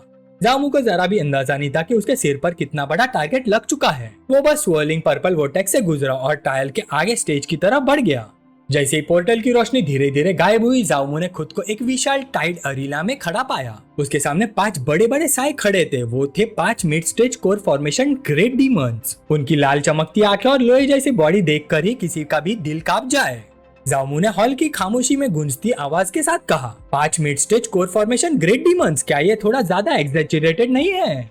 पांचों डीमंस ने एक साथ हड्डी तक ठंडा कर देने वाली धाड़ मारी। उनका मर्डरस इंटेंट लाल धुन की तरह पूरे अरीना में फैल गया। पर इतने ओवरवेलिंग प्रेशर के बावजूद जामू ने बस दोनों हाथ शांत करने वाले अंदाज में उठा दिए। उसके होठों पर एक हल्का सा शरारती स्माइल था। उसने आराम से कहा, अरे अरे, बड़े लोगों को पर्सनली मूव करने की जरूरत नहीं है, मुझे अपनी लिमिट्स अच्छी तरह से पता है। लेकिन डीमंस को नेगोशिएशन में कोई इंटरेस्ट नहीं था। उनमें से एक बेहीमोथ अचानक आगे बढ़ा। उसने एक मैसिव ग्लोइंग रेड पोल आर्म को इतनी ताकत से घुमाया जैसे आसमान ही चीर देगा। वेपन के साथ डिस्ट्रक्टिव एनर्जी की लाल लहर जामू के सीने की तरफ आई। हे बिग शॉट्स, इतना इम्पेशेंट मत बनो। अचानक जामू के आसपास ब्रिलियंट गोल्डन ऑरा भड़क उठी। जब वो विशाल वेपन उसे टकराया तब वो जामू को नहीं छुआ। जामू जोर से हंस पड़ा। उसकी हंसी पूरे ट्रायल स्पेस में गूंज उठी। उसका शरीर धीरे धीरे रोशनी में घुलने लगा। उसने ग्रेट डीमन से कहा, अगली बार जब मेरे पास काफी स्ट्रेंथ होगी तब मैं तुम्हें दोबारा चैलेंज करने आऊंगा। उसकी गोल्डन आंखें शार्प और कैलकुलेटिंग रोशनी से चमक उठी। मुझे लगता है वो दिन ज्यादा दूर नहीं। कोर्टयार्ड के बाहर का माहौल बिजली की तरह चार्ज था। अचानक एक डिसाइपल ने प्लाजा के बीच की तरफ उंगली दिखाते हुए चीखा, देखो, जामू बाहर आ गया। जमीन से ब्रिलियंट ऑरेंज फायर का एक पिलर फूट निकला। आग घूमती हुई वायलेंट वॉर्टेक्स में बदल गई और फिर धीरे धीरे एक इंसानी रूप में सॉलिडिफाई हो गई। जब फ्लेम शांत हुई, जामू सामने खड़ा था। एक हाथ कैजुअली उसकी कमर पर टिका हुआ था। उसने भीड़ को देखकर एक स्मग और नोइंग ग्रीन दी। उसने आसपास देखते हुए कहा, इतने सारे लोग, क्या सब मुझे वेलकम करने आए हैं? लेकिन ये पीसफुल मोमेंट तुरंत टूट गया। आसमान से एक मैसिव फिगर टूटते हुए तार की तरह नीचे गिरा। उसके लैंड करते ही स्टोन टाइल्स में दरारें फैल गई। रेड एनर्जी की शॉक वेव ने आसपास के डिसाइपल्स को पीछे ढकेल दिया। धूल बैठने पर सामने वही हल्किंग हॉर्न डीमन नजर आए, नी हाउ। उसके मसल फटक रहे थे। चेहरे पर एक शिकारी खतरनाक ग्रीन फैली हुई थी। उसने जहर भरी आवाज में ग्राउल किया, ब्रैट, आखिर तुम बाहर आ ही गए। मैं काफी देर से तुम्हारा इंतजार कर रहा था। धूल बैठते ही जामू ने महसूस किया कि दो परिचित फिगर उसके दोनों तरफ आकर खड़ी हो गई हैं। उसके कुछ कहने से पहले ही उसके पास से एक वार्निंग सुनाई दी, केयरफुल। व्हाइट रोब्स में लूची ने अपनी स्वॉर्ड निकाली। तलवार ठंडी रोशनी से चमक रही थी। ये निहाव है, inner sect heavenly pride rank में 8th रैंक। दूसरी तरफ क्रिम्सन आउटफिट में चूजीरॉन भी फाइटिंग स्टांस में आ गई। उसकी नजर बिल्कुल शार्प और फोकस थी। उसने स्टेडी आवाज में कहा, तुम भागो, हम तुम्हारे लिए इसे रोकेंगे। जामू ने हैरान से आंखें झपकाए, हैं? वो सच में कंफ्यूज हो गया। लूची का उसकी मदद करना समझ आता था, लेकिन चूजीरॉन, ये तो बिल्कुल अनएक्सपेक्टेड था। वो हल्का सा उसकी तरफ झुककर धीरे से बोला, लूची का हेल्प करना अलग बात है, लेकिन चूजीरॉन, तुम आखिर खेल क्या रही हो? चूजीरॉन ने पीछे मुड़कर भी नहीं देखा, लेकिन उसकी गर्दन तक हल्का सा लालपन आ गया। उसने एक गोल्डन तलिस्मान एक्टिवेट किया। उसने ठंडे अंदाज में जवाब दिया, मेरे पास अपने रीजंस हैं। कोर्टयार्ड के दूसरी तरफ नीहाव की आंखें मर्डरस इंटेंस से जल उठी। उसने दोनों औरतों को देखा। उसके दिमाग में कैलकुलेशन चल रही थी। चूजीरॉन और लूची जामू को इतनी एग्रेसिवली प्रोटेक्ट कर रही हैं। लगता है उनके पीछे के लोगों ने भी इसके पोटेंशियल को नोटिस कर लिया है। उसने तुरंत डिसीजन ले लिया, मैं और वेट नहीं कर सकता। एल्डर्स के आने से पहले मुझे जामू को मारना ही होगा। एक थंडरस रॉर के साथ निहाव हवा में उछल गया। उसका massive face terrifying red aura से घिरा हुआ था। वो गरजा, रास्ते से हट जाओ, कोई भी मुझे मेरे कजिन का बदला लेने से नहीं रोक सकता। उसके डिसेंट के फोर्स से लूची और चूजीरॉन दोनों पीछे ढकेल दी गई। अब इम्पैक्ट जोन के सेंटर में जामू अकेला खड़ा था, लेकिन भागने के बजाय जामू ने बस एक ही हल्की सी सांस छोड़ी। उसके चेहरे पर काम और ऑलमोस्ट प्रेडेटरी स्माइल उभर आई। उसने अपने कंधे घुमाए जैसे अब तक सिर्फ हल्का सा वार्म अप चल रहा था। उसने अपने दोनों पाम्स को जोड़ लिया। उसकी आंखें सीधा आसमान से टूटकर आ रहे नीहाव पर टिक गई। हे वार्म अप कंप्लीट, तो फिर आज मुझे पीक कोर फॉर्मेशन की असली ताकत का एक्सपीरियंस करने दो। अगले पल दोनों का टकराव हुआ और वो टकराव इतना भयानक था कि धरती तक कांप उठी। निहाव का पहाड़ जैसा मुक्का नीचे गिरा। जामू ने उसे सीधा सामने से रोका। उसके शरीर से ह्यूमन एम्परर ब्लड लाइन की प्राचीन गोल्डन शक्ति फूट पड़ी। फिर एक मैसिव एक्सप्लोजन ऑफ लाइट और प्रेशर पूरे प्लाजा में फैल गया। ब्लाइंडिंग एनर्जी डोम ने आसपास की बिल्डिंग तक को हिला दिया। ऑनलुकर्स ने तुरंत अपनी आंखें धक ली। सबके चेहरे पर डर और डिसबिलीफ दिख रहा था। क्या यह सच में फाउंडेशन एस्टेब्लिशमेंट 5th लेयर की स्ट्रेंथ है? एक डिसाइपल हकलाकर बोला। ये पीक कोर फॉर्मेशन के एक्सपर्ट को हेड ऑन रोक रहा है। दूसरा शॉक में चीखा। जैसे जैसे रोशनी और तेज होती गई, सीनियर डिसाइपल्स को कुछ समझ आने लगा। अगले ही पल एक डिसाइपल जोर से चिल्लाया, उसके शरीर की ये गोल्डन रेडियंस, कहीं ये ह्यूमन एम्परर ब्लड लाइन तो नहीं? इम्पैक्ट क्रेटर के बीच नीहाव की आंखें फट गई। उसके दांत कस गए। इतना विशाल और मस्कुलर होने के बावजूद वो आगे 1 इंच भी बढ़ नहीं पा रहा था। उसकी सबसे बड़ी शॉक की वजह यह थी कि जामू उसका मैसिव फिस्ट सिर्फ एक ग्लोइंग हाथ से रोक खड़ा था, जैसे कुछ हुआ ही ना हो। जामू ने शांत लेकिन तंज भरी आवाज में कहा, अगर बात सिर्फ फिजिकल स्ट्रेंथ की हो तो सीनियर ब्रदर निहाव, जरूरी नहीं कि आप मुझसे ज्यादा स्ट्रॉन्ग हो। निहाव दहाड़ उठा। उसका दिमाग गुस्से और शौक से भर गया। इस ब्रैड के पास आखिर कितने सीक्रेट्स हैं, मैं अब और होल्ड नहीं कर सकता। उसने दांत भींचते हुए अपनी सारी कल्टीवेशन पावर अपने हाथ में भर दी और उसके मसल्स फटने की हद तक फूल गए। वो पूरी ताकत से जामू को कुचलने की कोशिश करने लगा, लेकिन जामू ने बस ठंडी सांस छोड़ी, उसकी गोल्डन ऑरा और भी ज्यादा भड़क उठी। ह्यूमन एम्परर ब्लड लाइन की शक्ति ने आसानी से नी हाओ की पीक स्ट्रेंथ को मैच कर लिया। साइड पर खड़ी लूची का दिल जोर जोर से धड़क रहा था। इनर सेक्ट एक्सपर्ट की टेरिफाइंग पावर को देखकर वो जोर से चीखी, जामू जल्दी भागो। उसके पास खड़ी चू जीरॉन का भी कंपोजर टूट चुका था, उसका चेहरा पीला पड़ गया, उसके माथे पर पसीने की बूंद उभर आई। अब उसे समझ आ रहा था कि किस लेवल की शक्ति रिलीज हो रही है। लेकिन नी हाओ जामू को जरा भी ब्रीदिंग रूम देने के मूड में नहीं था। उसके होठों पर क्रूअल और विक्टोरियस स्नेयर उभर आया। अचानक उसके सीने के सामने एक चमकता हुआ cross shaped sword intent manifest हुआ। उसमें से लीथल ग्रेडियंट्स धड़क रही थी। नी हाओ गर्जा, मर जाओ, इस स्वॉर्ड इंटेंट के नीचे मरना तुम्हारे लिए भी सम्मान की बात है। किलिंग ब्लो सीधा जामू की तरफ छूट गया, लेकिन जामू ने पलक तक नहीं झपकाई। तेज हवा में उसके लंबे बाल झूलने लगे, उसकी आंखें फियर्स गोल्डन लाइट से जल रही थी। उसके चेहरे पर बस एक कॉन्फिडेंट ऑलमोस्ट फियरलेस स्माइल थी, जैसे वो कह रहा हो अब असली बैटल शुरू होती है। न्यूहो के सीने से निकली हुई सुनहरी तलवार ने अचानक एक खूंखार ड्रैगन का रूप ले लिया। इसी वजह से जामू तुरंत पीछे हट गया। तब उसे एहसास हुआ कि ये वही स्वॉर्ड इंटेंट है जो लॉन्ग टिंगशियान छोड़कर गया था। उसने तुरंत अपने पूरे शरीर की ताकत लगाकर उस अटैक को रोकने की कोशिश की और जोर से चिल्लाया, human emperor blood line open. Attack की भयानक ताकत के असर से उसकी आंखों, नाक और मुंह से लगभग एक साथ खून बहने लगा। इसके तुरंत बाद एक जबरदस्त धमाका हुआ जो पूरे इलाके में गूंज उठा।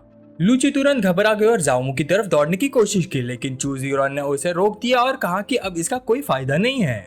चू जीरॉन के हिसाब से नेशन सोल कल्टिवेटर का sword intent foundation establishment stage के किसी व्यक्ति के लिए रोक पाना नामुमकिन था। बहुत ज्यादा संभावना थी कि जामू अब तक राख बन चुका हो। ये सोचकर उसे एहसास हुआ कि अब वो अपने मास्टर का हुक्म कभी पूरा नहीं कर पाएगी। दूसरी तरफ न्यू हाओ हल्की सी हंसी हंसा और धमाके से बने घने धुएं की तरफ बढ़ने लगा। ठंडी आवाज में उसने कहा, अपने ऊपर के इंसान को चैलेंज करने की यही कीमत होती है।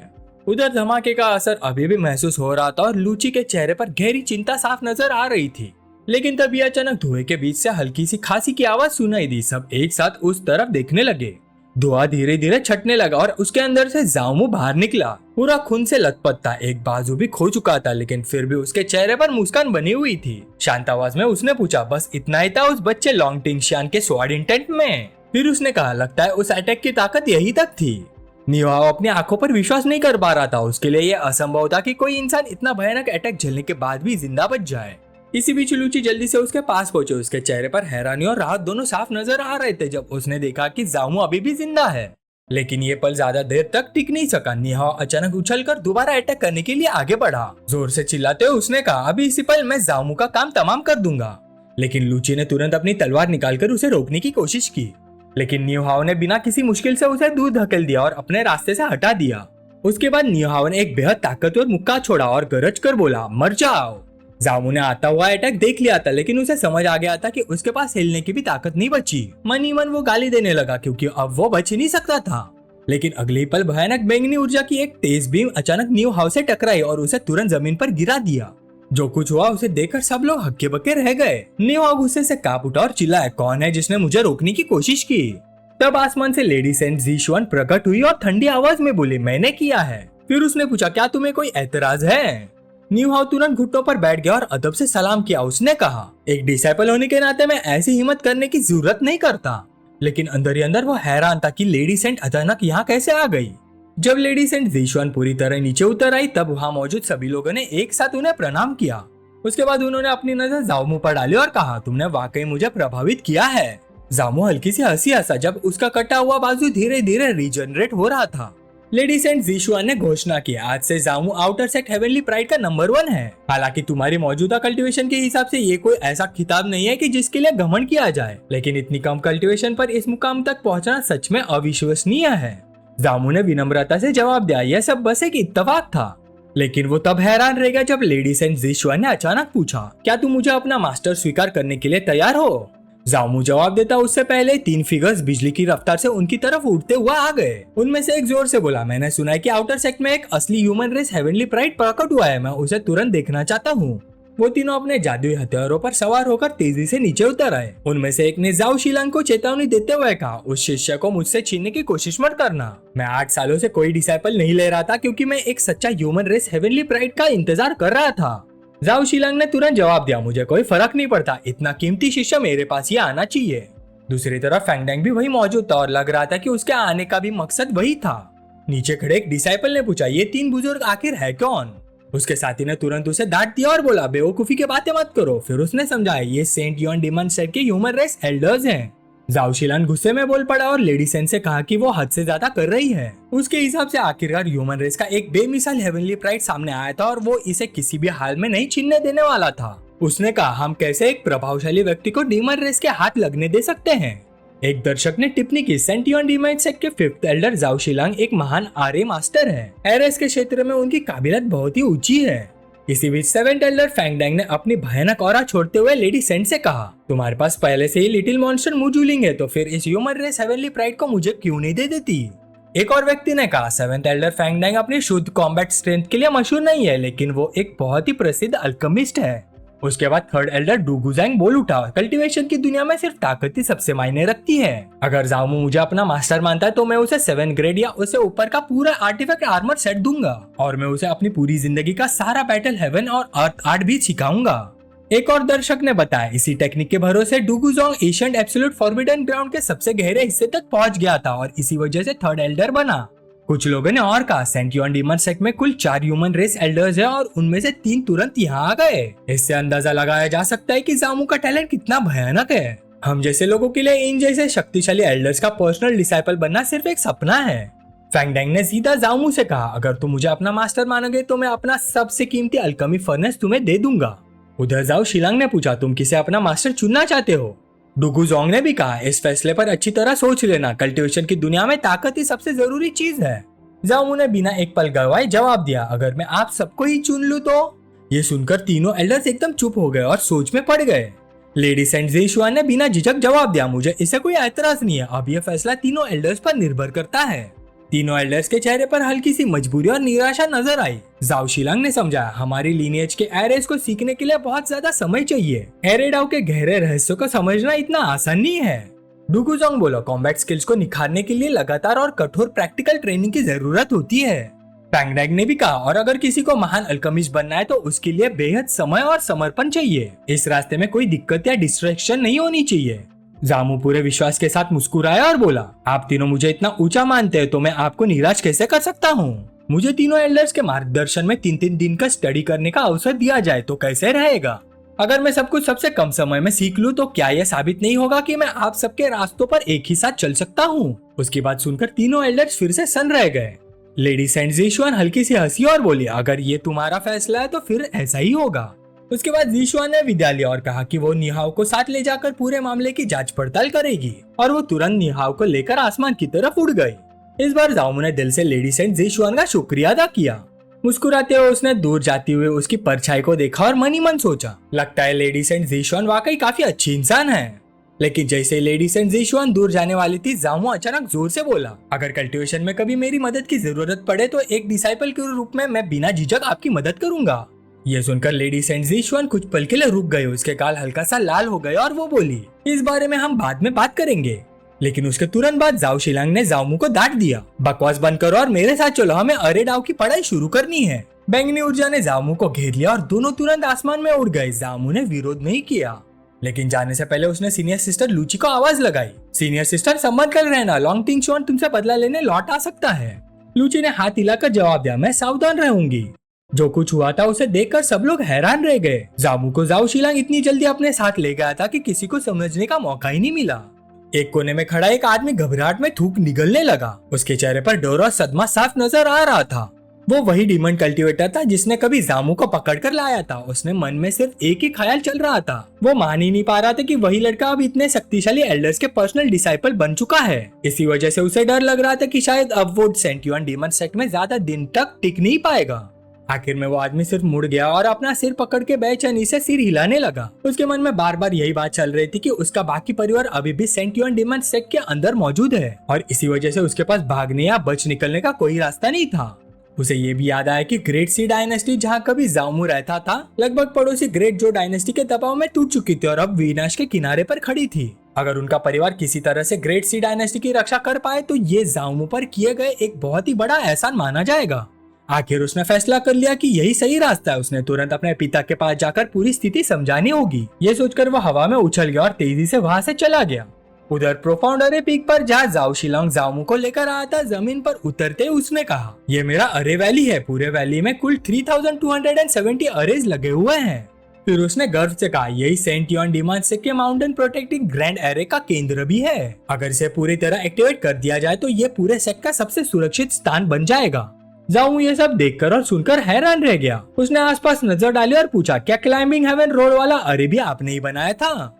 जाओ शिलोंग हल्की सी मुस्कुराहट के साथ शर्मिंदगी भरे अंदाज में बोला, मैं खुद को अरे जीनियस कहता हूँ, लेकिन अगर मेरी पूरी जिंदगी भी निकल जाए तभी मैं क्लाइंबिंग हेवन रोड जैसा टॉप टियर अरे नहीं बना सकता। उसने समझा, क्लाइंबिंग हेवन रोड को सेंट योन पैट्रियर्क ने खुद 8000 साल पहले बनाया था और इसी वजह से सेंट योन डीमन सेक्ट आज तक 10,000 डीमन फॉरेस्ट में मजबूती से टिका हुआ है। ये सुनकर जाओमू बहुत प्रभावित हुआ और बोला, पेट्रैक वाकई अद्भुत थे। फिर उसे वो खबर याद आई जो उसने सुनी थी कि सेक्ट की स्थापना के लगभग 1000 साल के बाद सेंट योन पैट्रियर्क अचानक गायब हो गया था। इसलिए उसने पूछा, क्या सेंट योन पैट्रियर्क मर चुके हैं?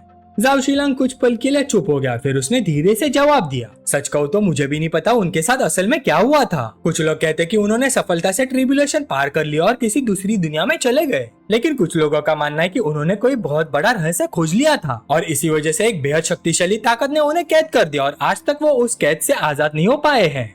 जामू सोच में पड़ गया। वो कल्पना करने लगा कि आखिर कितनी भयानक ताकत होगी जो सेंट योन पैट्रियर्क जैसे व्यक्ति को भी दबा सकती है। लेकिन जाओ शिलोंग ने सिर हिलाकर कहा, अभी तुम्हारे लिए इन बातों को जानने का समय नहीं आया है। उससे बेहतर है कि तुम मेरे साथ केव एडॉप्ट चलो और अरेडाओ में अपनी प्रतिभा का परीक्षण दो। जामू ने विनम्रता से हाँ में सिर हिलाया और उसके पीछे चल दिया। कुछ देर बाद वो दोनों अपनी मंजिल पर पहुंच गए। जैसे ही दरवाजा खुला उनका स्वागत एक लड़की ने किया जिसके हल्के गुलाबी रंग के बाल थे। उसने अदब से जाओ शिलोंग को प्रणाम किया, हेलो मास्टर। वो शोंग यूरोंग थी, जाओ शिलोंग की डिसाइपल। उसने हैरानी से पूछा कि आज उन्हें केव एडॉप्ट आने का समय कैसे मिल गया। जाओ की नजर शोंग यूरोंग पर पड़ी और वो उसकी मौजूदगी से प्रभावित हुए बिना रह नहीं सका। खासकर उसके शानदार और आकर्षक ट्विन टावर ने उसका ध्यान खींच लिया। कुछ ज्यादा देर तक देखने की वजह से शोंग यूरोंग ने उसकी नजर महसूस कर ली। उसने जाओ की तरफ ठंडी नजरों से देखा। ये देखकर जाओ तुरंत नजर हटा गया। मनी मन उसने सोचा, कितनी शर्म की बात है, मैं अपनी सीनियर सिस्टर के सामने ही कंप्यूटर खो बैठा था। तभी जाओ शिलोंग ने बोला, ये जामू है, मेरा नया डिसाइपल और आज से ये तुम्हारा जूनियर ब्रदर होगा। फिर उसने जामू से कहा, हालांकि शोंग यूरोंग की कल्टीवेशन ज्यादा ऊंची नहीं है, लेकिन ये एक बहुत ही दुर्लभ डिवाइन रून प्रोडजी है। असली प्रतिभा 100 सालों में सिर्फ एक ही बार देखने को मिलती है। जामू ने तुरंत अदब से झुककर कहा, सीनियर सिस्टर शोंग यूरोंग को प्रणाम।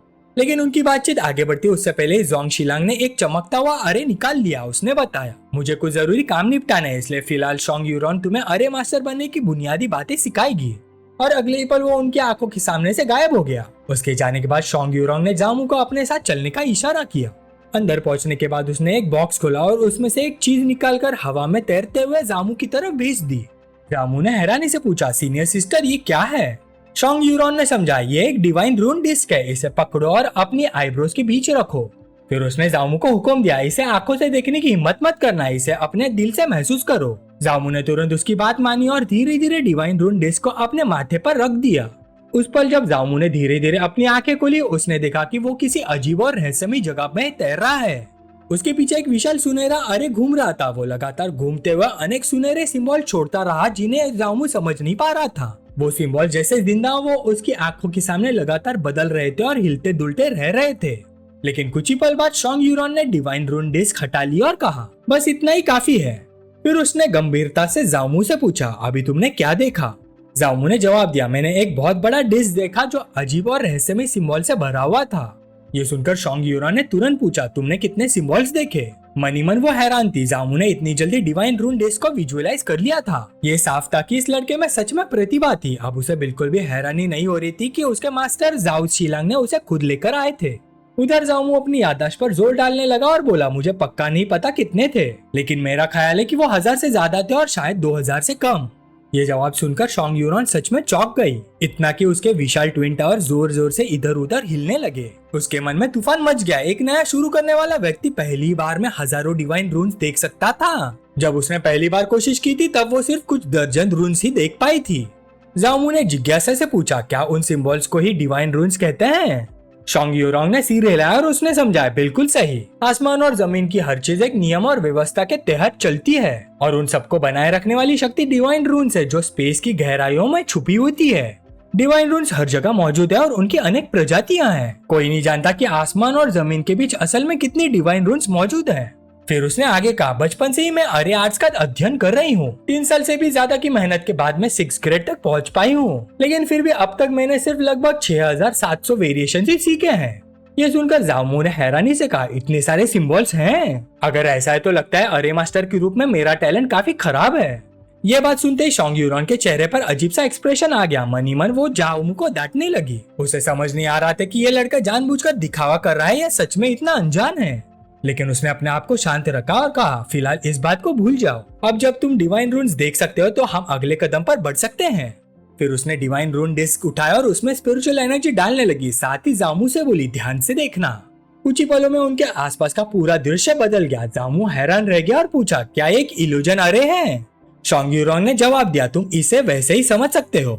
उसके बाद उनके चारों तरफ अलग अलग प्रकार की शक्तियां प्रकट होने लगी। भयंकर टॉर्नेडोज, गरजती हुई बिजलियां, उछलती हुई पानी की लहरें, भड़कती हुई आग और हड्डियां जमा देने वाली बर्फ। शोंग यूरॉन्ग ने समझाया, मेरी मौजूदा शक्ति के साथ मैं डिवाइन रून्स की संरचना बदलकर डिवाइन रून डिस्क की मदद से इस तरह की इल्यूजन बना सकती हूँ। लेकिन उसकी बात खत्म होते ही उसका चेहरा सफेद पड़ गया। ऐसे लग रहा था जैसे वो किसी भी पल गिर पड़ेगी।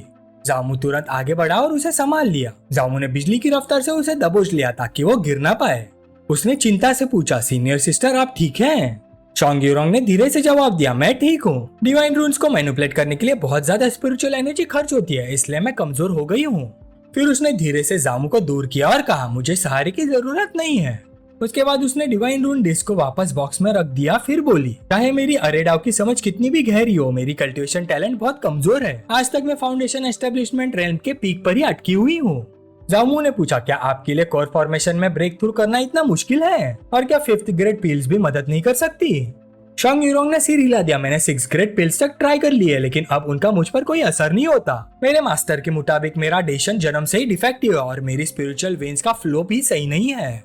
जब तक मुझे 8th ग्रेड ओरिजिन गैदरिंग पिल नहीं मिलती तब तक मेरे पास कोर फॉर्मेशन में ब्रेक थ्रू करने की कोई उम्मीद नहीं है। ये सुनते ही जामू के दिमाग में एक आइडिया चमका। वो मुस्कुराया और बोला, सीनियर सिस्टर शोंग यूरॉन्ग, अगर मैं आपके लिए ओरिजिन गैदरिंग पिल ला दूं तो आप बदले में मुझे क्या देने को तैयार होंगी? ये सुनते ही शोंग यूरॉन्ग तुरंत उसके पास आ गए। उसके कदमों में साफ तौर पर जल्दी और उत्सुकता थी। वो बोली, अगर तुम मेरे लिए 8th ग्रेड ओरिजिन गैदरिंग पिल ला सकते हो तो चाहे उसकी कीमत कितनी भी हो, मैं बिना झिझक उसे खरीद लूंगी। फिर उसने दृढ़ आवाज में कहा, चाहे मुझे अपनी सारी संपत्ति बेचनी पड़े मैं फिर भी करूंगी, बस मुझे वो पिल मिल जाए। उसकी आवाज में इतनी गंभीरता और दृढ़ संकल्प था कि जामू भी थोड़ा पीछे हट गया। वो ध्यान से उसकी प्रतिक्रिया को देखने लगा, जैसे उसकी हर शब्द को परख रहा हो। जामू ने उसकी तरफ देखा। उसके चेहरे पर हल्की सी मुस्कान थी। उसने धीरे से उसे पीछे की तरफ कर दिया। सीनियर सिस्टर शोंग यूरॉन्ग को यह बात पता होनी चाहिए कि 8th ग्रेड ओरिजिन गैदरिंग पिल ऐसी चीज नहीं है जो सिर्फ पैसे से आसानी से खरीदी जा सके। ये सुनकर शोंग यूरॉन्ग सोच में पड़ गई और हल्का सा सर झुका लिया। वो मन ही मन हिसाब लगा रही थी कि क्या उसके पास वाकई इतना पैसा है कि वो ऐसी अनमोल चीज के बदले कुछ दे सके। फिर उसने गहरी सांस ली, कुछ पल के लिए नजर झुका ली, फिर सीधा जामू की आंखों में देखा। अगर जरूरत पड़ी तो मैं खुद को भी उस पिल के बदले में देने के लिए तैयार हूँ। हवा एक पल के लिए थम गई, लेकिन उसके अपने शब्दों का भार समझने से पहले ही जामू ने उसका हाथ पकड़ लिया। उसके चेहरे पर हल्की सी चालाक मुस्कान थी जब वो बोला, बहुत अच्छा, तो फिर हमारी डील पक्की समझो। शोंग यूरॉन्ग एक पल के लिए हैरान रह गया। उसके दिल में अजीब सा एहसास पैदा हुआ, जैसे कुछ गड़बड़ हो, जैसे उसने अनजाने में किसी जाल में कदम रख लिया हो। कुछ देर बाद जामू ने अपने पास से 3 पिल्स निकाली और बोला, मेरे पास कुछ गैदरिंग पिल्स बच गई हैं, फिलहाल मैं ये आपको दे सकता हूँ। पिल्स देखकर शोंग यूरॉन्ग ने एक लंबी सांस ली और हल्का सा सिर हिला दिया। वो बोली, ये सब सिर्फ 5th ग्रेड गैदरिंग पिल्स है, मेरी मौजूदा कल्टीवेशन पर इनका लगभग कोई असर नहीं होगा। फिर भी उसने उन्हें ठुकराया नहीं। उसने पिल संभाल कर रख ली और जामू का शुक्रिया अदा किया। जामू बस हल्का सा मुस्कुरा दिया, जैसे उसे और कुछ कहने की जरूरत ही ना हो।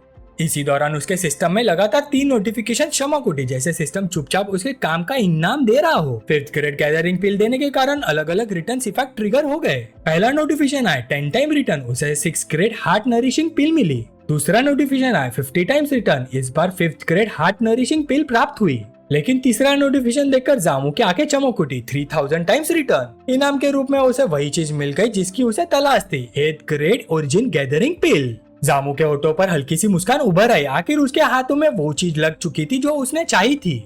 उसने चुपचाप अपने कपड़ों के अंदर छुपा हुआ पिल कंटेनर महसूस किया और मन ही मन सोचा, लगता है अब सिस्टर शोंग यूरॉन्ग के पास मेरे प्लान से बचने का कोई रास्ता नहीं बचा।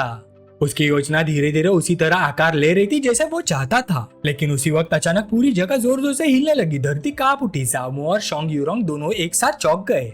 जामू ने बाहें सिकुड़ते हुए पूछा, ये क्या हो रहा है? शोंग यूरोंग ने तुरंत समझ लिया कि यह कंपन कहाँ से आ रहा है। वो बोली, ये ग्रेट माउंटेन प्रोटेक्शन अरे की तरफ से आ रहा है। फिर शोंग यूरोंग ने बिना वक्त बर्बाद किए अपनी उंगलियां चुटकी की तरह हिलाई। अगले पल 3 लोग उसके सामने प्रकट हो गए। तीनों ने झुककर अदब से कहा, सीनियर सिस्टर। शोंग यूरोंग ने अपनी जगह नहीं छोड़ी, उसने बाहें बांध ली। अब उसकी घबराहट की जगह एक ठंडी और प्रोफेशनल अथॉरिटी आ चुकी थी। शोंग यूरोंग ने सीधा सवाल किया, क्या तुम लोगों ने अरे डैमेज का कारण पता लगा लिया? एक डिसाइपल आगे बढ़ा, उसका सिर अभी भी झुका हुआ था। वो बोला, हमें पता चला है कि माउंटेन प्रोटेक्टिंग ग्रैंड एरे के 3 डैमेज पॉइंट इविल बीस्ट के हमले की वजह से डैमेज हुए हैं।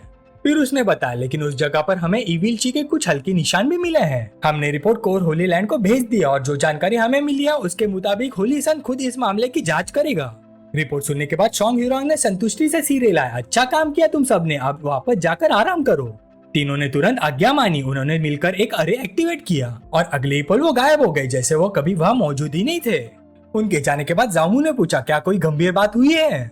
शोंग यूरोंग ने शांत आवाज में जवाब दिया, नहीं, बस डीमंस की तरफ से एक आम सी परेशानी है। ऐसी घटनाएं सेंटियन डीमन सेक्ट में काफी आम है। ये सुनकर जामू थोड़ा उलझन में पड़ गया। उसने पूछा, लेकिन क्या सेंटियन डीमन सेक्ट खुद एक डीमन सेक्ट नहीं है? अगर ऐसा है तो फिर डीमंस अपने ही कैंप में हंगामा क्यों मचाते हैं? शोंग यूरोंग ने धीरे से समझाया, प्राचीन काल से ही इमोर्टल मार्शल कॉन्टिनेंट 2 विपरीत कैंप में बटा हुआ है। एक तरफ ह्यूमन रेस है और दूसरी तरफ डीमन रेस। ये दोनों जातियां हजारों सालों से एक दूसरे से गहरी नफरत करती आई हैं और उनके बीच की लड़ाई कभी सच में खत्म नहीं हुई। इसलिए ऐसे विवाद और टकराव लगातार होते रहना कोई हैरानी की बात नहीं थी। डीमंस उन्हें अपना नहीं मानते थे और ह्यूमंस भी उन पर पूरा भरोसा नहीं करते थे। इसी वजह से सेक्ट हमेशा एक अजीब सी स्थिति में था जहाँ उसका कोई सच्चा साथी नहीं था। कई शक्तिशाली फोर्सेस सेंटियन डीमन सेक्ट को एक खतरे के रूप में देखती थी, सिर्फ उनकी ताकत की वजह से नहीं बल्कि उनकी उस अनोखी पहचान की वजह से जो उन्हें किसी भी पक्ष का पूरी तरह से हिस्सा नहीं बनाती थी। अब जामू को पूरी तरह से स्थिति समझ आ गई। जब दोनों एक दूसरे पर शक करते हो तो ऐसा माहौल में तनाव और संघर्ष होना ही स्वाभाविक था। सच कहे तो अगर सेक्ट के अंदर ह्यूमंस और डीमंस के बीच पूरी शांति होती तो वही ज्यादा अजीब बात होती। कुछ देर बाद दोनों शोंग यूरोंग के रेसिडेंस की तरफ गए। वो एक शांत जगह पर बना हुआ था जो बाकी इलाके के शोर शराबे से अलग लगता था। रेसिडेंस के बाहर एक साफ और सुंदर हॉट स्प्रिंग था। उसका गर्म पानी देखते ही मन को शांति और सुकून का एहसास होता था। शोंग यूरोंग ने जामू से कहा, आज मैंने काफी ज्यादा एनर्जी खर्च कर दी है। मैं ऊपर जाकर कुछ देर आराम करूंगी, उसके बाद ही तुम्हें आगे सिखाना शुरू करूंगी। जामू ने मुस्कुराकर जवाब दिया, कोई बात नहीं सीनियर सिस्टर, मुझे कोई एतराज नहीं है।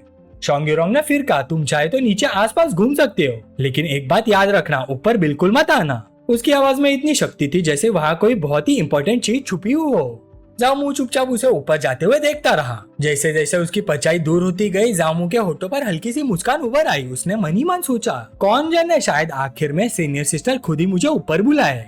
फिलहाल तो वो सख्ती से मना नहीं कर रही थी, लेकिन जामू के दिमाग में कुछ और ही चल रहा था। उसने अपनी जेब से एक छोटी सी बोतल निकाली और धीरे से हाथ में घुमाया। बोतल के अंदर कुछ बहुत ही कीमती छुपा हुआ था, लेकिन कुछ देर सोचने के बाद उसने अपना प्लान फिलहाल टाल दिया। उसने फैसला किया कि पहले थोड़ा आराम कर लेना बेहतर होगा। धीरे से उसने अपने हाथ और कंधे स्ट्रेच किए, फिर हॉट स्प्रिंग के पास गया।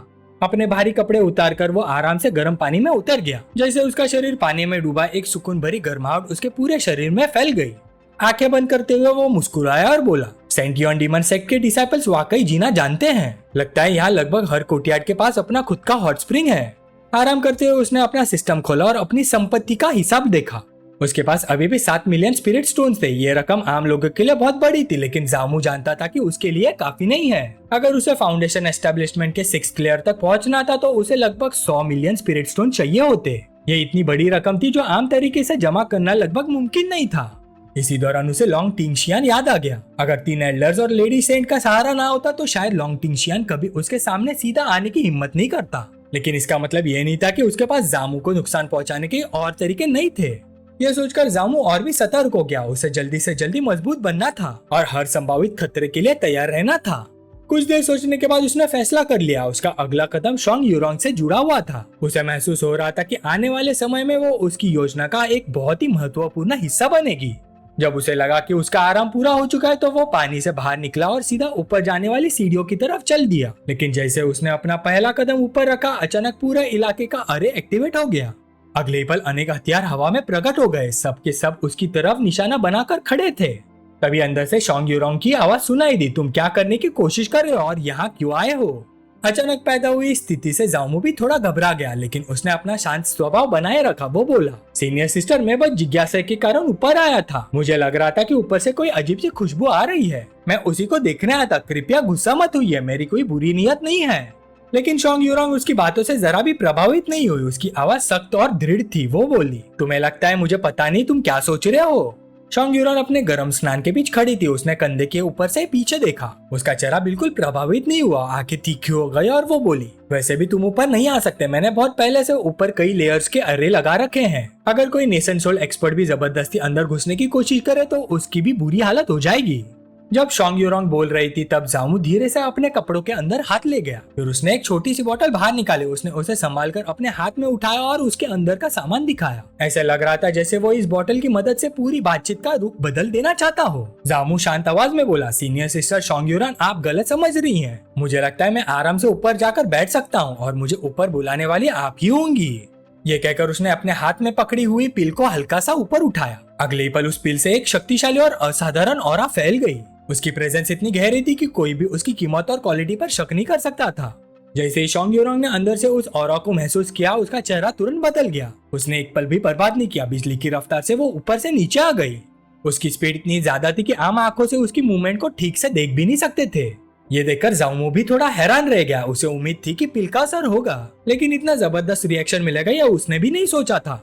जैसे ही शोंग यूरोंग उसके सामने पहुंचे, उसकी आंखें पूरी तरह से फैल गई। वो बिना पलक झपकाए जामू के हाथ में रखी पिल को देखती रही। उसके चेहरे पर अविश्वास साफ नजर आ रहा था, जैसे उसका दिमाग मान ही नहीं रहा हो कि यह सच हो सकता है। कांपती हुई आवाज में उसने पूछा, तुम्हें 8 ग्रेड ओरिजिन गैदरिंग पिल कहाँ से मिली?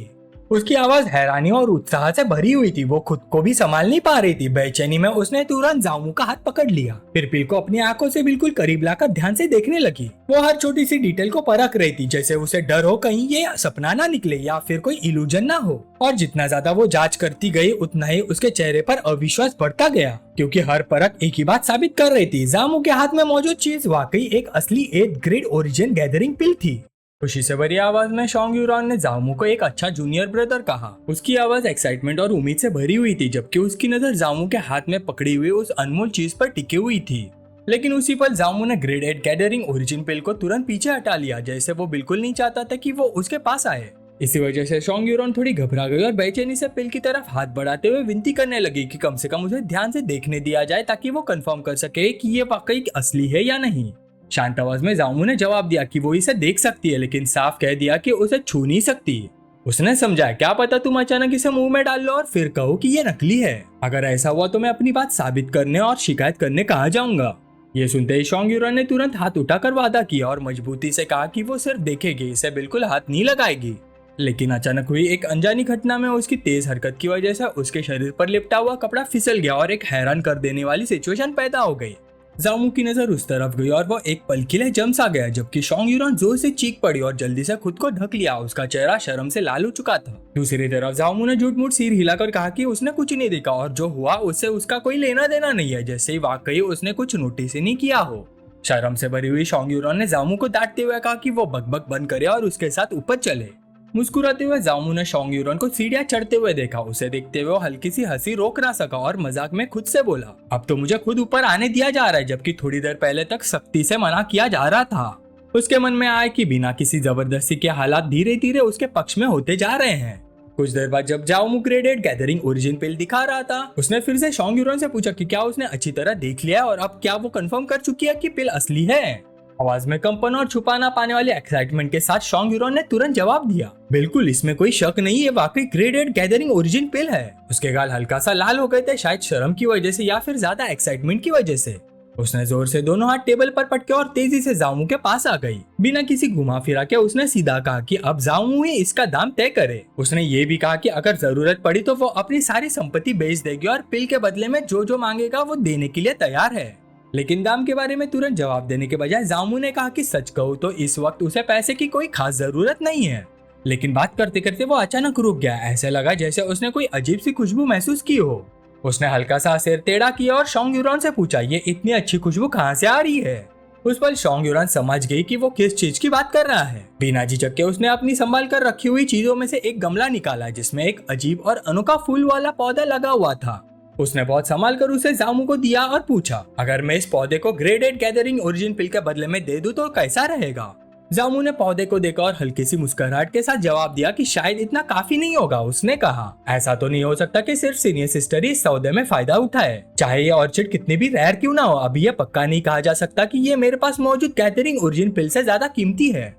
ये सुनते ही शोंग यूरान ने तुरंत समझाया कि ये कोई आम ऑर्चिड नहीं है, इसका नाम अजूर ऑर्चिड फेरी है। ये एक बहुत ही दुर्लभ मेडिसिनल हर्ब है जो आम जगहों पर लगभग कभी नहीं मिलती। उसने बताया कि यह पौधा उसके पिता को एक पुरानी और रहस्यमयी जगह की एक्सप्लोरेशन के दौरान अचानक मिला था, खासतौर पर जब वो उसके लिए गैदरिंग ओरिजिन पिल की तलाश कर रहे थे। उसके मुताबिक एल्डर फैंगडाई ने खुद इस पौधे की जांच की थी और कंफर्म किया था कि ये एक 8 ग्रेड मेडिसिनल हर्ब है, हालांकि अब ये अपने ग्रोथ स्टेज में ही है। उसने ये भी समझा कि वक्त के साथ जब ये पूरी तरह से मैच्योर हो जाएगा तो बहुत संभव है कि आम मेडिसिनल हर्ब्स को पीछे छोड़ देगा और एक ऐसा अनमोल खजाना बन जाएगा जिसकी कीमत को आम दौलत से नापना मुमकिन नहीं होगा। ये सुनकर जामू अपनी हैरानी छुपा नहीं सका। उसके दिमाग में तुरंत ये बात बैठ गई कि यह पौधा भविष्य में एक बहुत ही बड़ा खजाना बन सकता है। जब शोंग यूरान ने उसकी आंखों में दिलचस्पी देखी तो वो और पास आ गए और फिर से पूछा कि उसका क्या ख्याल है, क्या तुम इस एक्सचेंज के लिए राजी हो। सिर्फ इतना ही नहीं, उसने ये भी ऑफर किया कि वो 2 मिलियन स्पिरिट स्टोन्स और ऐड करेगी ताकि उसका सौदा पूरी तरह से फेयर हो सके।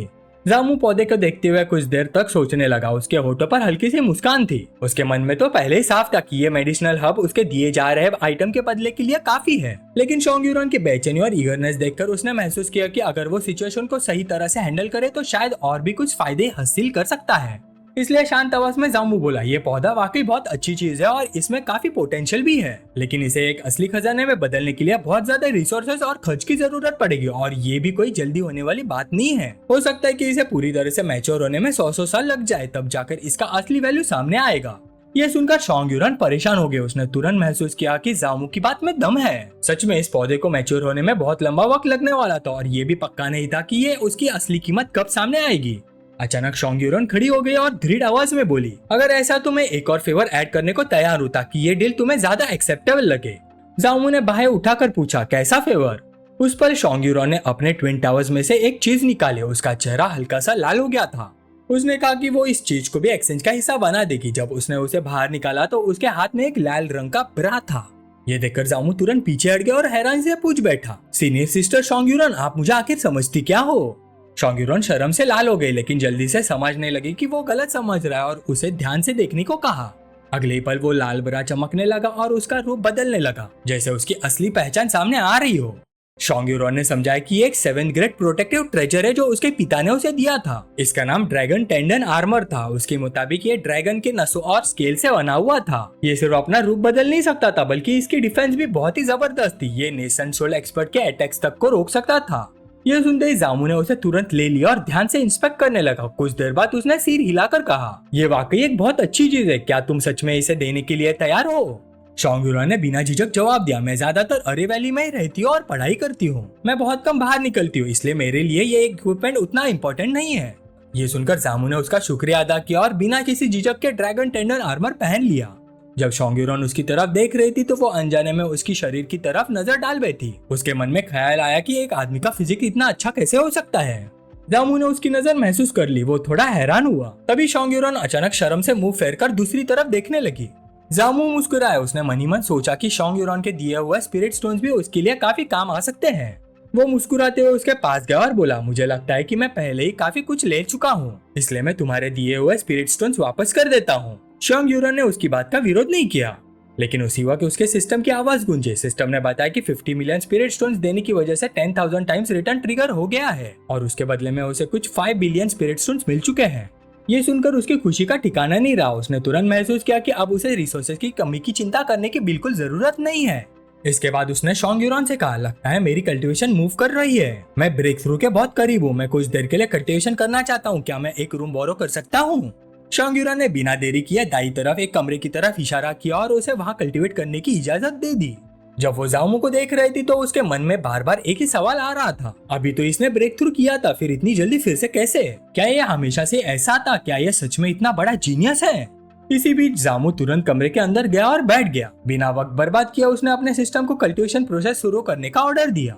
सिस्टम को ऑर्डर देने के बाद बेइंतहा स्पिरिट स्टोन्स का इस्तेमाल करते हुए उसने तुरंत अपना कल्टीवेशन प्रोसेस शुरू कर दिया। 3 दिन बीत गए जबकि बाहर शोंग्युरान इंतजार कर रही थी। वो खुद से पूछने से खुद को रोक नहीं पा रही थी कि आखिर जामू के साथ अंदर क्या चल रहा है। कमरे के अंदर जामू के पूरे शरीर से जलती हुई और बेहद शक्तिशाली एनर्जी निकल रही थी। उस शक्ति के असर से उसके मसल्स धीरे धीरे और मजबूत होते जा रहे थे और उसके कपड़े तक फटने लगे थे। उसी वक्त सिस्टम का नोटिफिकेशन सामने आया। उसने सफलता से फाउंडेशन एस्टेब्लिशमेंट के 8th लेयर तक ब्रेक थ्रू कर लिया था। अपने शरीर को देखते हुए जामू थोड़ा निराश हुआ और सोचने लगा तो 100 बिलियन स्पिरिट स्टोन्स का नतीजा सिर्फ इतना ही था। लेकिन फिर भी वो यही नहीं झुकला सकता था कि उसके शरीर की खासियत का उसकी कल्टीवेशन पर बहुत बड़ा असर था। इसी वजह से वो नतीजे से काफी हद तक संतुष्ट भी था। उसका ख्याल अचानक टूट गया जब उसने एक हंसी भरी आवाज सुनी। आवाज मजाक करते हुए पूछ रही थी, क्या तुमने फिर से ब्रेक थ्रू कर लिया? जामू चौंक गया। उसके सामने अचानक जाओ शिलांग खड़ा था, जैसे वो काफी देर से वही मौजूद हो। मुस्कुराते हुए उसने अपने अच्छे डिसाइपल का हालचाल पूछा। जवाब देने से पहले ही जामू ने तुरंत अपने मास्टर को प्रणाम किया और पूरी इज्जत के साथ उसका अभिनंदन किया। जामू बोला, मास्टर, सीनियर सिस्टर शोंग्युरान ने मुझे फॉर्मेशंस के बारे में बहुत सारी बेसिक नॉलेज सिखाई है। अब मुझे डिवाइन रून्स की मूवमेंट्स भी महसूस होने लगी है। लेकिन जाओ शिलांग ने सिर हिला दिया। मैं उस बात की बात नहीं कर रहा। जामू उलझन में पड़ गया। तो फिर आप किस बारे में बात कर रहे हैं? जाओ शिलांग मुस्कुरा और सीधा पूछ बैठा, तुम शोंग्युरान के बारे में क्या सोचते हो? क्या तुम उसे पसंद करते हो? ये सवाल सुनकर जामू एकदम से हैरान रह गया और कुछ पल के लिए जवाब ही नहीं दे पाया। ये देखकर जाओ शिलांग बोला, ठीक है, मैं तुम्हें सच बता देता हूँ। शोंग्युरान की बैकग्राउंड बिल्कुल सिंपल नहीं है।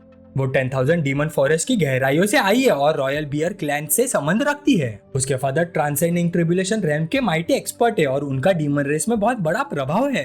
अगर तुम शोंग्युरान से शादी कर लो तो तुम्हें अगले 1000 साल तक किसी मुश्किल का सामना नहीं करना पड़ेगा। जामू मुस्कुराया और जवाब दिया, मास्टर, अभी मेरे लिए सबसे जरूरी चीज कल्टीवेशन है। फिलहाल मुझे प्यार व्यार में कोई खास दिलचस्पी नहीं है। बाहर से वो मुस्कुरा रहा था लेकिन अंदर ही अंदर कुछ और ही सोच रहा था। उसके पास एक ऐसा सिस्टम था जो किसी चीज से कम नहीं था, इसलिए वो एक पेड़ के लिए पूरा जंगल कभी नहीं छोड़ने वाला था। तभी अचानक बाहर से किसी की जोर से आवाज आई। वो बुड्ढे जाओ शिलांग को पुकार रहा था और कह रहा था कि उसका डिसाइपल वापस कर दिया जाए। जाओ शिलांग तुरंत समझ गया कि फैंगडैंग जामू को लेने आ गया है। वो ये भी जानता था कि ऐसे मामलों में वो बुढ़ा आदमी हमेशा समय का बहुत पक्का होता है। इसलिए जाओ शिलांग ने 3 किताबें निकाली और जामू को दे दी। उसने कहा, चाहे तुम वहाँ चले जाओ लेकिन अरेस की पढ़ाई मत छोड़ना। इन 3 किताबों को रोज पढ़ना। जामू ने अपने मास्टर की बात समझ ली। उसके बाद दोनों कमरे से बाहर निकल गए। बाहर फैंगडैंग मुस्कुराते हुए उसका इंतजार कर रहा था। जैसे उसने जामू को देखा वो बोला, मुझे लगता है तुम काफी परेशान हो। मुझे तो पहले से पता था कि फॉर्मेशन अरे का रास्ता तुम्हारे लिए नहीं है। ये कहकर उसने तुरंत जामू के कंधे पर हाथ रख दिया। फिर बोला, अल्केमी के रास्ते में भी टैलेंट और कॉम्प्रेशन की जरूरत होती है, लेकिन आर्य मास्टर बनने जितनी ज्यादा नहीं। खासकर जब तुम्हारे पास प्योर यांग बॉडी है। बस तुम्हें फायर कंट्रोल करना अच्छी तरह से आ जाए, उसके बाद पिल्स बनाना तुम्हारे लिए बहुत आसान हो जाएगा।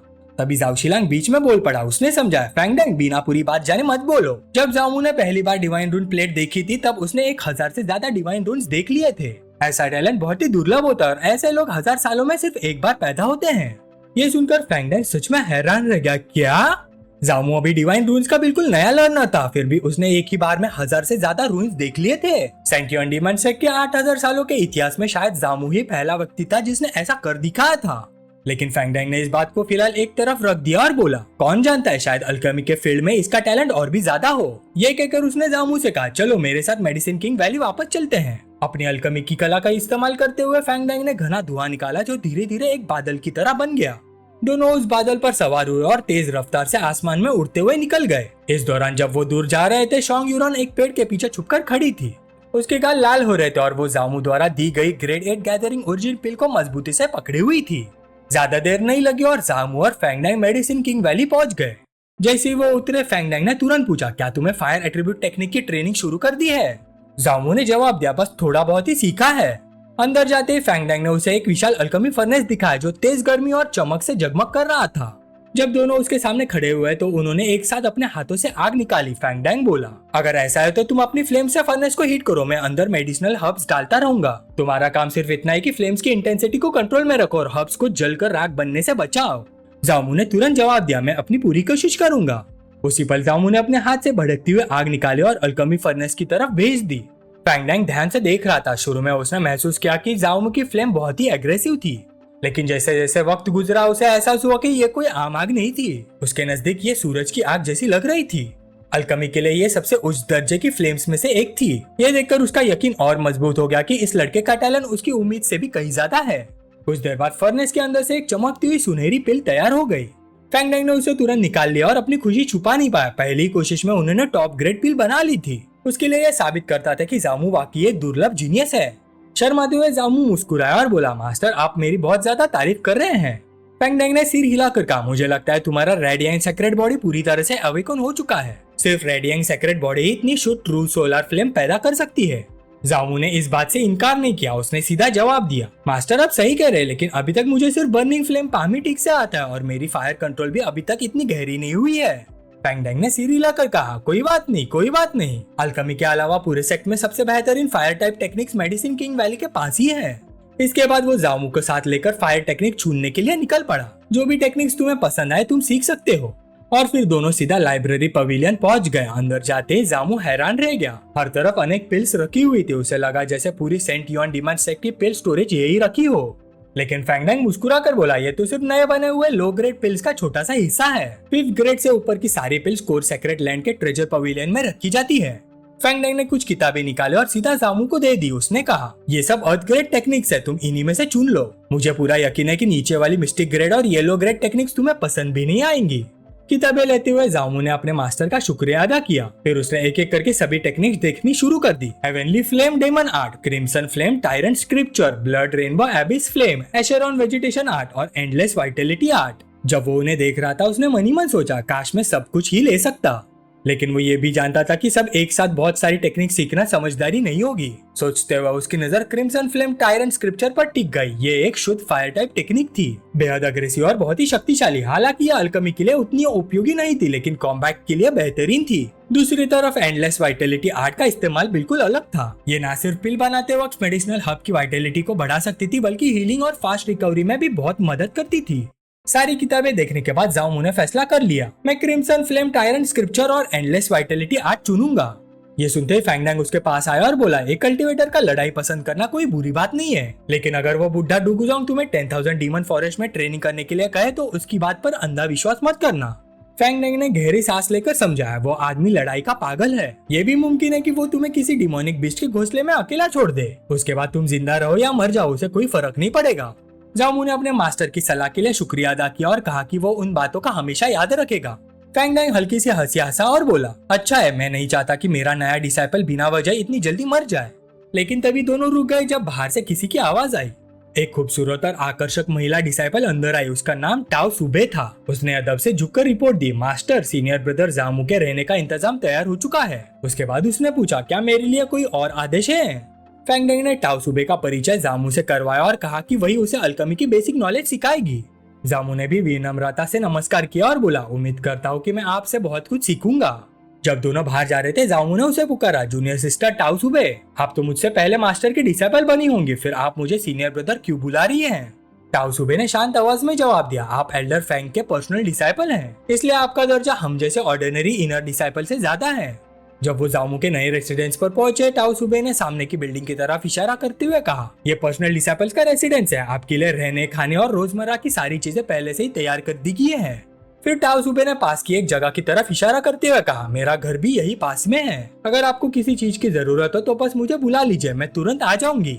ये सुनकर जामू मुस्कुराया। फिर वो टाओ सुबे के पास गया। उसने मजाक में उसकी कमर पकड़ ली और हल्का सा उसकी चीन ऊपर उठाते हुए मुस्कुरा कर पूछा, तो क्या तुम मेरे लिए बिस्तर गर्म करने का काम भी करोगी? जामू को लग रहा था कि ये मजाक सुनकर वो शर्मा जाएगी। उसे छेड़ने में उसे मजा आ रहा था, लेकिन अगले ही पल उसके माथे पर पसीना आ गया। टाओ सुबे के शरीर से लाल रंग की ऑरा निकलने लगी। उसने ठंडी आवाज में कहा, सीनियर ब्रदर ऐसी बकवास मत कीजिए। अचानक टाओ सुबे की प्रेजेंस कई गुना बढ़ गई। उसकी आंखें लाल चमक रही थी और वो अपने हाथ की मुट्ठी कस रही थी। उसने कहा, चाहे मैं आपको सीनियर ब्रदर बुलाती हूँ, लेकिन ताकत के मामले में मैं आपको एक हाथ से मार सकती हूँ। जामू घबरा कर बोला, मैं तो सिर्फ एक मजाक कर रहा था। कुछ ही पल बाद टाओ सुबे शांत हो गई और तुरंत मुड़कर चल दी। ये देखकर जामू सोच में पड़ गया। उसकी ऑरा तो निहाओ से भी ज्यादा शक्तिशाली थी, जो नेसेंट सोल रेम से सिर्फ आधा कदम दूर था। इसका मतलब था कि टाओ सुबे वाकई एक असली नेसेंट सोल रेम एक्सपर्ट थी। अंदर जाकर वो दोनों एक बड़े फर्नेस के पास पहुंचे। टाओ सुबे ने उसे वही छोड़ दिया और कहा, अगर आपको किसी चीज की जरूरत हो तो मुझे बता दीजिएगा। जामू ने मुस्कुराते हुए जवाब दिया, कोई दिक्कत नहीं, कोई दिक्कत नहीं, यहाँ का माहौल भी अच्छा है और सारी जरूरी चीजें भी मौजूद है। उसके बाद उसने तुरंत पिल रेसिपीज वाली किताब उठाई। जब उसने उसे पढ़ना शुरू किया तो उसे एहसास हुआ कि चाहे ये सिर्फ एक फर्स्ट ग्रेड पिल की रेसिपी थी, फिर भी उसके फॉर्मूलाज बहुत ही कॉम्प्लेक्स थे। लेकिन उसने ज्यादा सोचा नहीं। उसने मन ही मन कहा कि सिर्फ किताब पढ़ने से बेहतर है कि सीधा प्रैक्टिस की जाए। वैसे भी ये उसके लिए दोनों कल्टीवेशन टेक्निक्स की प्रैक्टिस करने का अच्छा मौका था। उसने इंग्रेडिएंट्स फर्नेस में डालने शुरू कर दिया और साथ ही क्रिम्सन फ्लेम, टायरेंट स्क्रिप्चर और एंडलेस वाइटलिटी आर्ट का इस्तेमाल भी किया। उसके बाद उसने पिल फर्नेस को गर्म किया और अपने हाथों की फ्लेम्स को ध्यान से कंट्रोल करने लगा।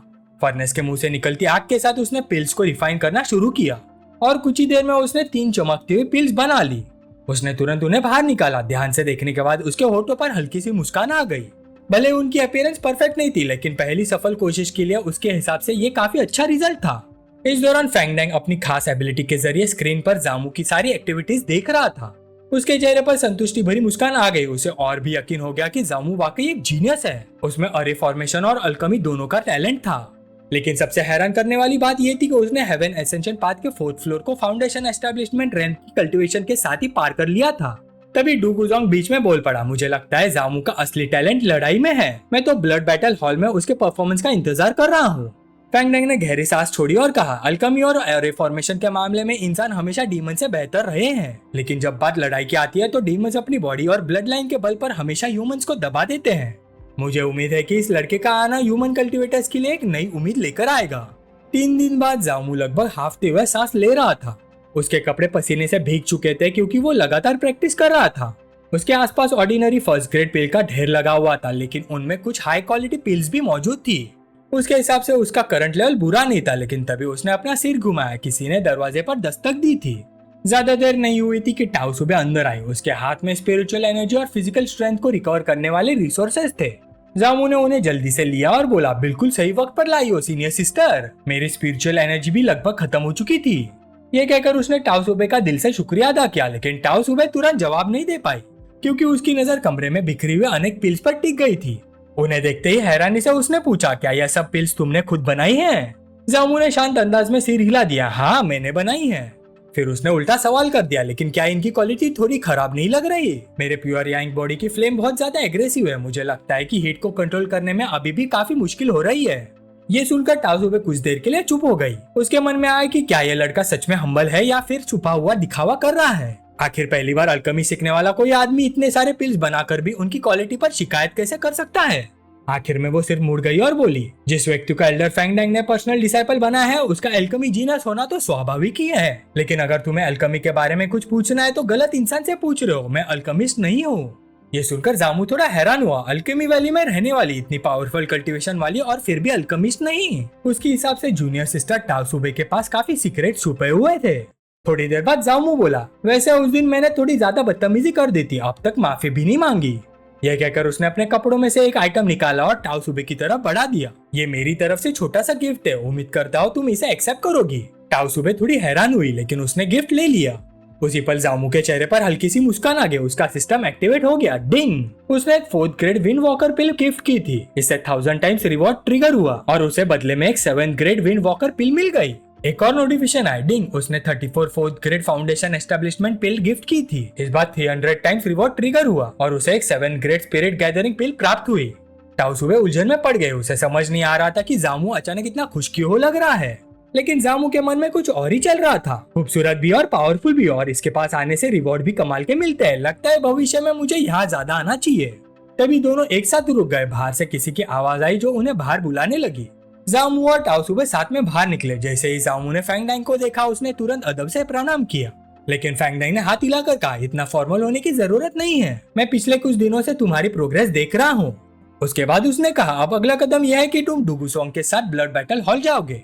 जामू की नजर डुगुसोंग पर पड़ी। वो पूरी तरह से थका हुआ था और सांस भी तेज चल रही थी। जामू ने तुरंत पूछा, मास्टर आपको क्या हुआ? डुगुसोंग ने कंधे उचकाते हुए जवाब दिया, बस कुछ अंधे कोचरे को सबक सिखाकर आ रहा हूँ जो मुसीबत खड़ी कर रहे थे। आजकल सेक्ट के आसपास का माहौल बिल्कुल शांत नहीं है।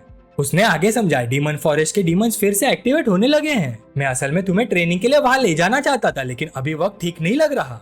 ये सुनते ही जामू को शॉन्ग यूरॉन की बात याद आ गई। उसने बताया था कि कुछ डीमॉन्स ने सेक्ट के माउंटेन प्रोटेक्शन फॉर्मूले अरे को नुकसान पहुंचाने की कोशिश की थी और अब डुगुजोंग को भी खुद किसी प्रॉब्लम को हैंडल करना पड़ा था। ये सब देखकर जामू समझ गया कि सेंटियन डीमन सेक्ट में हाल ही में काफी अशांति चल रही है। डुगुजोंग ने सीधा कहा, फिलहाल मेरे साथ ब्लड बैटल हॉल चलो। जामू ने कोई विरोध नहीं किया। उसके मन में भी ये चल रहा था कि सेक्ट वाकई पिछले कुछ समय से बिल्कुल शांत नहीं रहा। फिर उसने फैंगडैंग को प्रणाम करके विदा लिया। फैंगडैंग ने सिर हिलाकर कहा, हो सकता है अगले कुछ महीनों तक मैं क्लोज डोर कल्टीवेशन में रहूं और पिल्स रिफाइन करूं। अगर तुम मेडिसिन किंग वैली वापस आओ और किसी चीज की जरूरत हो तो टाओ सुबे को ढूंढ लेना। जामू ने बस सिर हिला दिया और वो डुगुजोंग के साथ तेजी से वहां से निकल गया। जब दोनों दूर जा रहे थे, टाओ सुबे ने अपने मास्टर की तरफ देखकर कहा, मास्टर, आपने वाकई एक ऐसा जीनियस पर्सनल डिसाइपल ढूंढ निकाला है जो शायद 10,000 सालों में एक बार ही पैदा होता है। फैंगडैंग जोर से हंस पड़ा, फिर गर्व से बोला, ये तो स्वाभाविक है। आखिर तुम्हारे इस मास्टर की नजर कभी गलत नहीं हो सकती। मास्टर डुगुजोंग ने एक्सप्लेन किया कि ब्लड बैटल हॉल का इतिहास बहुत ही पुराना है। कहते हैं कि ये हॉल उनकी सेक्ट की स्थापना के लगभग उसी समय से मौजूद है। बहुत पुराने समय से इस हॉल के डिसाइपल्स का एक ही फर्ज रहा है और वो है सेक्ट के बाहरी दुश्मनों का सामना करना। उन्होंने बताया कि सेंटियन डीमन सेक्ट आज तक मजबूती से खड़ी है, ये किसी किस्मत या इत्तेफाक की वजह से नहीं है। इसके पीछे अनेक सालों तक चल रहे लगातार युद्ध और संघर्ष है। इसलिए जबकि माउंटेन प्रोटेक्शन आयर पूरी डीमन सेक्ट के लिए एक मजबूत रक्षा कवच का काम करता है, ब्लड बैटल हॉल बिल्कुल अलग तरीके से काम करता है। वो अपने दुश्मनों के हमले का इंतजार नहीं करते, बल्कि वो खुद पहल करते हैं और सीधा हमला बोल देते हैं। दुश्मन उनकी टेरिटरी के पास पहुंचने से पहले ब्लड बैटल हॉल उन्हें ढूंढकर खत्म कर देता है, ताकि कोई भी खतरा बाकी ना रहे। तब जाकर जामू को पूरी सिचुएशन समझ आ गई। आज पहली बार उसे एहसास हुआ कि ब्लड बैटल हॉल असल में इसी तरह ऑपरेट करता है। लेकिन सब कुछ समझाने के बाद भी वो अपना सवाल रोक नहीं पाया। थोड़ा झिझकते हुए लेकिन क्यूरियोसिटी से भरा हुआ उसने अपने मास्टर से पूछा कि क्या डीमन सेक्ट के लोग वाकई इतने गर्म मिजाज, सीधे और एग्रेसिव तरीके से काम करते हैं। जामू का सवाल सुनते ही डुगुजोंग जोर से हंस पड़ा। उसे साफ दिख रहा था कि जामू के दिमाग में डीमन सेक्ट की एक अलग ही इमेज बनी हुई है। शायद वो सोचता था कि डीमन सेक्ट के लोग हमेशा चालाक, धोखेबाज और किसी भी गंदी चाल का इस्तेमाल करने के लिए तैयार रहते हैं, बस जीत मिलनी चाहिए। जामू ये सब सुनकर हल्का सा पसीना पसीना हो गया। थोड़ा शर्माते हुए उसने सीधा पूछ लिया, क्या सच में ऐसा नहीं है। उसने ये भी कहा कि आखिर वो खुद भी सेंटियन डीमन सेक्ट के एक आउटर डिसाइपल के द्वारा किडनैप करके यहाँ लाया गया था। ऐसी सिचुएशन में उसके लिए कोई और इम्प्रेशन बनाना काफी मुश्किल था। ये सोचकर डुगुजोंग कुछ देर के लिए सोच में पड़ गया। थोड़ी देर की खामोशी के बाद उसने कहा कि सच कहे तो पूरी दुनिया भी सेंटियन डीमन सेक्ट को लगभग इसी नजरिए से देखती है, इसलिए उसने इस बात को सीधे तौर पर झुठलाया नहीं। उसने समझाया कि इसका एक बड़ा कारण यह है कि उनकी सेक्ट बहुत लंबे समय से मैरेट डीमन फॉरेस्ट के अंदर रहती आ रही है। क्योंकि उनका दूसरी कल्टीवेशन फोर्सेस के साथ बहुत कम संपर्क होता है, इसलिए लोगों की गलतफहमियां और भी गहरी होती गई हैं। असल में उसने तो ये तक कहा कि डीमन रेस और ह्यूमन रेस दोनों ही कभी सच में सेंटियन पैट्रियार्क के असली उद्देश्य को समझ ही नहीं पाए जब उन्होंने सेक्ट की स्थापना की थी। ये बात सुनकर जामू गहरी सोच में डूब गया। उसके चेहरे पर हैरानी साफ नजर आ रही थी जब उसने फिर से पूछा, मतलब सेंटियन पैट्रियार्क ने ये सेक्ट इसी जगह बनाने के पीछे कोई खास वजह रखी थी? लेकिन उसकी बात पूरी होने से पहले डुगुजोंग ने उसे रोक दिया। उसने छोटा सा लेकिन सीधा जवाब दिया, हम पहुंच गए हैं। इसके बाद वो सीधा ब्लड बैटल हॉल के अंदर चले गए। अंदर कदम रखते ही उनके सामने एक बहुत ही जीवंत और उत्साह से भरा हुआ दृश्य था। हर तरफ लोग ट्रेनिंग में व्यस्त थे। हर मूवमेंट, हर अटैक और हर स्ट्रेंथ का प्रदर्शन पूरी ताकत के साथ किया जा रहा था। किसी के अंदर जरा भी हिचकिचाहट नहीं थी। जामू ने ये सब तुरंत नोटिस कर लिया। सिर्फ देखने भर से ही उसे महसूस हो गया कि वहाँ मौजूद हर व्यक्ति एक डरा देने वाली प्रेजेंस रखता है। उन डिसाइपल्स की ऑरा भारी, तेज और युद्ध की भावना से पूरी तरह भरी हुई थी। वो वाकई ब्लड बैटल हॉल के नाम के लायक थे, एक ऐसी जगह जो सिर्फ और सिर्फ असली लड़ाई के लिए बनी हो। जब जामू आसपास के माहौल को देखने में मशगूल था, तभी दो लोग उसकी तरफ आते हुए नजर आए। उन दोनों ने तुरंत उसका ध्यान खींच लिया। वो थे शिंग जायू और शाओ यूगी। दोनों पास आकर बड़े अदब के साथ अपने मास्टर को प्रणाम करने लगे। ज्यादा देर नहीं हुई थी कि डुगुजोंग ने उनका परिचय जामू से करवा दिया। उन्होंने कहा, ये तुम्हारा सीनियर एल्डर ब्रदर शाओ वागी है, जो हेवेनली जीनियस रैंकिंग में 10वें स्थान पर है, और ये तुम्हारी सेकंड सीनियर सिस्टर शिंग जायू है। परिचय सुनते ही जामू ने तुरंत सम्मान दिखाया। एक जूनियर डिसाइपल की तरह उसने दोनों को विनम्रता से प्रणाम किया। उसके बाद डुगुजोंग ने तुरंत शाओ वूगी को बुलाया और उसे वी बेल लेकर आने का आदेश दिया। ये सुनकर शाओ वूगी थोड़ा हैरान हो गया। वो खुद को रोक नहीं पाया और पूछ बैठा, मास्टर, क्या हमें वाकई उस चीज का इस्तेमाल करना जरूरी है? ये सवाल सुनते ही डुगुजोंग ने उसे स्पष्ट नाराजगी भरी नजर से देखा। गुस्से में उसने पूछा, क्या तुम ये कहना चाहते हो कि जिस पर्सनल डिसाइपल को मैं एक्सेप्ट करने वाला हूँ, उसका टैलेंट वुजेबेल के परीक्षा देने लायक भी नहीं है? एक पल में शाओ वूगी के माथे पर पसीना आ गया। साफ था कि वो अपने मास्टर के रिएक्शन से काफी घबरा गया था। उसने तुरंत सिर हिलाकर मना किया, नहीं मास्टर, उसने जल्दी से जवाब दिया। उसके बाद उसने कहा कि वो अभी के अभी वुजेबेल लेकर आता है। लेकिन डुगुजोंग के साथ निकलने से पहले वो एक गहरी सांस लिए बिना रह नहीं सका और जामू की तरफ हल्की सी जलन भरी नजर से देख लिया। दोनों के जाते ही जामू ने अपने गाल को खुजाया। कंफ्यूज होकर उसने पूछा कि क्या उसे अनजाने में सीनियर ब्रदर शाओ वूगी का कोई नुकसान हो गया है? शिंग जायू ने तुरंत उसे तसल्ली दी। उसने कहा कि इस बात को दिल पर लेने की जरूरत नहीं है, क्योंकि सीनियर ब्रदर शाओ वूगी का स्वभाव ही ऐसा है।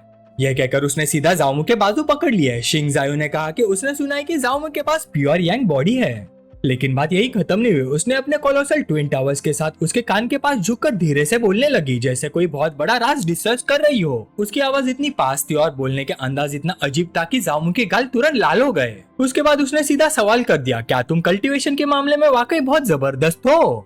ये सुनते ही जाओमू शर्म के मारे एक कदम पीछे हट गया। उसने बिल्कुल एक्सपेक्ट नहीं किया था कि बात इतनी बिना ब्रेक के आगे बढ़ जाएगी। वो खुद को रोक नहीं पाया और बोला, सीनियर सिस्टर, अभी तो हम पहली बार मिले हैं, इतना प्राइवेट सवाल पूछना थोड़ा ज्यादा नहीं है?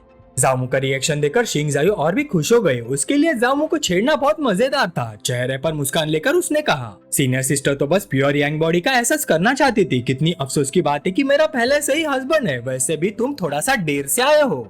ये सुनकर जाओमू सिर्फ शर्म से निकल सका, लेकिन कुछ देर बाद उसके चेहरे पर अचानक एक मुस्कान उभर आई।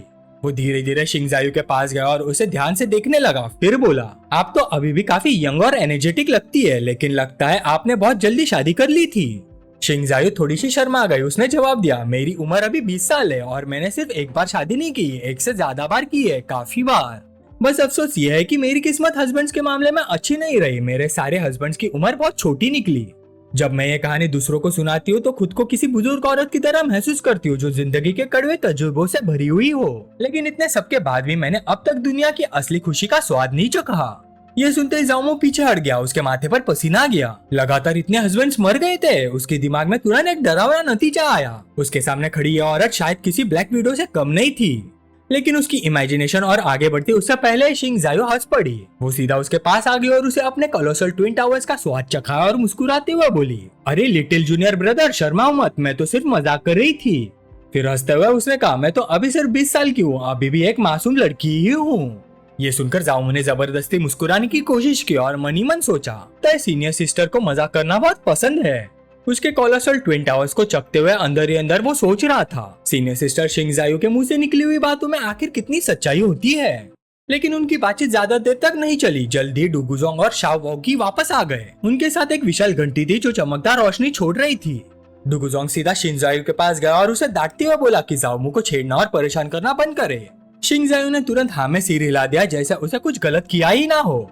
दूसरी तरफ जब जाओमू की नजर उस विशाल घंटी पर पड़ी तो वो हैरान रह गया। उसने तुरंत पूछा, मास्टर, ये वूजी बेल असल में है क्या?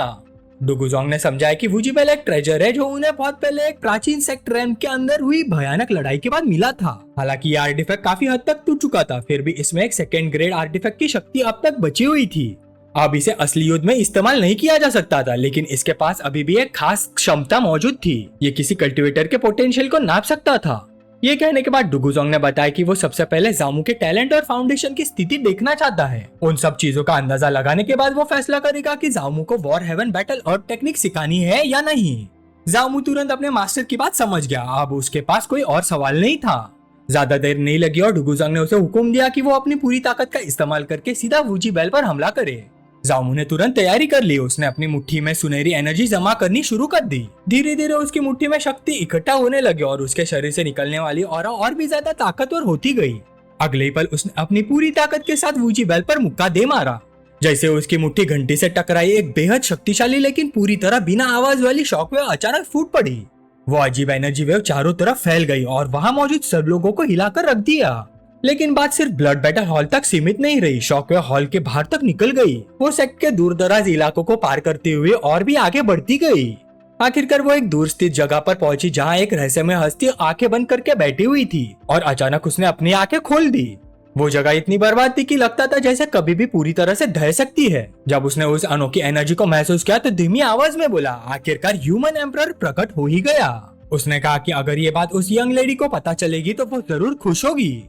लेकिन यह बोलते उसकी आवाज भारी हो गई। अफसोस, अब बहुत देर हो चुकी है। तकदीर बहुत पहले लिखी जा चुकी है और जब तकदीर मोहर लग जाती है तो दुनिया में कोई भी उसे बदल नहीं सकता। इसके बाद सीन मैरिया डीमन फॉरेस्ट के अंदर शिफ्ट हो गया। वहाँ कई डीमन रेस इकट्ठा हुई थी और पूरा इलाका घूमती हुई लाल एनर्जी से घिरा हुआ था। सबसे आगे उनका लीडर खड़ा था। उसने भारी आवाज में पूछा, क्या तुम सबने भी ह्यूमन एम्परर की अचानक उपस्थिति महसूस की? उसकी आवाज से ही समझ आ रहा था कि ये मामूली घटना नहीं थी। उसने कहा, लगता है इमोर्टल मार्शल कॉन्टिनेंट का आसमान बदलने वाला है। एक डीमन रेस के मेंबर ने पूछा, चाहे कुछ भी बदल जाए क्या फर्क पड़ता है? आसमान तो पहले ही सील हो चुका है, हम क्या कर सकते हैं? दूसरे ने भी हाँ में हाँ मिलाई। उसने कहा बेहतर होगा हम एंसेस्टर को प्रणाम करके वापस क्लोज डोर कल्टीवेशन में चले जाएं। तब किसी और ने पूछा क्या ओल्ड एंसेस्टर ने भी ये एनर्जी महसूस नहीं की होगी, क्या उन्होंने कोई निर्देश नहीं दिया। एक और डीमन ने तुरंत जवाब दिया मैं इतनी हिम्मत नहीं करता कि ओल्ड एंसेस्टर को डिस्टर्ब करूं। अगर तुम लोग पूछना चाहते हो तो खुद जाकर पूछ लो। ये सुनते हैं उनका लीडर सबको चुप करवा दिया। उसने गंभीरता से कहा ह्यूमन एम्परर का प्रकट होना कोई छोटी बात नहीं है। उसने तुरंत ऑर्डर दिया हर फैक्शन तुरंत कुछ लोगों को प्लेन्स की तरफ भेजे, जाकर पूरी स्थिति का जांच करो। सबने तुरंत उसके आदेश को स्वीकार कर लिया और जांच करने चले गए। सीन फिर बदला। जामू ने अपना सिर खुजाया और अपने मास्टर से पूछा मास्टर मैंने जो किया वो ठीक था ना। डुगुजोंग ने शांत आवाज में जवाब दिया काम चल जाएगा। लेकिन अंदर ही अंदर वो हैरान था। उसे यकीन ही नहीं हो रहा था कि जामू ने इतना बड़ा हंगामा खड़ा कर दिया था। वो खुद से पूछ रहा था कि क्या इस लड़के का टैलेंट और एप्टीट्यूड वाकई इतना डरावना है। इसी बीच शिनजायू ने शाओ वूगी को छेड़ते हुए कहा अगर मुझे सही याद है तो सीनियर ब्रदर शाओ वूगी का रिजल्ट भी इतने लेवल तक नहीं पहुंच पाया था, सही कह रही हो ना। शाओ वूगी शर्मिंदा होकर बोला उस वक्त मैंने अपनी पूरी ताकत नहीं लगाई थी। तब डुगुजोंग जामू के पास आया। उसने कहा तुम्हारी एप्टीट्यूड टेस्ट करने की अब जरूरत नहीं है, आज से तुम मेरे सीधे गाइडेंस में रहोगे। मैं तुम्हें battle heaven and earth cultivate करवाऊंगा। जामू ने तुरंत सम्मान के साथ हाँ कर दी। उसके बाद सब लोग हॉल से बाहर चले गए। बाहर पहुंचकर डुगुजोंग ने कहा बैटल हेवन एंड अर्थ असल में कोई टेक्निक या मूव्स का सेट नहीं है, ये एक फाइटिंग स्पिरिट है, एक स्टेट ऑफ माइंड है। तैयारी करते हुए उसने जामू से कहा अब तुम्हें सिर्फ मेरी ऑरा में होने वाले बदलाव को ध्यान से देखना है, मैं इसे सिर्फ एक बार दिखाऊंगा। जामू ने तुरंत जवाब दिया जी मास्टर मैं समझ गया। डुगुजोंग ने गहरी सांस ली। अगले ही पल उसके पूरे शरीर से एक भयानक ऑरा फूट पड़ी। जामू ये देखकर हैरान रह गया। उसके मास्टर की ऑरा धीरे धीरे एक विशाल एनर्जी अवतार में बदल गई जो किसी प्राचीन महान जीव जैसी लग रही थी। फिर उस एनर्जी अवतार ने एक जबरदस्त हमला किया। एक भयानक एनर्जी बीम आसमान की तरफ फूट पड़ी और सीधा गगन को चीरने लगी। जब धीरे धीरे धूल और धुआं छट गया डुगुजोंग शांति से वही खड़ा था। उसने जामू की तरफ देखा और पूछा कुछ समझे। जामू ने विनम्रता से सिर झुकाया और जवाब दिया बैटल हेवन एंड अर्थ का मतलब है सब चीजों पर राज करने की शक्ति। मास्टर डुगुजोंग कुछ देर के लिए चुप हो गए। फिर उसने जामू के कंधे पर हाथ रखा और उसकी तारीफ करते हुए कहा कि इतनी जल्दी इतना समझ लेना वाकई काबिल के तारीफ बात है। लेकिन जामू थोड़ा निराश होकर बोला मास्टर लगता है आप मेरे जवाब से ज्यादा खुश नहीं हुए। शायद मुझे पहले कोर फॉर्मेशन रैम तक पहुंचना चाहिए था और अपनी कॉम्प्रेशन को और बढ़ाना चाहिए था। डुगुजोंग ने तुरंत उसे समझाया कि battle against heaven and earth को कल्टीवेट करने में जल्दबाजी करने की जरूरत नहीं है। ये टेक्निक असली जंगों के बीच समझने और निखरने के लिए ज्यादा सूटेबल है। जितनी ज्यादा जानलेवा लड़ाइयाँ वो लड़ेगा उतनी ही नेचुरली उसकी ताकत बढ़ेगी। उसके बाद उसने एक किताब निकालकर जामू को दे दी। उस किताब का नाम था सेक्रेड ओरिजिन आर्ट। डुगुजोंग ने कहा एक मास्टर के रूप में मेरे पास तुम्हें सिखाने के लिए एक और टेक्निक है, मैं चाहता हूँ कि तुम पहले इसी को सीखो। जामू ने तुरंत किताब ले ली और हैरानी से पूछा मास्टर क्या इस टेक्निक का होली एंसेस्टर सेक्ट से कोई संबंध है। डुगुजोंग ने सिर हिलाकर कहा बिल्कुल, सेक्रेड ओरिजिन आर्ट को खुद होली एंसेस्टर ने क्रिएट किया था। चाहे यह हेवन ग्रेड टेक्निक ना हो लेकिन इसका पोटेंशियल बहुत बड़ा है। अगर कोई इसे हाईएस्ट लेवल तक कल्टीवेट कर ले तो ये किसी हेवन ग्रेड टेक्निक से कम नहीं होगी। ये सुनते ही जामू को अपने मास्टर का मतलब समझ आ गया। लेकिन जाने से पहले डुगुजोंग ने उसे एक और बात कही। अगले कुछ दिनों तक उसे वही रहकर सिर्फ सेक्रेड ओरिजिन आर्ट की कल्टीवेशन पर फोकस करना था। जामू ने अदब से जवाब दिया जी मास्टर मैं समझ गया। जाने से पहले डुगुजोंग ने शिंगजायू और शाओवूगी की तरफ मुड़कर कहा अपने जूनियर ब्रदर को परेशान मत करना, खासकर तुम शिंगजायू। दोनों ने तुरंत आदेश मान लिया, समझ गए। उसके बाद जामू एक शांत कमरे में गया और किताब का अध्ययन करने लगा। जैसे उसने सोचा था एक हाई ग्रेड अर्थ रैंक टेक्निक को समझना उसकी मौजूदा कॉम्प्रहेंशन के लिए बहुत मुश्किल था। सेक्रेड ओरिजिन आर्ट कोई कॉम्बैट टेक्निक नहीं थी, ये एक ऐसी टेक्निक थी जो स्पिरिचुअल पावर को मजबूत बनाती थी। और ये शक्ति पोटेंशियल को निचोड़कर या लाइफ स्पैन को जलाकर नहीं मिलती थी, बल्कि ये मेरिडियंस को मजबूत बनाकर हासिल की जाती थी। जामू तुरंत बैठ गया और कल्टीवेशन शुरू कर दी। जब एनर्जी उसके शरीर में दौड़ रही थी वो सोच रहा था कि मेरिडियन स्पिरिचुअल पावर्स के रास्ते होते हैं। उन्हें मजबूत बनाना कोई आसान काम नहीं था। सिर्फ ये बात काफी थी ये साबित करने के लिए कि होली एंसेस्टर कितने भयानक और शक्तिशाली था। जामू ने मनी मन सोचा देखते हैं मैं अपनी स्पिरिचुअल पावर को कितनी गुना तक बढ़ा सकता हूँ। फिर 3 दिन बीत गए। जब जामू कल्टीवेशन कर रहा था उसने अपने हाथ में एनर्जी जमा करनी शुरू की। तब उसे एहसास हुआ कि वो ब्लीजिंग फ्लेम पाम का एक मिनी वर्जन बना सकता है। उसने तुरंत उसका प्रयोग किया। जैसे ही वो अटैक दीवार से टकराया एक जोर का धमाका हुआ। अरे प्रोटेक्शन होने के बावजूद दीवार टूट गई। ये देखकर जामू खुद हैरान रह गया। तभी उसके पीछे से एक आवाज सुनाई दी, कमाल है, डिफेंस फॉर्मेशन लगी होने के बावजूद तुम इतना नुकसान कर पाए। जामू ने तुरंत पीछे मुड़कर देखा और अगले ही पल वो चौंक गया। वहाँ लेडी सेंटेंस जी शुआन खड़ी थी। लेडी सेंटेंस जी शुआन ने मुस्कुराते हुए कहा सेक्रेड ओरिजिन आर्ट को समझने की तुम्हारी स्पीड मेरी उम्मीद से ज्यादा है। जामू ने तुरंत अदब के साथ प्रणाम किया, लेकिन उसके गाल लाल हो गए जब लेडी सेंटेंस जीशुआन उसके करीब आ गई और अपना पाँव उसके चिन पर रख दिया। फिर मुस्कुराते हुए लेडी जीशुआन ने कहा, अब जब तुम 3 एल्डर्स के टेस्ट पास कर चुके हो, तुम्हें मुझे सीनियर सिस्टर कहना चाहिए, है ना? ये सुनते ही जामू और भी ज्यादा शर्मा गया। वो फिर भी उसे मास्टर कहकर ही बुलाता रहा। तभी लेडी सेंटेंस जीशुआन ने अपने पोर्टल से कुछ बेलों जैसी जड़ों को बाहर निकाला। उसने कहा कि उसकी एल्डर डुगुजोंग से बात कर चुकी है, अब जामू को उसके साथ चलना होगा। जामू अब जवाब भी नहीं दे पाया था कि बेलों ने उसके पूरे शरीर को लपेट लिया और अगले ही पल उसे सीधा पोर्टल के अंदर खींच लिया गया। जब उसने दोबारा होश संभाला, वो लेडी सेंटेंस जीशुआन के रेसिडेंस में था और सीधा एक बड़े लाल बिस्तर पे फेंक दिया गया था। जामू धीरे धीरे उठकर बैठ गया। वो सोच रहा था कि इस बार लेडी सेंटेंस जीशुआन उसे कहाँ ले आई है, लेकिन उसके सोचने से पहले ही लेडी सेंटेंस जीशुआन अचानक उसके गोद में आ बैठी। वो धीरे धीरे उसके चेहरे के करीब आई, फिर एक नरम और मोहक आवाज में बोली, जामू, क्या तुम जानते हो कि मैंने तुम्हें अपना डिसाइपल क्यों बनाया था? जामू कुछ देर तक जवाब नहीं दे पाया। लेडी सेंट जीशुआन का चेहरा उसके इतने करीब आ गया था कि उसके गाल शर्म से लाल हो गए। तब जामू ने सोचा कि शायद जीशुआन की दिलचस्पी उसके शरीर के अंदर मौजूद रेडियंग एनर्जी में है, लेकिन अगर बात सिर्फ इतनी सी होती तो जीशुआन को उसे इतनी घुमा फिरा कर सवाल पूछने की जरूरत नहीं थी। लेडी सेंट जीशुआन ने कहा कि जवाब देने से पहले अच्छी तरह सोच लेना। तब जामू ने अंदाजा लगाया कि शायद वो इस राज को दुनिया से छुपा कर रखना चाहती है, इसीलिए उसने उसे अपना डिसाइपल बना लिया था ताकि वो हमेशा उसकी नजर के नीचे रहे। जामू मुस्कुराया और बोला, मास्टर ने मुझे डिसाइपल इसलिए एक्सेप्ट किया क्योंकि आपने मेरे कल्टीवेशन पोटेंशियल को पहचान लिया। ये सुनते ही लेडी जीशुआन के होठों पर मुस्कान आ गई। वो फिर से उसके करीब आई और हल्की सी मुस्कुराहट के साथ बोली, बिल्कुल सही, बस वही वजह है और कोई नहीं। फिर लेडी जीशुआन ने कहा, तुम वाकई बहुत समझदार हो, मुझे सब कुछ डिटेल में समझाने की भी जरूरत नहीं पड़ी, तुम खुद ही समझ जाते हो। जामू ने तुरंत जवाब दिया, मास्टर निश्चिंत रहिए, मैं ये बात किसी को नहीं बताऊंगा। ये सुनते ही लेडी जीशुआन संतुष्ट नजर आई। वो उठकर धीरे धीरे दूर चल दी। कुछ ही देर बाद 2 लड़कियां कमरे में दाखिल हुई। वो थी एन लेले और एन युआन। दोनों अपने मास्टर को अदब से प्रणाम करते हुए खाना और कुछ सामान लेकर आई थी। जाने से पहले जीशुआन ने उन दोनों को हुक्म दिया कि जामू को केव रेसिडेंस तक ले जाया जाए और उसके रहने की सारी व्यवस्था की जाए, साथ ही उसे एक एक्सेस टोकन भी दिया जाए। दोनों ने तुरंत हाँ में सिर हिला दिया। उसके बाद जीशुआन ने एक डायमेंशनल पोर्टल खोला और उसके अंदर कदम रखकर गायब हो गई। उसके जाते ही जामू ने दोनों लड़कियों की तरफ हाथ हिलाया और मुस्कुराते हुए बोला, सीनियर सिस्टर्स, लगता है हम फिर से मिल गए।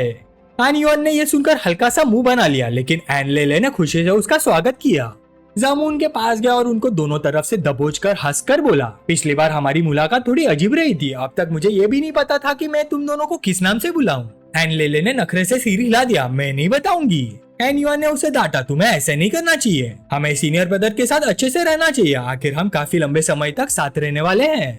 एन लेले ने फिर प्यार से अपना परिचय दिया। उसने बताया कि एन युआन उसकी बड़ी बहन है। बाद में जब हम कुचिपुड़ी करेंगे तब प्लीज जेंटल रहना लिटिल जूनियर ब्रदर। जब दोनों अपना सामान रख रही थी, एन लेले ने मुस्कुराते हुए कहा, जैसे जैसे हम ज्यादा वक्त साथ बिताएंगे हम एक दूसरे को और अच्छे से जान पाएंगे। उसने ये भी बताया कि भले ही वो पपेट डॉल्स है, फिर भी उन्हें चोट लगने पर दर्द महसूस होता है। एन युआन ने तुरंत शिकायत की, सीनियर ब्रदर बिल्कुल बदतमीज है, जो औरतों के प्रति कोमलता दिखाना भी नहीं जानता। जामू बस मुस्कुराया। उसके मन में एक अजीब सा ख्याल आया, बड़ी बहन थोड़ी ठंडी और घमंडी लगती है, जबकि छोटी बहन नरम दिल और काफी मिलनसार थी, पर उसे दोनों काफी इंटरेस्टिंग लगे। उसने बात बदलते हुए पूछा, वैसे ये सब सामान क्या है? एन युआन ने समझाया कि जो मांस वो लाई है उसमें डिवाइन ट्रांसफॉर्मेशन रैम के ब्लड ड्रैगन की ब्लड एसेंस मौजूद है। एन लेले ने कहा, ये मैरियट डीमन फॉरेस्ट के एक होली सन द्वारा पकड़े गए आखिरी शिकारों में से एक था। उसने पूरे 2000 कैटी पर्पल स्काई केव एडोप में डिस्ट्रीब्यूट की थी। एन लेले ने कहा, मास्टर बहुत पहले ही आम खाना छोड़ चुकी है, इसलिए ये सब सीनियर ब्रदर के शरीर को मजबूत बनाने के लिए रखा गया है। जामू ने हंसकर उसकी बात सुनी और मौका देखते ही उसने उसके पिछवाड़े पर जोरदार चपेट मारी। दोनों बहनें हैरान होकर उसकी तरफ देखने लगी। उन्हें महसूस हुआ कि जामू की प्रेजेंस पहले से कई ज्यादा शक्तिशाली हो गई है। एन लेले अपने सूजे हुए पिछवाड़े के दर्द से कराह रही थी। एन युआन अपने बहन को दर्द में देखकर बोल पड़ी, बदतमीज, तुमने अचानक ऐसा कदम क्यों उठाया? जामू मुस्कुराते हुए बोला, क्या मुझे अभी भी अपने शरीर को पोषण देने के लिए इस तरह की चीजों का इस्तेमाल करने की जरूरत है? जामू मुस्कुराते हुए बोला, मैं तुम दोनों को अपनी असली ताकत का एक छोटा सा हिस्सा दिखाऊंगा। जल्दी कल्टीवेशन की प्रक्रिया शुरू हो गई और दर्द भी। ये दर्द ऐसा था जिसे सहना उनके बस के बाहर था। उनके चेहरे पर तड़प साफ दिख रही थी। कुछ देर बाद बाहर बैठी जीशुआन ने अंदर से आते हुए हंगामे भरी आवाज सुनी। उसके गाल हल्की सी लाली से भर गए। बदतमीज, मैंने कहा था ना तुमसे जेंटल रहना, मैं अभी इसे और सहन नहीं कर सकती। लेडी जीशुआन ने अपने कुर्सी को मजबूती से पकड़ लिया और मन ही मन सोचने लगी, ये लड़का हर बार इतना बड़ा ड्रामा क्यों करता है, सीधा और शांति से काम क्यों नहीं कर सकता। ये सोचकर वो बस चुपचाप बैठी रही, जबकि उसके चेहरे की लाली धीरे धीरे और गहरी होती गई। उसके बाद एन लेले और एन युआन थकी हुई सी बिस्तर पर लेटी हुई थी, जैसे उनकी सारी ताकत खत्म हो गई हो। दूसरी तरफ जाओमू ने अपने कपड़े ठीक किया और मन ही मन सोचा कि शायद वो दोनों से जो हासिल कर सकता था उसकी सीमा तक पहुंच चुका है। उसे ये भी महसूस हुआ कि सिस्टम जैसे उसे जबरदस्ती शेन्युआन की राह पर धकेल रहा हो। अचानक उसे कुछ याद आया। उसने दोनों से पूछा कि होली सन का बैकग्राउंड क्या है और वो उनकी मास्टर के साथ इतना अच्छा व्यवहार क्यों करता है। एन युआन ने जवाब दिया, शायद वो लेडी जीशुआन को पसंद करता है। लॉर्ड होली सन का नाम जुनमो है। ज्यादातर वक्त वो सेक्ट के बाहर रहता है और कभी कभी वापस आता है, लेकिन जब भी लौट कर आता है मास्टर के लिए बहुत सारी कीमती ट्रेजर्स भेजता है। ये सुनकर जामू हल्की सी हंसी रोक नहीं पाया। आप उसे समझ आ गया था कि ये होली सन असल में सेंटेंस का एक वफादार एडमायरर है। फिर उसकी नजर टेबल पर रखे मांस पर पड़ी। उसने उसे उठाया और खाना शुरू कर दिया। खाते हुए उसने सोचा कि चाहे कुछ भी हो जाए, वो सेंटेंस से मिलने वाले पहले 10,000 गुना रिटर्न का मौका किसी और को लेने नहीं देगा। खाना खत्म करने के बाद वो तुरंत कमरे से बाहर निकल गया, लेकिन बाहर निकलते ही वो हैरान रह गया। लेडी जीशुआन वही बैठी हुई थी। उसने जाओमू की तरफ देखा और बोली, आखिर तुम बाहर आ ही गए। जाओमू कुछ बोल पाता उससे पहले लेडी जीशुआन ने एक चीज उसकी तरफ बढ़ा दी, ये ले लो। जाओमू ने देखा कि वो एक स्टोरेज रिंग थी। उसके अंदर हर तरह की मेडिसिन और कल्टीवेशन रिसोर्सेज भरे हुए थे। ये देखकर जाओमू के चेहरे पर मुस्कान आ गई। सेंटेंस मेरे साथ वाकई बहुत अच्छे से व्यवहार करती है। उसने तुरंत अपनी मास्टर का शुक्रिया अदा किया, लेकिन जीशुआन ने सिर हिलाकर कहा, ये तुम्हारी मेहनत का बदला है बस। फिर उसने जाओमू को बताया कि निहाओ को 1000 डीमन हॉल में बंद कर दिया गया है और उसे सजा दी जा रही है। कम से कम 1 साल तक वो दोबारा सूरज की रोशनी नहीं देख पाएगा। लेकिन साथ ही उसने ये भी कहा कि वो लॉन्ग टिंगशियान के खिलाफ ज्यादा कुछ नहीं कर सकती। वो सिर्फ इतना कर पाई है कि उसके एल्डर हाईकॉन्ग की पोती के साथ होने वाली शादी को फिलहाल टाल दिया गया है। ये सुनकर जाओमू सोच में पड़ गया। लगता है कि लॉन्ग टिंगशियान का दर्जा इतना ऊंचा है कि सेंटेंस भी उसे पूरी तरह दबा नहीं सकती। लेडी सेंटेंस जीशुआन ने फिर पूछा, क्या तुम इस नतीजे से संतुष्ट हो? फिलहाल मैं सिर्फ इतना ही कर सकती हूँ। जामू ने अदब से जवाब दिया, मास्टर मैं समझता हूँ, मैं आपकी परिस्थिति और सीमाओं को समझ सकता हूँ। लेकिन अगले पल उसका चेहरा गंभीर हो गया। उसने धीमी लेकिन दृढ़ आवाज में कहा, जिस तरह का व्यवहार मेरे साथ हुआ था उसका बदला मैं खुद लूंगा। लेडी सेंटेंस जीशुआन कुछ देर तक चुपचाप उसे देखती रही। फिर उसने कहा, अब तुम जा सकते हो। लेकिन जाने से पहले उसने एक और बात कही, हर महीने कम से कम 3 बार मुझे मिलने आना। जामू ने मुस्कुराते हुए हाँ में सिर हिला दिया। जाने से पहले लेडी सेंट जीशुआन ने एक चेतावनी दी, जब तक मैं तुम्हारी असली कीमत का पूरा फायदा नहीं उठा लेती तब तक मरना मत। जामू बस मुस्कुराया और सिर हिला दिया। थोड़ी देर बाद वो गुफा से बाहर निकलकर चल रहा था। उसे हल्की सी थकान महसूस हो रही थी, इसलिए उसने अपने हाथ पैर फैलाकर अंगड़ाई ली। मन ही मन उसने सोचा कि सेंटेंस से मिलने वाला पहला 10,000 गुना रिटर्न शायद ज्यादा दूर नहीं है। जब उसने आसपास के बादलों से घिरे नजारों को देखा तो उसे एहसास हुआ कि अब वो सेक्ट का एक डायरेक्ट डिसाइपल बन चुका है। अब वक्त आ गया था कि वो इनर सेक्ट के अंदर अपनी जमीन चुने और अपनी खुद की ब्लेस्ड केव रेसिडेंस बनाए। लेकिन तभी अचानक एक आवाज ने उसे रोक दिया। जामू हैरानी से मुड़कर देखने लगा जब किसी ने उसे पूछा, क्या तुम जामू हो? उसके सामने एक सफेद बालों वाली लड़की खड़ी थी। उसके सिर पर सींग थे और गले में छोटी सी घंटी बंधी हुई थी। उसकी पूरी शक्ल देखते ही जामू समझ गया कि वो आम इंसान नहीं थी। एक नजर में ही लग रहा था कि उसके अंदर बैल या बुल रेस का खून बह रहा था। जामू उदास हो गया, सोचने लगा कि एक और बुल डीमन आ गया। उसके दिमाग में बस यही चल रहा था कि क्या इन बुल मॉन्स्टर्स का आना कभी खत्म ही नहीं होगा। शांत आवाज में जामू ने अपना इंट्रोडक्शन दिया और पूछा कि उसका न्यूहाउ से क्या रिश्ता है। गुस्से में लड़की ने अपना नाम बताया, मेरा नाम न्यू यूलान है और मैं न्यूहाउ की छोटी बहन हूँ। इतना कहकर उसने तुरंत अपने दोनों वेपन्स निकाल लिया जो सुनहरी एनर्जी छोड़ रहे थे। फिर उसने गुस्से में जामू को देखते हुए कहा कि उसने उसके भाई को 1000 डीमन हॉल में बंद करवा दिया है और इस बात के लिए वो उसे कभी माफ नहीं करेगी। लेकिन अचानक न्यू यूलान रुक गई जब जामू ने अपना हाथ उसके चेहरे के सामने करके उसे शांत होने का इशारा किया। जामू ने पूछा, क्या तुम्हें नहीं पता कि सेक्ट के डिसाइपल्स के बीच में प्राइवेट फाइट करना एक बहुत ही बड़ा जुर्म है जिसका सीधा पनिशमेंट मौत है। लेकिन न्यू यूलान जरा भी नहीं डरे। उसने अपने सीने के बीच से कुछ निकाला और घमंड से बोली, अगर ऐसा है तो मैं सीधा तुम्हें चैलेंज करती हूँ। उसने एक टोकन बाहर निकाला, लेकिन उसके बाद चारों तरफ अजीब सी खामोशी छा गई। कुछ पल बाद ही न्यू यूलान का शरीर कांपने लगा और उसकी आंखों में आंसू निकल आए, क्योंकि जाओमू ने शांत आवाज में कहा, तुम सिर्फ एक इनर डिसाइपल हो, तुम्हारे पास किसी पर्सनल डिसाइपल को डायरेक्टली चैलेंज करने का कोई हक नहीं है। ये सुनते ही न्यू यूलान खुद को रोक नहीं सके और जोर जोर से रोने लगी। रोते हुआ वो चीख कर बोली, मुझे किसी बात की परवाह नहीं, तुमने मेरे भाई को छीन लिया और मैं तुमसे इसका हिसाब जरूर लूंगी। जाओमू ने उसे शांति से रोककर पूछा, तुम बार बार कह रहे हो कि मैंने तुम्हारे भाई के साथ कुछ किया, आखिर तुम कहना क्या चाहती हो? फिर उसने समझाया उस वक्त साफ साफ दिख रहा था कि न्यूहाओ खुद न्यूताई को बचाने के लिए बीच में आया था। एक इनर डिसाइपल होते हुए वो सिर्फ मुझे जो एक आउटर डिसाइपल था बुले करने के लिए आया था। जामू ने गुस्से से न्यू यूलान की तरफ उंगली दिखाते हुए कहा, वहाँ 1000 से भी ज्यादा आउटर डिसाइपल्स मौजूद थे जो इस बात की गवाह हैं। तो मुझे समझ नहीं आता कि अब तुम कैसे कह सकती हो कि मैंने तुम्हारे भाई के साथ गलत किया। ये सुनकर न्यू यूलान एकदम से सन्न रह गए, उसका शरीर कांपने लगा और वो सोचने लगी, लगता है मैंने बहुत बड़ी गलती कर दी। सिर्फ इतना सुनते ही कि मेरे भाई को सजा मिली है, मैं बिना पूरी कहानी जाने सीधा यहाँ लड़ने आ गई। न्यू यूलान ने झुककर कहा, मुझे नहीं पता था कि मेरा भाई इतनी बेवकूफी करेगा, मैं उसकी तरफ से तुमसे माफी मांगती हूँ। ये देखकर जाओमू के चेहरे पर हल्की सी मुस्कान आ गई। उसने मन ही मन सोचा, ये छोटी सी कावगल तो सच में बहुत आसानी से बेवकूफ बन जाती है। न्यू यूलान ने पूछा, बताओ मुझे क्या करना होगा ताकि तुम मेरे भाई को माफ कर दो। जामू ने तुरंत जवाब नहीं दिया, उल्टा उसने उसे छेड़ते हुए कहा, अगर सेंट सही वक्त पर नहीं आती तो शायद मैं पीट पीट कर मर ही गया होता। तो बताओ मैं तुम्हारे न्यू फैमिली की माफी इतनी आसानी से कैसे एक्सेप्ट कर लूं? कांपते हुए और शर्म से लाल पड़कर न्यू यूलान ने फिर से माफी मांगी। उसके बाद उसने अचानक जामू का हाथ पकड़ लिया और उसकी बाजू को जोर से गले लगा लिया। वो बोली, मैं तुम्हारा एहसान चुकाने के लिए कुछ भी करूंगी, तुम जो कहोगे मैं वही करूंगी। जामू ने शांति से जवाब दिया, सिर्फ बोल देना ही काफी नहीं होता। यह कहकर उसने खाली कागज और एक ब्रश निकाल लिया। न्यू यूलान ने बिना एक पल गवाए उसे तुरंत अपने मुंह से पकड़ लिया। ऐसा लग रहा था जैसे उसे पहले से ही समझ आ गया हो कि जामू क्या चाहता है। फिर वो जमीन पर बैठकर तेजी से उस खाली कागज पर लिखने लगी। कुछ ही देर में लिखना खत्म करके उसने वो कागज जामू को दे दिया और बोली, मैंने इस पर लिखकर अपने खून से साइन भी किया है। ये सबूत है कि न्यू यूलान हमेशा अपनी बात निभाती है। जामू ने उसकी तरफ देखकर हल्का सा मुस्कुराया। उसने सोचा, ये लड़की वाकई बहुत ही आसानी से बेवकूफ बन जाती है। जामू ने वो एग्रीमेंट लेते हुए कहा, फिलहाल मुझे एक हेल्पर की जरूरत है जो घर के अलग अलग काम संभाले, इसलिए आज से तुम मेरे साथ रहोगी। न्यू यूलान हैरान होकर बोली, मतलब मुझे तुम्हारी मेड बनना होगा? जामू ने सीरियस टोन में पूछा, क्या तुम्हें मंजूर नहीं? शर्माते हुए न्यू यूलान बोली, हमारा न्यू डीमन क्लैन काफी ऊंचा दर्जा रखता है, अगर मैं तुम्हारी मेड बन गई तो शायद मेरे क्लैन की बहुत बेइज्जती होगी। ये सुनकर जामू सोच में पड़ गया। उसने मन ही मन कहा, लगता है इसे थोड़ी मोटिवेशन देनी पड़ेगी।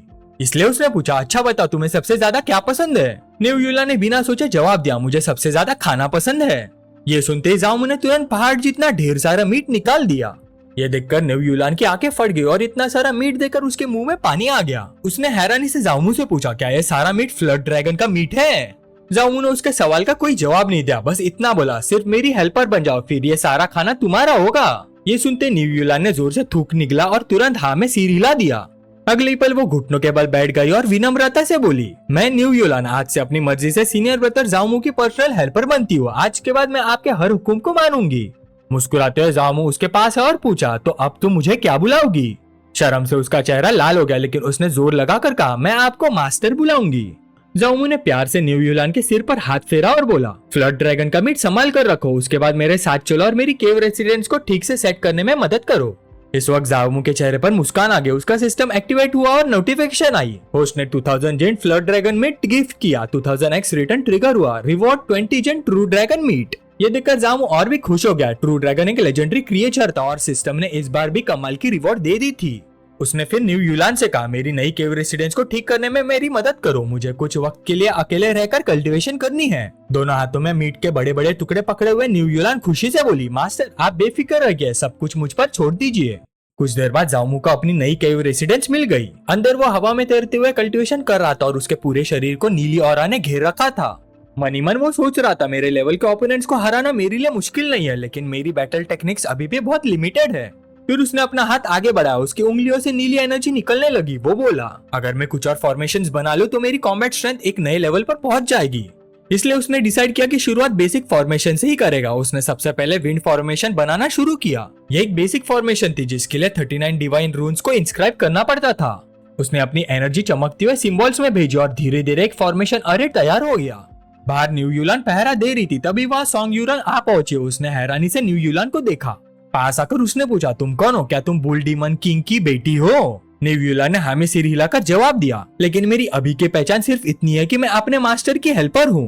ये सुनते सॉन्ग यूरन ने भाई सिकोड़ लिए। उसने मनी मन सोचा, ये जामू सच में जहाँ भी जाता है लड़कियों से ही घिर जाता है। फिर उसने न्यू यूलान से कहा, जूनियर ब्रदर जामू को फॉर्मेशंस की और बुक्स चाहिए थी, मैं वही बुक्स लेकर आई हूँ, क्या तुम मुझे उसके पास ले चलोगी? न्यू यूलान ने अदब से सिर झुकाया और बोली, जरूर मेरे साथ आइए। लेकिन दोनों चलना शुरू ही करने वाले थे कि अचानक दोनों एक साथ रुक गए। उनके चेहरे पर हैरानी छा गई। उन्हें एक बहुत ही जबरदस्त प्रेजेंस महसूस हुई। अगले ही पल एनर्जी का एक भयानक झटका बाहर फूटा। सोंग यूरांग की आंखें फैल गई। उसने तुरंत महसूस कर लिया कि डिवाइन रून्स की एनर्जी बहुत ही जबरदस्त तरीके से एक्टिवेट हुई है। अंदर जामू ने अपनी बनाई हुई विंड फॉर्मेशन को पूरी ताकत से रिलीज कर दिया। सबसे हैरान करने वाली बात यह थी कि उसने एक भी रूइन इंस्क्राइब किए बिना ही फॉर्मेशन कंप्लीट कर दी थी। उस फॉर्मेशन से निकली हवा की ताकत इतनी ज्यादा थी कि बाहर खड़ी न्यू यूलान और सोंग यूरान लगभग हवा में उड़ गई। एनर्जी का प्रेशर इतना भयानक था कि उनके कपड़े लगभग फट गए। दोनों घबराकर चीखने लगे और जल्दी जल्दी अपने शरीर को ढकने की कोशिश करने लगी। जामू ने बाहर से आने वाली आवाज सुनी, लेकिन उसने उस पर बिल्कुल ध्यान नहीं दिया। थोड़ा हैरान जरूर हुआ, लेकिन उसने फिर से अपने सामने बनी फॉर्मेशन अरे को देखना शुरू कर दिया। वो सोचने लगा ये विंड फॉर्मेशन इतनी पावरफुल कैसे हो गई। तभी किसी ने उसे आवाज लगाई और पूछा, जूनियर ब्रदर तुम आखिर किस तरह की फॉर्मेशन बना रहे हो। जामू ने तुरंत पहचान लिया कि आने वाली सीनियर सिस्टर सोंग यूरान थी। वो जल्दी से उसके पास गया और बोला, सीनियर सिस्टर आप बिल्कुल सही वक्त पर आई हैं। आपने जो बुक्स दी थी उनमें कुछ गड़बड़ है। उसने किताब खोलकर उसके सामने दिखाई और बोला, मैंने तो इंस्ट्रक्शंस बिल्कुल वैसे ही फॉलो किए थे और विंड फॉर्मेशन बनाई थी, लेकिन पता नहीं क्यों इसका रिजल्ट विंड ब्लेड फॉर्मेशन निकला। सोंग यूरान ने शर्माते हुए तुरंत उसे रोका। वो बोली, एक मिनट, फॉर्मेशन की बात बाद में करेंगे, क्या तुम पहले मुझे एक सेट कपड़े दे सकते हो। जामू ने बिना देर किए एक सफेद कपड़ा निकालकर सोंग यूरान को दे दिया। साथ ही उसने माफी मांगते हुए कहा, सॉरी सीनियर सिस्टर, मैं फॉर्मेशन पढ़ने में इतना ज्यादा डूब गया कि मुझे पता ही नहीं चला कि आपके कपड़े फट गए। लेकिन सोंग यूरान ने उसकी तरफ देखकर कहा, मुझे तो लगता है तुमने ये सब जानबूझकर किया है। जामू ने जैसे ही कपड़े दिए उसी वक्त उसका सिस्टम एक्टिवेट हो गया और नोटिफिकेशन आ गई। होस्ट ने 2 सेट कपड़े गिफ्ट किए। रिवॉर्ड मल्टीप्लायर ट्रिगर हुआ। Reward 100 set supreme attack speed gear. System की स्क्रीन देखते ही जामू सोच में पड़ गया। वो सोचने लगा, ये सुप्रीम अटैक स्पीड गियर आखिर है क्या। लेकिन अगले ही पल उसके माथे पर पसीना आ गया। स्क्रीन पर देखकर पता चला कि रिवॉर्ड असल में 100 सेट्स ऑफ 2 पीस बिकिनी थे। जामू की आंखें फट गई। वो यकीन ही नहीं कर पा रहा था कि सिस्टम इन्हें अटैक स्पीड गियर कह रहा था। उसने मन ही मन सोचा, क्या ये सिस्टम सच में सीरियस है। उसकी सोच तब टूटी जब सोंग यूरान ने कहा, अपनी फॉर्मेशन प्लेट मुझे दिखाओ। जामू ने बिना कुछ कहे फॉर्मेशन प्लेट उसके हवाले कर दी। उसे देखते ही सोंग यूरान एकदम से हैरान रह गई। उसके लिए यह बहुत ही अजीब बात थी। ये सिर्फ एक बेसिक विंड फॉर्मेशन थी। इतनी लो लेवल फॉर्मेशन से इतना जबरदस्त डिस्ट्रक्शन होना बिल्कुल नॉर्मल नहीं था। इसलिए उसने जामू से कहा, चलो बाहर चलते हैं, जो तुमने अभी किया था एक बार फिर से करके दिखाओ। जामू ने तुरंत हाँ कर दी। बाहर आकर उसने अपने हाथ आगे बढ़ाया और दोबारा विंड फॉर्मेशन बनाना शुरू की। फॉर्मेशन कंप्लीट होते ही हवा की एक भयानक लहर निकली। उसकी ताकत इतनी ज्यादा थी कि आसपास के पेड़ सीधे कट गए। ये देखते ही सोंग यूरान तुरंत उसके पास आई और हैरानी से पूछा, तुमने ये कैसे किया। जामू ने सीधा जवाब दिया, मैंने तो बस किताब में दिए गए तरीके के हिसाब से डिवाइन रूइंस बनाए। इस दौरान न्यू यूलान चुपचाप एक तरफ खड़ी सब कुछ देख रही थी। सोंग यूरान ने फिर कहा, अब फायर फॉर्मेशन भी ट्राई करो, मैं तुम्हें बिल्कुल सही तरीका दिखाती हूँ। जामू मान गया। कुछ ही देर बाद सोंग यूरान ने फायर फॉर्मेशन एक्टिवेट की। उसने एक चमकता हुआ फॉर्मेशन अरे बनाया। जब उसने उस फायर अटैक को लकड़ी पर मारा तो सिर्फ पेड़ का तना जलने लगा। डेमो खत्म होने के बाद उसने जामू से कहा, अब तुम भी ट्राई करके दिखाओ। जामू ने उसका फॉर्मेशन अरे कॉपी किया। उसके हाथ में भी वही सिंबल बन गया। फिर उसने आग छोड़ी और सीधा पेड़ पर मार दी। लेकिन उसके अटैक की ताकत इतनी ज्यादा थी कि सिर्फ तना ही नहीं, पूरा पेड़ ही जलकर राख हो गया। ये देखकर सोंग यूरान की आंखें हैरानी से फट गई। वो बोली, ये कैसे मुमकिन है। जामू ने देखा कि सोंग यूरान लगातार उसी को घूर रही है, इसलिए उसने पूछा, सीनियर सिस्टर आप मुझे ऐसे क्यों देख रही है। सोंग यूरान ने जवाब दिया, अगर फॉर्मेशन में कोई प्रॉब्लम नहीं है तो फिर सिर्फ एक ही पॉसिबिलिटी बची है, प्रॉब्लम या राज तुम्हारे अंदर है। वो सोचने लगी कि शायद जामू का क्रिम्सन सन सेक्रेट बॉडी एलिमेंटल फॉर्मेशन की पावर को भी बूस्ट करता है। लेकिन फिर उसने खुद ही सोचा कि विंड फॉर्मेशन के साथ ऐसा होना मुमकिन नहीं होना चाहिए, क्योंकि उसका प्योर यांग एनर्जी से कोई लेना देना नहीं है। अचानक सोंग यूरान ने अपने कपड़े ऊपर कर दिया। ये देखकर जामू एकदम घबरा गया। उसके नाक से खून निकलने लगा। शर्माते हुए जामू बोला, सीनियर सिस्टर आप ये क्या कर रही हैं? एक लड़के और लड़की को इतना पास नहीं होना चाहिए। सोंग यूरान ने उसे तुरंत चुप कर दिया। बस करो अपनी बकवास। उसने समझाया, मैं अपनी स्किन पर डिवाइन रून्स इंस्क्राइब करने वाली हूँ, इस तरह मुझे डिफरेंसेस और क्लियरली महसूस होंगे। जामू नाक का खून साफ करते हुए अपनी उंगली पर आग जला रहा था। शर्माते हुए उसने पूछा, सीनियर सिस्टर क्या ये सच में फ्री में कर सकता हूँ? सोंग यूरान का पूरा शरीर शर्म और गुस्से से कांप रहा था। वो बोली, जल्दी करो। जैसे ही जामू ने अपनी जलती हुई उंगली उसकी स्किन से लगाई, सोंग यूरान का पूरा शरीर जोर से कांप उठा। अगले ही पल एक पावरफुल शॉकवेव उसके पूरे शरीर में दौड़ गए। उसका शरीर और भी ज्यादा कांपने लगा। ऐसा लग रहा था जैसे वो कभी भी बेहोश हो जाएगी। अगले ही पल जामू ने अपनी फॉर्मेशन की पूरी पावर उसके शरीर में भेज दी। इसके आफ्टरमैथ में तो सोंग यूरान जोर से चीख उठी। एनर्जी इतनी भयानक थी कि उसके कपड़े लगभग फटने लगे। आखिरकार वो सीधी जमीन पर गिर पड़ी। शर्माते हुए जामू ने पूछा, सीनियर सिस्टर क्या आपको कुछ गलत दिखा? सोंग यूरान ने अपना शरीर ढकते हुए कांपते कांपते जवाब दिया, हाँ मैंने महसूस किया तुम्हारे बनाए हुए डिवाइन रूइंस नॉर्मल रूइंस से काफी बड़े और काफी मोटे हैं। जामू ये सुनकर उलझन में पड़ गया। उसने पूछा इसका मतलब क्या है। वो मनी मन सोचने लगा कहीं सीनियर सिस्टर मेरा मजाक तो नहीं उड़ा रही। शोंग यूरन ने समझाया डिवाइन रूइंस भी एक तरह की पावर होता है, जितना मोटा और बड़ा रूइंस होता है उतनी ही ज्यादा उसकी पावर होती है। इस वक्त मुझे लग रहा है कि इसका संबंध तुम्हारे शरीर से है, लेकिन मैं अभी भी पक्का नहीं कह सकती कि इसका कनेक्शन तुम्हारे क्रिम्सन सन सेक्रेट बॉडी से ही है। ये बात सुनकर जामू गहरी सोच में पड़ गया। उसे पूरा यकीन हो गया कि यह सब उसकी ह्यूमन एम्परर ब्लड लाइन की वजह से ही हो रहा है। आखिर एंशिएंट ब्लड लाइन्स की हेवन और अर्थ के डिवाइन रूइंस के साथ एफिनिटी बहुत ज्यादा होती है। तभी न्यू यूलान मुस्कुराते हुए उनके पास आई और प्यार से बोली, मास्टर क्या आप थोड़ा रेस्ट करके पहले खाना खाना चाहेंगे? मुझे पता है आप प्रैक्टिस करके थक गए होंगे। जामू ने तुरंत हाँ कर दी, लेकिन शोंग यूरन एकदम से रुक गई। उसने हैरानी से सुना कि न्यू यूलान जामू को मास्टर बुला रही थी। वो बाहें सिकुड़कर जामू की तरफ देखने लगी, फिर बोली, पहले तुमने बुल डीमन किंग के बेटे को 1000 डीमन हॉल भेज दिया, अब उसकी बेटी को भी अपने साथ रख लिया। मुझे लगता है बुल डीमन किंग जल्दी तुम्हारे पास आएगा और तुमसे जान की बाजी लगाकर लड़ेगा। जामू मुस्कुराया और बोला, सीनियर सिस्टर फिक्र मत कीजिए, मुझे अपनी लिमिट्स अच्छी तरह पता है। शोंग यूरन के गाल हल्का सा लाल हो गए। उसने गुस्से से कहा, तुम सच में एक छोटे बदमाश हो। अगर तुम्हें वाकई अपनी लिमिट्स पता होती तो मुझे इस चक्कर में कभी नहीं घसीटते। कुछ देर बाद न्यू यूलान ने सारा खाना तैयार कर दिया। वो बोली, मास्टर आज जो आपने सारा मीट दिया था मैंने सब पका दिया है। जामू मुस्कुराया, अच्छा काम किया। दूसरी तरफ शोंग यूरन मीट को देखकर खुद को रोक ही नहीं पा रही थी। उसने हैरानी से पूछा, ये किस चीज का मीट है? इसमें बहुत ही पावरफुल स्पिरिचुअल एनर्जी महसूस हो रही है। जामू ने जवाब दिया, ये डिवाइन फॉर्मेशन रेल्म के फ्लड ड्रैगन का मीट है। होली सन ने ये मेरे मास्टर सेंटेस को गिफ्ट किया था और मुझे भी थोड़ा हिस्सा मिल गया। ये सुनकर शोंग यूरन हैरान रह गई। वो बोली, ये तो ऐसी चीज है जो पैसे से भी खरीदी नहीं जा सकती। मैंने कभी नहीं सोचा था कि सेंटेस तुम पर इतनी मेहरबान होंगी। फिर हंसी रोक कर बोली, बस अफसोस की बात यह है कि तुम लड़की नहीं हो। अगर होते तो शायद फ्यूचर में सेंटेस की पोजीशन भी इनहेरिट कर सकते थे। फिर उसने मुस्कुराते हुए कहा, वैसे मैंने सुना है कि एक ऐसी भी पील होती है जो किसी का जेंडर बदल सकती है, चाहो तो ट्राई करना पसंद करोगे? ये सुनकर जामू लगभग खाना खाते खाते घुट गया। उसका चेहरा लाल हो गया। वो बोला, सीनियर सिस्टर प्लीज ऐसा मजाक मत कीजिए। शोंग यूरन हल्की सी मुस्कुराई। अपने सीने के पास से कुछ निकालते हुए उसने जामू की तरफ एक दिलकश नजर से देखा और बोली, ठीक है मजाक बहुत हो गया, मैं आज असल में एक बहुत जरूरी काम से आई हूँ। जामू ने तुरंत कहा, सीनियर सिस्टर आप आराम से बताइए। शोंग यूरन ने अपने सीने के पास से एक स्टोरेज बैग निकाला जो स्पिरिट स्टोन से पूरा भरा हुआ था और उसे टेबल पर रख दिया। मुस्कुराते हुए वो बोली, हमारे मास्टर को पता है कि फॉर्मेशन सीखना तुम्हारे लिए कितना महंगा पड़ता है, इसलिए उन्होंने मुझे स्पेशली तुम्हारे लिए ये स्पिरिट स्टोन्स लाने भेजा था। इसमें कई बिलियन स्पिरिट स्टोन्स हैं। ये तुम्हारी कल्टीवेशन के लिए काफी लंबे समय तक काफी रहेंगे। ये देखकर जामू बहुत खुश हो गया। वो तुरंत शोंग यूरन के गले लगकर बोला, सीनियर सिस्टर बहुत बहुत शुक्रिया, मैं वैसे भी कल्टीवेशन रिसोर्सेज की कमी को लेकर परेशान था। शोंग यूरन शर्मा कर बोली, कोई बात नहीं, मैं तो बस मास्टर का हुक्म पूरा कर रही हूँ। जामू ट्विन टावर्स की गली से ऊपर देखते हुए बोला, वैसे भी काफी दिनों से मास्टर नजर नहीं आए, क्या वो बहुत बिजी हैं? शोंग यूरन ने जवाब दिया, मास्टर और बाकी सब एल्डर्स अभी 10,000 डीमन माउंटेन रेंज के अंदर गए हुए हैं। वहाँ हाल ही में सिचुएशन काफी सीरियस हो गई है। ये सुनकर जामू सोच में पड़ गया। इतने सारे एल्डर्स को एक साथ मूव करना पड़ रहा है। लगता है सेंट युआन डीमन सेक्ट में फिलहाल सब कुछ शांत नहीं है। उसकी सोच तब टूट गई जब न्यू यूलान ने टेबल पर सारा खाना लगा दिया। शोंग यूरन बोली, वैसे अब ज्यादातर काम सेटल हो चुका है, मुझे भी वापस जाकर अपना कल्टीवेशन रैंक स्टेबल करना है। जामू ने तुरंत कहा, इतनी भी क्या जल्दी है, न्यू यूलान ने इतना अच्छा खाना बनाया है। ये सुनते ही शोंग यूरन ने जामू का कान पकड़कर खींच दिया। वो बोली, तुम्हारे पास अभी भी न्यू यूलान का नाम लेने की हिम्मत है? अगर तुम इतनी मुसीबत खड़ी करोगे तो बाद में हमारे मास्टर को दोष मत देना अगर वो तुम्हें बचाने ना आए। जामू मुस्कुराया और बोला, जी सीनियर सिस्टर, समझ गया। जब शोंग यूरन वहाँ से जाने लगी, जामू ने उसे अलविदा कहा, सीनियर सिस्टर अगली बार फिर जरूर आइएगा। शोंग यूरन मुस्कुरा कर बोली, देखते हैं, अगर मौका मिला तो जरूर आऊंगी।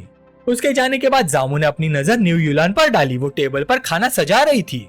जामू ने अचानक डर भरा चेहरा बना लिया और बोला, आज फॉर्मेशन अरेज की प्रैक्टिस करते करते मेरा शरीर काफी थक गया है, लगता है मेरे कंधे में भी काफी दर्द हो रहा है। जैसे ही न्यू यूलान ने यह सुना, वो तुरंत जामू के पीछे आ गई। मुस्कुराते हुए उसने धीरे धीरे कंधों की मसाज करनी शुरू कर दी। वो प्यार से बोली, मास्टर मैं समझ गई आप क्या चाहते हैं, मैं आपके मसल्स और हड्डियों का दर्द दूर कर देती हूँ। जामू उसकी सर्विस से काफी खुश हुआ, लेकिन उसने पूछा, क्या तुम्हें मेरी इतनी सेवा करते हुए बिल्कुल भी अजीब नहीं लगता? न्यू यूलान ने शर्माते हुए धीमी आवाज में जवाब दिया, जब तक मास्टर मेरे बड़े भाई को माफ कर देंगे मैं आपके लिए कुछ भी करने को तैयार हूँ। और सिर्फ इतना ही नहीं, मास्टर ने बिना झिझक मुझे इतना सारा फ्लड ड्रैगन का मीट दे दिया। इससे मुझे लगता है कि आप मुझे सिर्फ एक सर्वेंट नहीं बल्कि सच में अच्छा ट्रीट करते हैं। ये सुनकर जामू खुश हो गया। उसने प्यार से न्यू यूलान के गाल को छुआ और बोला, अच्छा कहा तुमने, तुम वाकई मेरी अच्छी हेल्पर हो। उसकी वफादारी से खुश होकर जामू ने उसे रिवॉर्ड देने का फैसला किया। उसने स्पिरिट स्टोन्स का एक भरा हुआ बैग उसकी तरफ उछाल दिया। नेव्यूलान की आंखों में खुशी के आंसू आ गए। वो तुरंत जामू को गले लगाकर बोली, मास्टर आप बहुत अच्छे हैं। जामू मुस्कुराया और बोला, बस बस रोना बंद करो, रोते हुए बिल्कुल अच्छी नहीं लगती तुम। इसी वक्त उसका सिस्टम एक्टिवेट हुआ और नोटिफिकेशन आ गई। होस्ट ने 3.5 बिलियन स्पिरिट स्टोन्स गिफ्ट किए। 100x रिटर्न रिवॉर्ड ट्रिगर हुआ। Reward 380 billion spirit stones. Reward मिलते हैं जामू बोला, मुझे ब्रेक थ्रू के लिए एक अच्छी केव चाहिए जहां मैं सेक्लूडेड कल्टीवेशन कर सकूं। जाकर केव ड्वेलिंग को अच्छी तरह साफ कर दो। नेव्यूलान हैरान होकर बोली, मास्टर आप फिर से ब्रेक थ्रू करने वाले हैं। जामू मुस्कुराया, और नहीं तो क्या। ये सुनते ही नेव्यूलान तुरंत काम में लग गई। मास्टर मैं अभी साफ कर देती हूँ।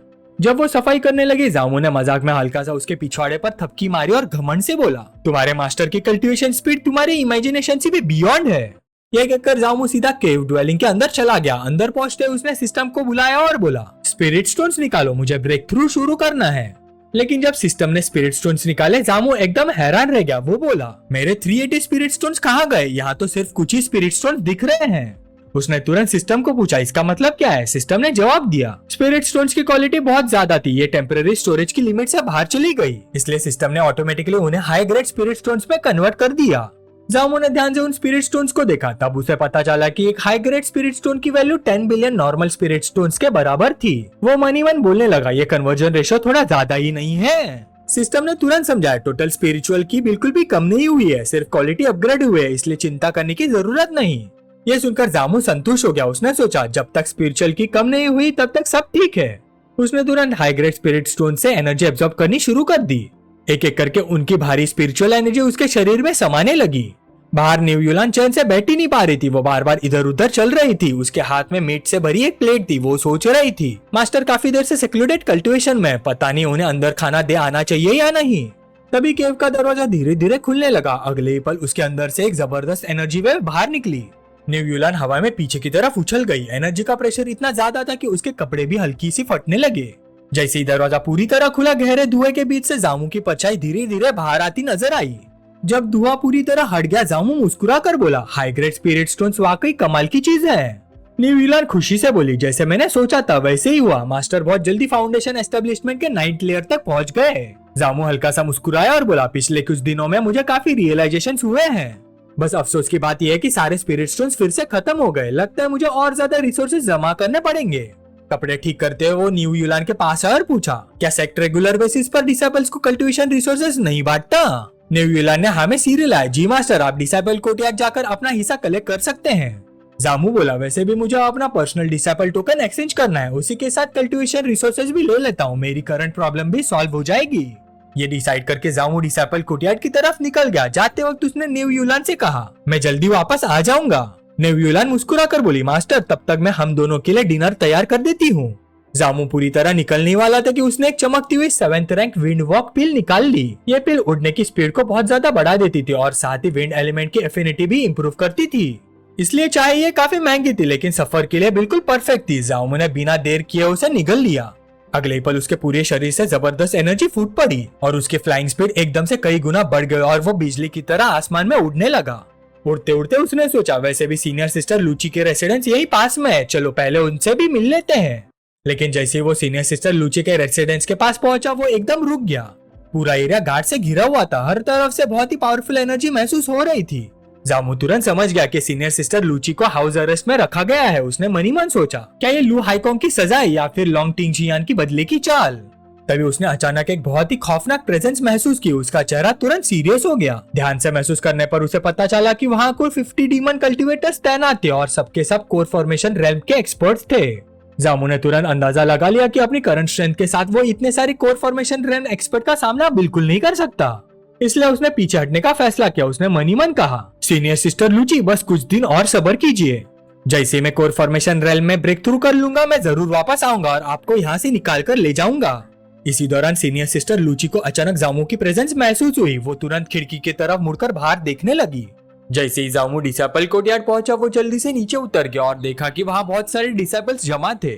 जब वो आसपास का माहौल देख रहा था, तब उसका ध्यान कुछ डिसेबल्स की बातों पर गया।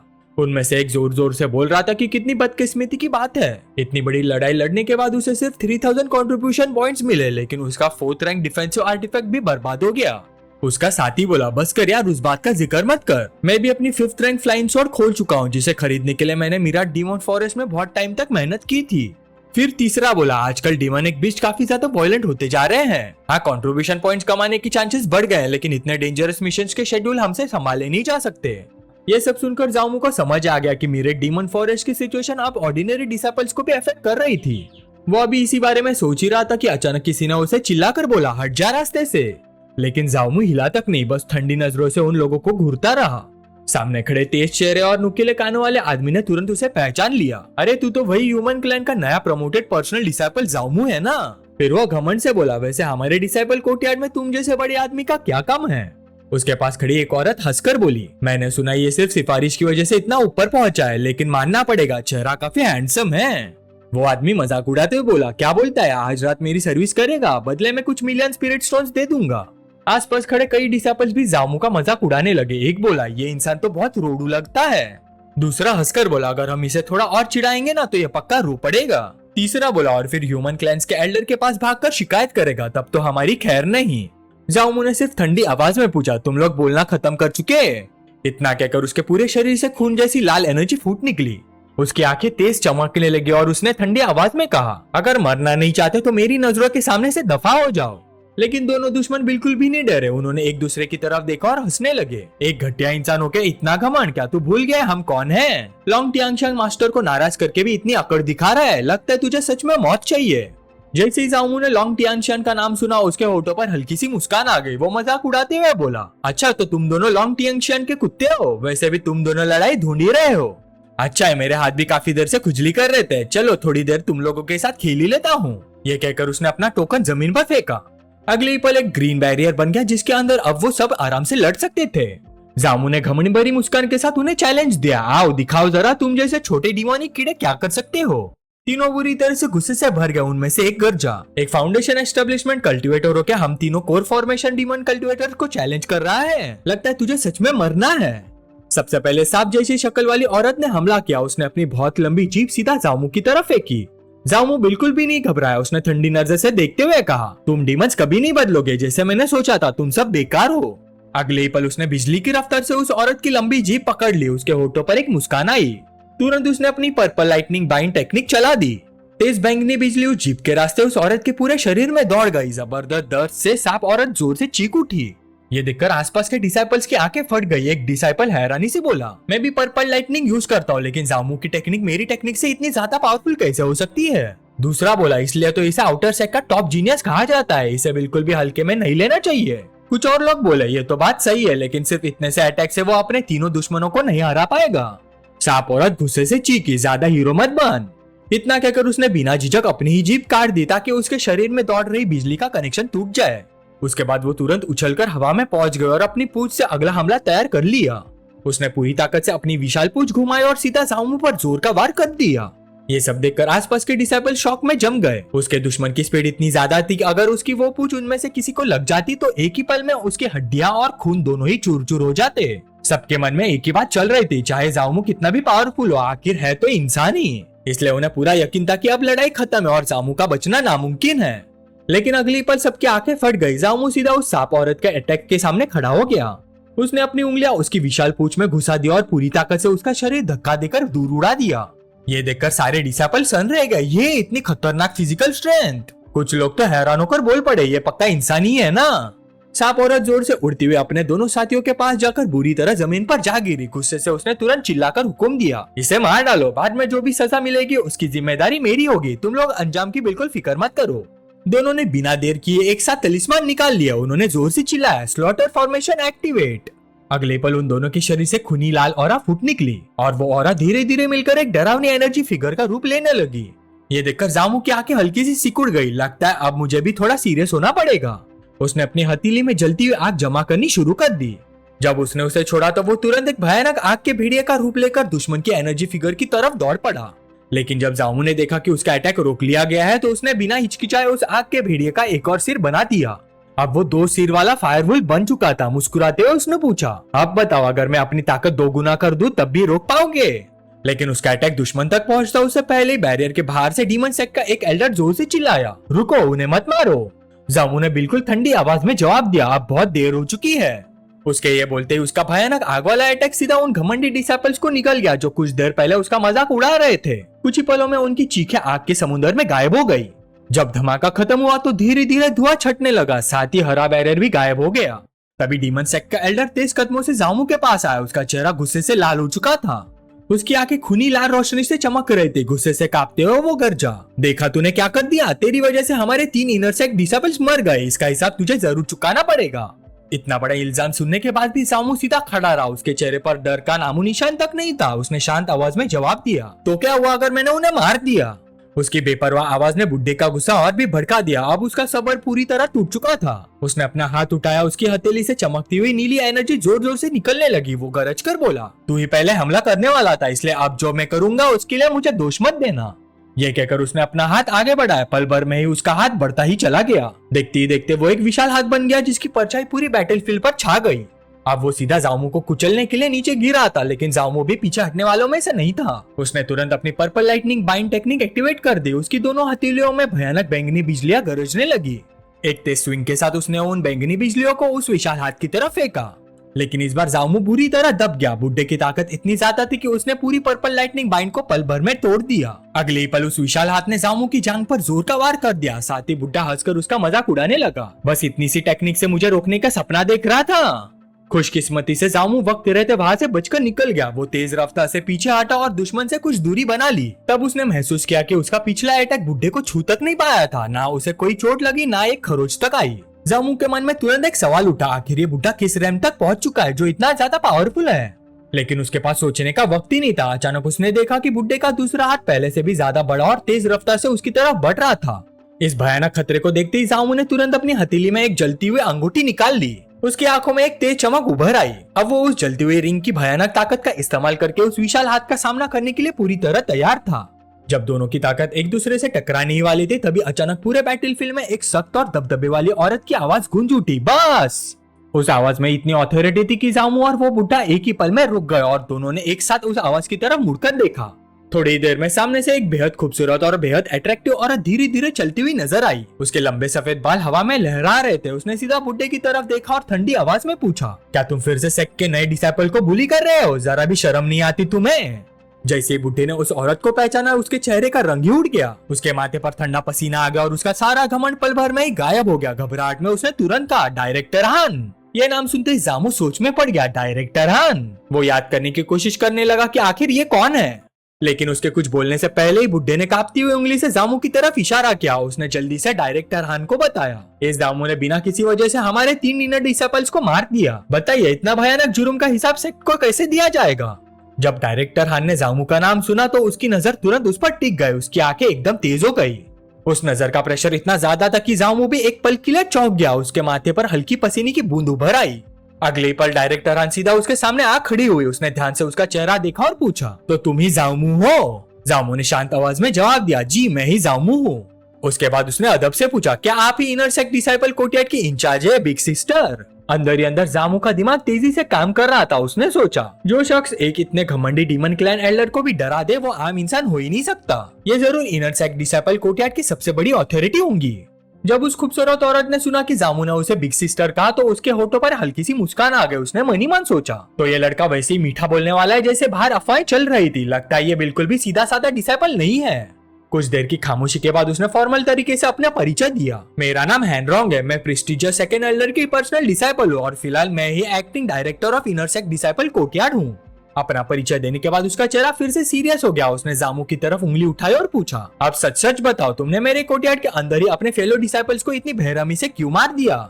जामू ने बड़े अदब और शांति से जवाब दिया, सीनियर सिस्टर हानरोंग पहले पूरी सिचुएशन को ध्यान से देख लीजिए। वो तीनों डिसाइपल्स ही सबसे पहले सेक्ट के रूल्स को तोड़ चुके थे। उन्होंने डेंजरस फॉर्मेशन और डिस्ट्रक्टिव तलिस्मान्स का इस्तेमाल करके मुझे मारने की कोशिश की। उस वक्त मेरे पास अपनी जान बचाने के अलावा कोई और रास्ता नहीं था। फिर उसने आसपास खड़े सभी लोगों की तरफ इशारा किया, यहाँ जितने भी इनर सेक्ट डिसाइपल्स मौजूद है सब मेरे लिए गवाही दे सकते हैं। जामू की बात खत्म होती आसपास खड़े डिसाइपल्स ने तुरंत उसकी बात का सपोर्ट किया। एक गवाह हिम्मत करके आगे आया और बोला, डायरेक्टर हानरोंग जामू सच कह रहा है, इसमें उसकी कोई गलती नहीं थी। फिर एक और डिसाइपल आगे बढ़ा और बोला, मैंने अपनी आंखों से देखा था कि युआनशी ने एक dangerous 6th rank explosive talisman निकाला था। अगर वो टेलिस्मान फट जाता तो पूरा इनर सेक्ट डिसाइपल कोर्टयार्ड उड़ा देता। अगर जामू ने वक्त रहते उन्हें रोका नहीं होता तो हम सब भी उस धमाके में मर जाते। सिचुएशन और भी टेंस होती जा रही थी, लेकिन बुड्ढा अभी भी हार मानने को तैयार नहीं था। वो डायरेक्टर हानरोंग के सामने आकर बोला, डायरेक्टर आनी, डिसेबल्स की बातों पर इतनी आसानी से भरोसा मत कीजिए, असली गुनहगार तो जाओमू ही है। डायरेक्टर हानरोंग ने शांत लेकिन सख्त आवाज में उसे रोक दिया। बस तुम्हें और कुछ कहने की जरूरत नहीं, मेरे पास सच जानने का अपना तरीका है। यह कहकर उसने अपने हाथ से एक चमकता हुआ आर्टिफैक्ट निकाला। वो एक 8 ट्राइग्राम बोर्ड था जिसके बीच में यिंग यांग का निशान धीरे धीरे घूम रहा था। उस आर्टिफैक्ट से निकली अजीब सी एनर्जी ने कुछ ही पलों में पिछली लड़ाई का हर एक मंजर साफ साफ दिखा दिया।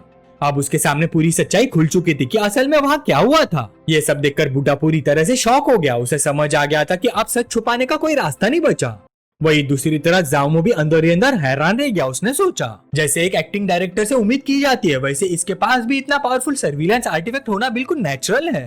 पूरी सच्चाई देखने के बाद डायरेक्टर हानरोंग ने ठंडी नजर से जाओमू की तरफ देखा और बोली, तुमने काफी अच्छा काम किया। सिर्फ फाउंडेशन एस्टेब्लिशमेंट कल्टीवेटर होते हुए भी तुमने 3 लेट कोर फॉर्मेशन कल्टीवेटर्स को मार गिराया। ऐसा टैलेंट 1000 साल में सिर्फ एक ही बार ही देखने को मिलता है। फिर उसने आगे कहा, तुम्हारे इसी एक्स्ट्राऑर्डिनरी टैलेंट की वजह से एक सेंटेंस भी तुम्हें बहुत इंपॉर्टेंस देती है।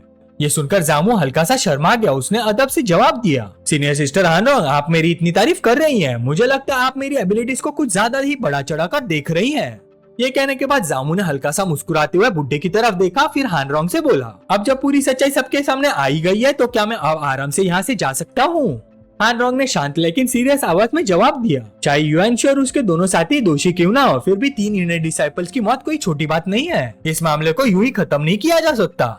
उसने तुरंत सबको हुक्म दिया, यहाँ मौजूद सब लोग मेरे साथ एनफोर्समेंट हॉल चलो, वहाँ तुम सब इस पूरी घटना की फॉर्मल स्टेटमेंट दोगे। सब डिसाइपल्स ने बिना किसी विरोध के उसका हुक्म को मान लिया। जाने से पहले हानरोंग ने बुड्ढे को बुलाया, एल्डर फे, तुम्हें हमारे साथ आने की जरूरत नहीं है, तुम यही रुककर इस कोर्टयार्ड की सारी तबाही को ठीक करवाओ। एल्डर फे ने दबदबे के सामने सिर झुका और अदब से बोला, जी डायरेक्टर। हानरोंग के आदेश के बाद सब डिसाइपल्स अपनी अपनी फ्लाइंग स्वॉर्ड पर सवार होकर उसके पीछे चल दिए। सिर्फ एल्डर फे वही अकेला रह गया। वो आसमान में दूर जाते हुए सबको गुस्से से घूरता रहा। उसके चेहरे पर नफरत साफ नजर आ रही थी। सबसे ज्यादा गुस्सा उसे हानरोंग पर था। वो समझ ही नहीं पा रहा था आखिर एक डिमन होकर भी वो एक मामूली इंसान की मदद क्यों कर रही थी। उधर सफर के दौरान जामू ने आसपास के डिसाइपल्स की धीमी आवाज में चल रही बातें सुन ली। एक डिसाइपल बोला, जैसे हम हमेशा कहते हैं, सीनियर सिस्टर हानरोंग कभी भी इंसान और डीमन के बीच भेदभाव नहीं करती। दूसरा तुरंत बोला, बिल्कुल, वो हमेशा इंसाफ करती है, इसी वजह से सब उनकी इज्जत करते हैं। कोई और बोला, सिर्फ खूबसूरत ही नहीं, उनकी स्ट्रेंथ भी इतनी ज्यादा है कि लोग उनसे डरते हैं। मैंने सुना है वो इनर सेक्ट जीनियस रैंकिंग में 3रे नंबर पर है और उनकी कल्टीवेशन ऑलरेडी लेट नेशन सोल्टर एम तक पहुंच चुकी है। ये बात सुनकर जामू के दिल में हल्का सा झटका लगा। उसे तुरंत लॉन्ग टियांगशान याद आ गया। लॉन्ग टियांगशान तो सिर्फ 5वें नंबर पर है, मतलब मेरे सामने चल रही है औरत उससे भी ज्यादा पावरफुल है। हानरोंग की पीठ को देखते हुए जामू ने मन ही मन सोचा, इसकी असली ताकत आखिर कितनी होगी। कुछ ही पल बाद उसने खुद ही फैसला कर लिया, फिलहाल इससे दुश्मनी लेना बिल्कुल ठीक नहीं होगा। ज्यादा देर नहीं लगी, सब लोग सुरक्षित तरीके से एनफोर्समेंट हॉल पहुंच गए। गेट पर तैनात गार्ड्स ने हानरोंग को देखते ही झुककर अदब से सलाम किया, लेकिन हानरोंग ने किसी की तरफ देखा तक नहीं। वो सीधा हॉल के अंदर चली गई। जामू और बाकी गवाह भी उसके पीछे पीछे अंदर चले गए। लेकिन जैसे ही सब लोग हॉल के अंदर दाखिल हुए, अचानक धड़ाम एक जबरदस्त धमाके की आवाज पूरे हॉल में गूंज उठी। पीछे का विशाल दरवाजा बिजली की रफ्तार से बंद हो गया। पल भर में पूरा हॉल अंधेरे में डूब गया। उसके तुरंत बाद स्लैश स्लैश स्लैश हवा को चीरते हुए किसी तेज धार वाली चीज की लगातार आवाजें चारों तरफ से गूंजने लगी। जामू की आंखें फट गई। उसने देखा कि उसके साथ आए कई डिसाइपल्स बिना कुछ समझे एक ही पल में टुकड़े टुकड़े हो गए। उनका खून जमीन पर चारों तरफ फैल गया। सब कुछ इतनी तेजी से हुआ कि किसी को संभालने का मौका ही नहीं मिला। जामू अभी इस खौफनाक मंजर से उभर भी नहीं पाया था कि अचानक उसने महसूस किया उसके अपने शरीर पर भी एक गहरा और खतरनाक जख्म उभर आया। तेज दर्द की वजह से उसके मुंह से तुरंत खून निकल पड़ा। वो दांतों तले होठ दबाकर गुस्से से गाली दे बैठा। उस अदृश्य हमले ने उसके शरीर को भी पूरी तरह जख्मी कर दिया था। उसकी सारी ताकत धीरे धीरे खत्म होने लगी। आखिरकार जामू के घुटने जवाब दे गए। वो सीधा ठंडे फर्श पर हानरोंग के बिल्कुल सामने घुटनों के बल गिर पड़ा। अपनी धुंधली हुई नजरों से जामू ने देखा हानरोंग उसके सामने खड़ी थी। उसके चेहरे पर एक अजीब सी मुस्कान थी। उसकी आंखों में एक रहस्यमयी चमक थी। उसी पल जामू को आखिर सच्चाई समझ आ गई। एनफोर्समेंट हॉल आना शुरू से ही एक बहुत बड़ा जाल था। अचानक अंधेरे हॉल के अंदर से कई जोड़ियां चमकती हुई लाल आंखें उभर आई। वो सब चुपचाप हानरोंग के पीछे खड़े थे। जामू उन सबकी ठंडी और खतरनाक नजरों को साफ महसूस कर सकता था। इतनी बुरी हालत में होने के बाद भी वो हल्का सा मुस्कुरा कर बोला, सीनियर सिस्टर हानरोंग, मानना पड़ेगा आपने कमाल का नाटक किया। तो युआनशी और उसके साथी सिर्फ आपके हाथ की कठपुतलियां थे? बताइए, क्या वो तीनों भी आपके ही आदमी थे? हानरोंग मुस्कुराए। उसने शांत आवाज में जवाब दिया, आप पछताने का कोई फायदा नहीं। चाहे तुम उन तीनों को चैलेंज भी ना करते, मैं तुम्हें एनफोर्समेंट हॉल तक लाने का कोई ना कोई और तरीका ढूंढ ही लेती। वैसे मेरा असली इरादा तुम्हें मारना नहीं था। लॉन्ग फैमिली सिर्फ इतना चाहती थी कि तुम्हें 1 या 2 साल के लिए जेल भेज दिया जाए ताकि लॉन्ग टियानशान की लू फैमिली की लड़की से शादी बिना किसी दिक्कत के हो सके। ये सुनकर जामू की आंखें सिकुड़ गई। उसने तुरंत समझ लिया, मतलब लॉन्ग फैमिली मुझे मारना ही नहीं चाहती थी। फिर उसके मन में एक और सवाल उठा, अगर ऐसा तो मेरी जान का दुश्मन आखिर है कौन? हान रोंग हल्की सी हंसी, उसकी आवाज अचानक बर्फ की तरह ठंडी हो गई। वो बोली, अब अंदाजे लगाना बंद करो, जो तुम्हें मारना चाहती है वो इसी वक्त तुम्हारे बिल्कुल सामने खड़ी है। जामू एक पल के लिए संदेह गया। उसने तुरंत पूछा, इसका क्या मतलब है? हान रोंग धीरे धीरे उसकी तरफ चलने लगी। उसके शरीर से एक साथ खौफ और अजीब सी कशिश महसूस हो रही थी। वो जामू की आंखों में देखते हुए बोले, तुम सिर्फ खुद को ही दोष दे सकते हो। एक मामूली इंसान होके तुम्हारे पास इतना डरावना टैलेंट कैसे हो सकता है? अगर तुम्हें अभी खत्म नहीं किया तो एक दिन तुम पूरी डीमन रेस के लिए सबसे बड़ा खतरा बन जाओगे। ये सुनते ही जामू की आंखें ठंडी पड़ गए। उसने तुरंत अपनी हथेली में जलती हुई आग जमा की और दांत भींचकर बोला, तुम मुझसे बचकर नहीं जा पाओगी। अगले पल उसने अपनी ब्लेजिंग फ्लेम पाम चला दी। भयानक आग पूरे हॉल में फैल गई। उसकी रोशनी ने कुछ पल के लिए अंधेरे को मिटा दिया, लेकिन हान रोंग उस अटैक से आराम से बच गई। पूरा हॉल धुएं से भर गया। इसी मौके का फायदा उठाकर जामू बिजली की रफ्तार से भाग निकला। उसे पता था यही उसका आखिरी मौका था, लेकिन हान रोंग बस मुस्कुराए। उसने मजाक उड़ाते हुए कहा, तुम बस एक छोटी सी चींटी हो। उसने आराम से अपना हाथ आगे बढ़ाया। उसके हथेली से एक भयानक काली एनर्जी फूट निकली। वो एनर्जी पल भर में कई काले सांपों जैसी जंजीरों में बदल गई। फिर उसने एक डरावने राक्षस का रूप ले लिया। एक ही पल में उसने जामू को कसकर जकड़ लिया और जबरदस्ती उसे पीछे खींच लिया। उसके पीछे एक अंधेरा पोर्टल खुल चुका था। अगले ही पल जामू उस पोर्टल के अंदर घसीट लिया गया। उसका पूरा शरीर ठंडा पड़ गया। उसके माथे से ठंडा पसीना बहने लगा। उसे समझ ही नहीं आ रहा था कि आखिरकार हो क्या रहा है। तब हान रोंग के एक आदमी ने हैरानी से पूछा, लेडी हान रोंग, आपने इसे सीधा मार क्यों नहीं दिया? हान रोंग ने धीरे से सिर हिला दिया। उसके चेहरे पर एक डरावनी मुस्कान उभर आई। वो ठंडी आवाज में बोली, उसकी जरूरत नहीं। जब वो सबसे नीचे पहुंचेगा उसके बाद उसके बचने की कोई उम्मीद नहीं होगी। उधर जामू लगातार उस बेइंतहा अंधेरे में गिरता ही जा रहा था। वो जोर जोर से चीख रहा था। कुछ देर बाद धड़ाम वो बुरी तरह एक सख्त जमीन पर जा गिरा और उसकी पीठ में तेज दर्द की लहर दौड़ गई। वो धीरे धीरे उठकर खड़ा हुआ और गुस्से से बोला, वो औरत सच में बहुत जालिम है। अगर इस बार मैं जिंदा बच गया तो हान रोंग को जिंदगी भर अपने किए पर पछताना पड़ेगा। उसने तुरंत अपनी हथेली में एक छोटी सी आग जलाई ताकि रोशनी हो सके। वो बहुत सावधानी से आसपास देखने लगा। साथ ही उसके मन में एक सवाल बार बार उठ रहा था, हान रोंग ने मुझ पर हमला करने की हिम्मत कैसे की? क्या उसे मेरे 3 डिवाइन मास्टर और सेंटेंस से बिल्कुल भी डर नहीं लगता? तभी अचानक उसके कान में कोई अजीब सी आवाज पड़ी। वो तुरंत सतर्क हो गया। ये आवाज किस चीज की है? गहरे अंधेरे के अंदर से धीरे धीरे 3 भयानक डीमन मॉन्स्टर्स की परछाइयां सामने आने लगी। उन्हें देखते ही जामू का चेहरा सख्त हो गया। उसी पल उसे पूरी तरह समझ आ गया कि अब वो कितनी खतरनाक मुसीबत में फंस चुका है। 3 कैद डीमन मॉन्स्टर्स के सामने खड़े होते ही जामू को सब कुछ समझ आ गया। हान रोंग का असली प्लान कभी भी उसे खुद मारना नहीं था। वो चाहती थी कि ये तीनों मॉन्स्टर्स ही उसे खा जाए ताकि उसके अपने हाथ बिल्कुल साफ रहे। तभी उन तीनों में से एक डीमन ने धीमी सी घरहाट निकाली और बोला, कितना ताजा इंसान है, इसका मांस तो बहुत ही स्वाद होगा। दूसरा डीमन हंस पड़ा, इस बुड्ढे वाइल्ड बोर डीमन को कैद हुए 300 साल से भी ज्यादा हो गया। मैं तो भूख से पागल हो चुका हूँ। कितने अरसे बाद दोबारा इंसान का मांस खाने का मौका मिला है। जामू ने ध्यान से उन तीनों को देखा। अगले ही पल उसका चेहरा सीरियस हो गया। ये तीनों नेसेंट सोल डीमन किंग्स है। उसने अंदर ही अंदर सोचा, लगता है हान रोंग मुझे बहुत इंपॉर्टेंस देती है। मुझे खत्म करने के लिए उसने सीधा 3 नेसेंट सोल डीमन किंग्स तैयार करके रखे हैं। तभी वाइल्ड बोर डीमन अफसोस भरी आवाज में बोला, एक ही इंसान है, हम तीनों के लिए तो बहुत कम है। इससे अच्छा तो हम सब मिलकर यहाँ से भाग चलते और बाहर जाकर पेट भर खाना खाते हैं। लेकिन तीसरा डीमन तुरंत बोला, तुम दोनों चले जाना, मैं बाहर बिल्कुल नहीं जाऊंगा। हान रोंग के अंदर इविल फिनिक्स का ब्लड लाइन हो रहा है। जिस पल मैं इस कैद से बाहर निकला उसी पल मेरा सामना उससे हो जाएगा। फिर उसने दोनों को याद दिलाया, क्या तुम भूल गए उसने हमें किस बेरहमी से दबाया था? ये सुनते ही बाकी दोनों चुप हो गए। कुछ देर बाद उनमें से एक धीमी आवाज में बोला, सच कहूँ मैं तो दोबारा उस पागल औरत का सामना करने से बेहतर यही कैद रहना पसंद करूंगा। उसकी वो ठंडी और बेरहम आंखें आज तक नहीं भूल पाया। सिर्फ एक नजर देखकर ही डर के मारे मेरी रूह कांप उठती है। लगता है जैसे रोना ही निकल जाएगा। ये सब सुनकर जामू सोच में पड़ गया। तो जिसे ये लोग इविल फिनिक्स कह रहे हैं वो हान रोंग ही है, मतलब वो फिनिक्स ब्लड लाइन से है। अब उसे समझ आ गया कि हान रोंग उसके 3 डिवाइन मास्टर और सेंटेंस से भी क्यों नहीं डरती थी। थोड़ी देर बाद बियर डीमन ने पूछा, वैसे इस लड़के को खाएंगे कैसे? वाइल्ड बोर डीमन बोला, हमारे पास तो पकाने का कोई सामान भी नहीं है, सीधा तीनों हिस्सों में बांटकर खा लेते हैं। तीसरा डीमन जामू को घूरते हुए बोला, लेकिन यह लड़का आम इंसान नहीं लगता। अगर हम इसे खा गए तो शायद हमारी कल्टीवेशन भी और बढ़ जाए। ये बात सुनकर जामू के दिमाग में एक आइडिया चमका। उसने महसूस किया कि हान रोंग ने इन तीनों के दिल में इतना गहरा साइकोलॉजिकल ट्रॉमा छोड़ दिया था कि वो आज भी उससे देखने से डरते थे। जामू तुरंत आगे बढ़ा। उसने बड़े अदब से झुककर तीनों को सलाम किया, फिर शांति से अपना परिचय दिया और उनका सम्मान किया। उसकी इस हरकत से तीनों डीमंस हैरान रह गए। एक डीमन बोला, इस लड़के में तो काफी हिम्मत है, मरने वाला है फिर भी इतनी तमीज से बात कर रहा है। उसने जामू को इजाजत दी, बोलो जो कहना है कहो। दूसरा डीमन बोला, वैसे भी मुझे भूखा रहते हुए 300 साल हो गए और थोड़ा इंतजार कर लूंगा तो कोई फर्क नहीं पड़ेगा। जामू ने गहरी सांस ली, फिर शांत आवाज में पूछा, क्या मेरे पास सच में कोई और रास्ता नहीं है? उसने कुछ पल रुककर फिर कहा, चाहे आज आप लोग मुझे खा भी लो, आप तीनों फिर भी हमेशा इसी कैद में बंद रहोगे। लेकिन अगर आप मेरी जान बख्श दो तो मैं कसम खाता हूँ मैं हानरोंग को मारने में आपकी मदद करूंगा और आप सबको आजादी दिलवाऊंगा। ये सुनकर तीनों डीमंस एक दूसरे की तरफ देखने लगे। अगले पल उनमें से एक जोर से हंस पड़ा, तू फाउंडेशन एस्टेब्लिशमेंट रैंप का एक छोटा सा कल्टीवेटर, तुझ में इतनी हिम्मत कहाँ से आ गई कि हानरोंग को मारने की बात कर रहा है?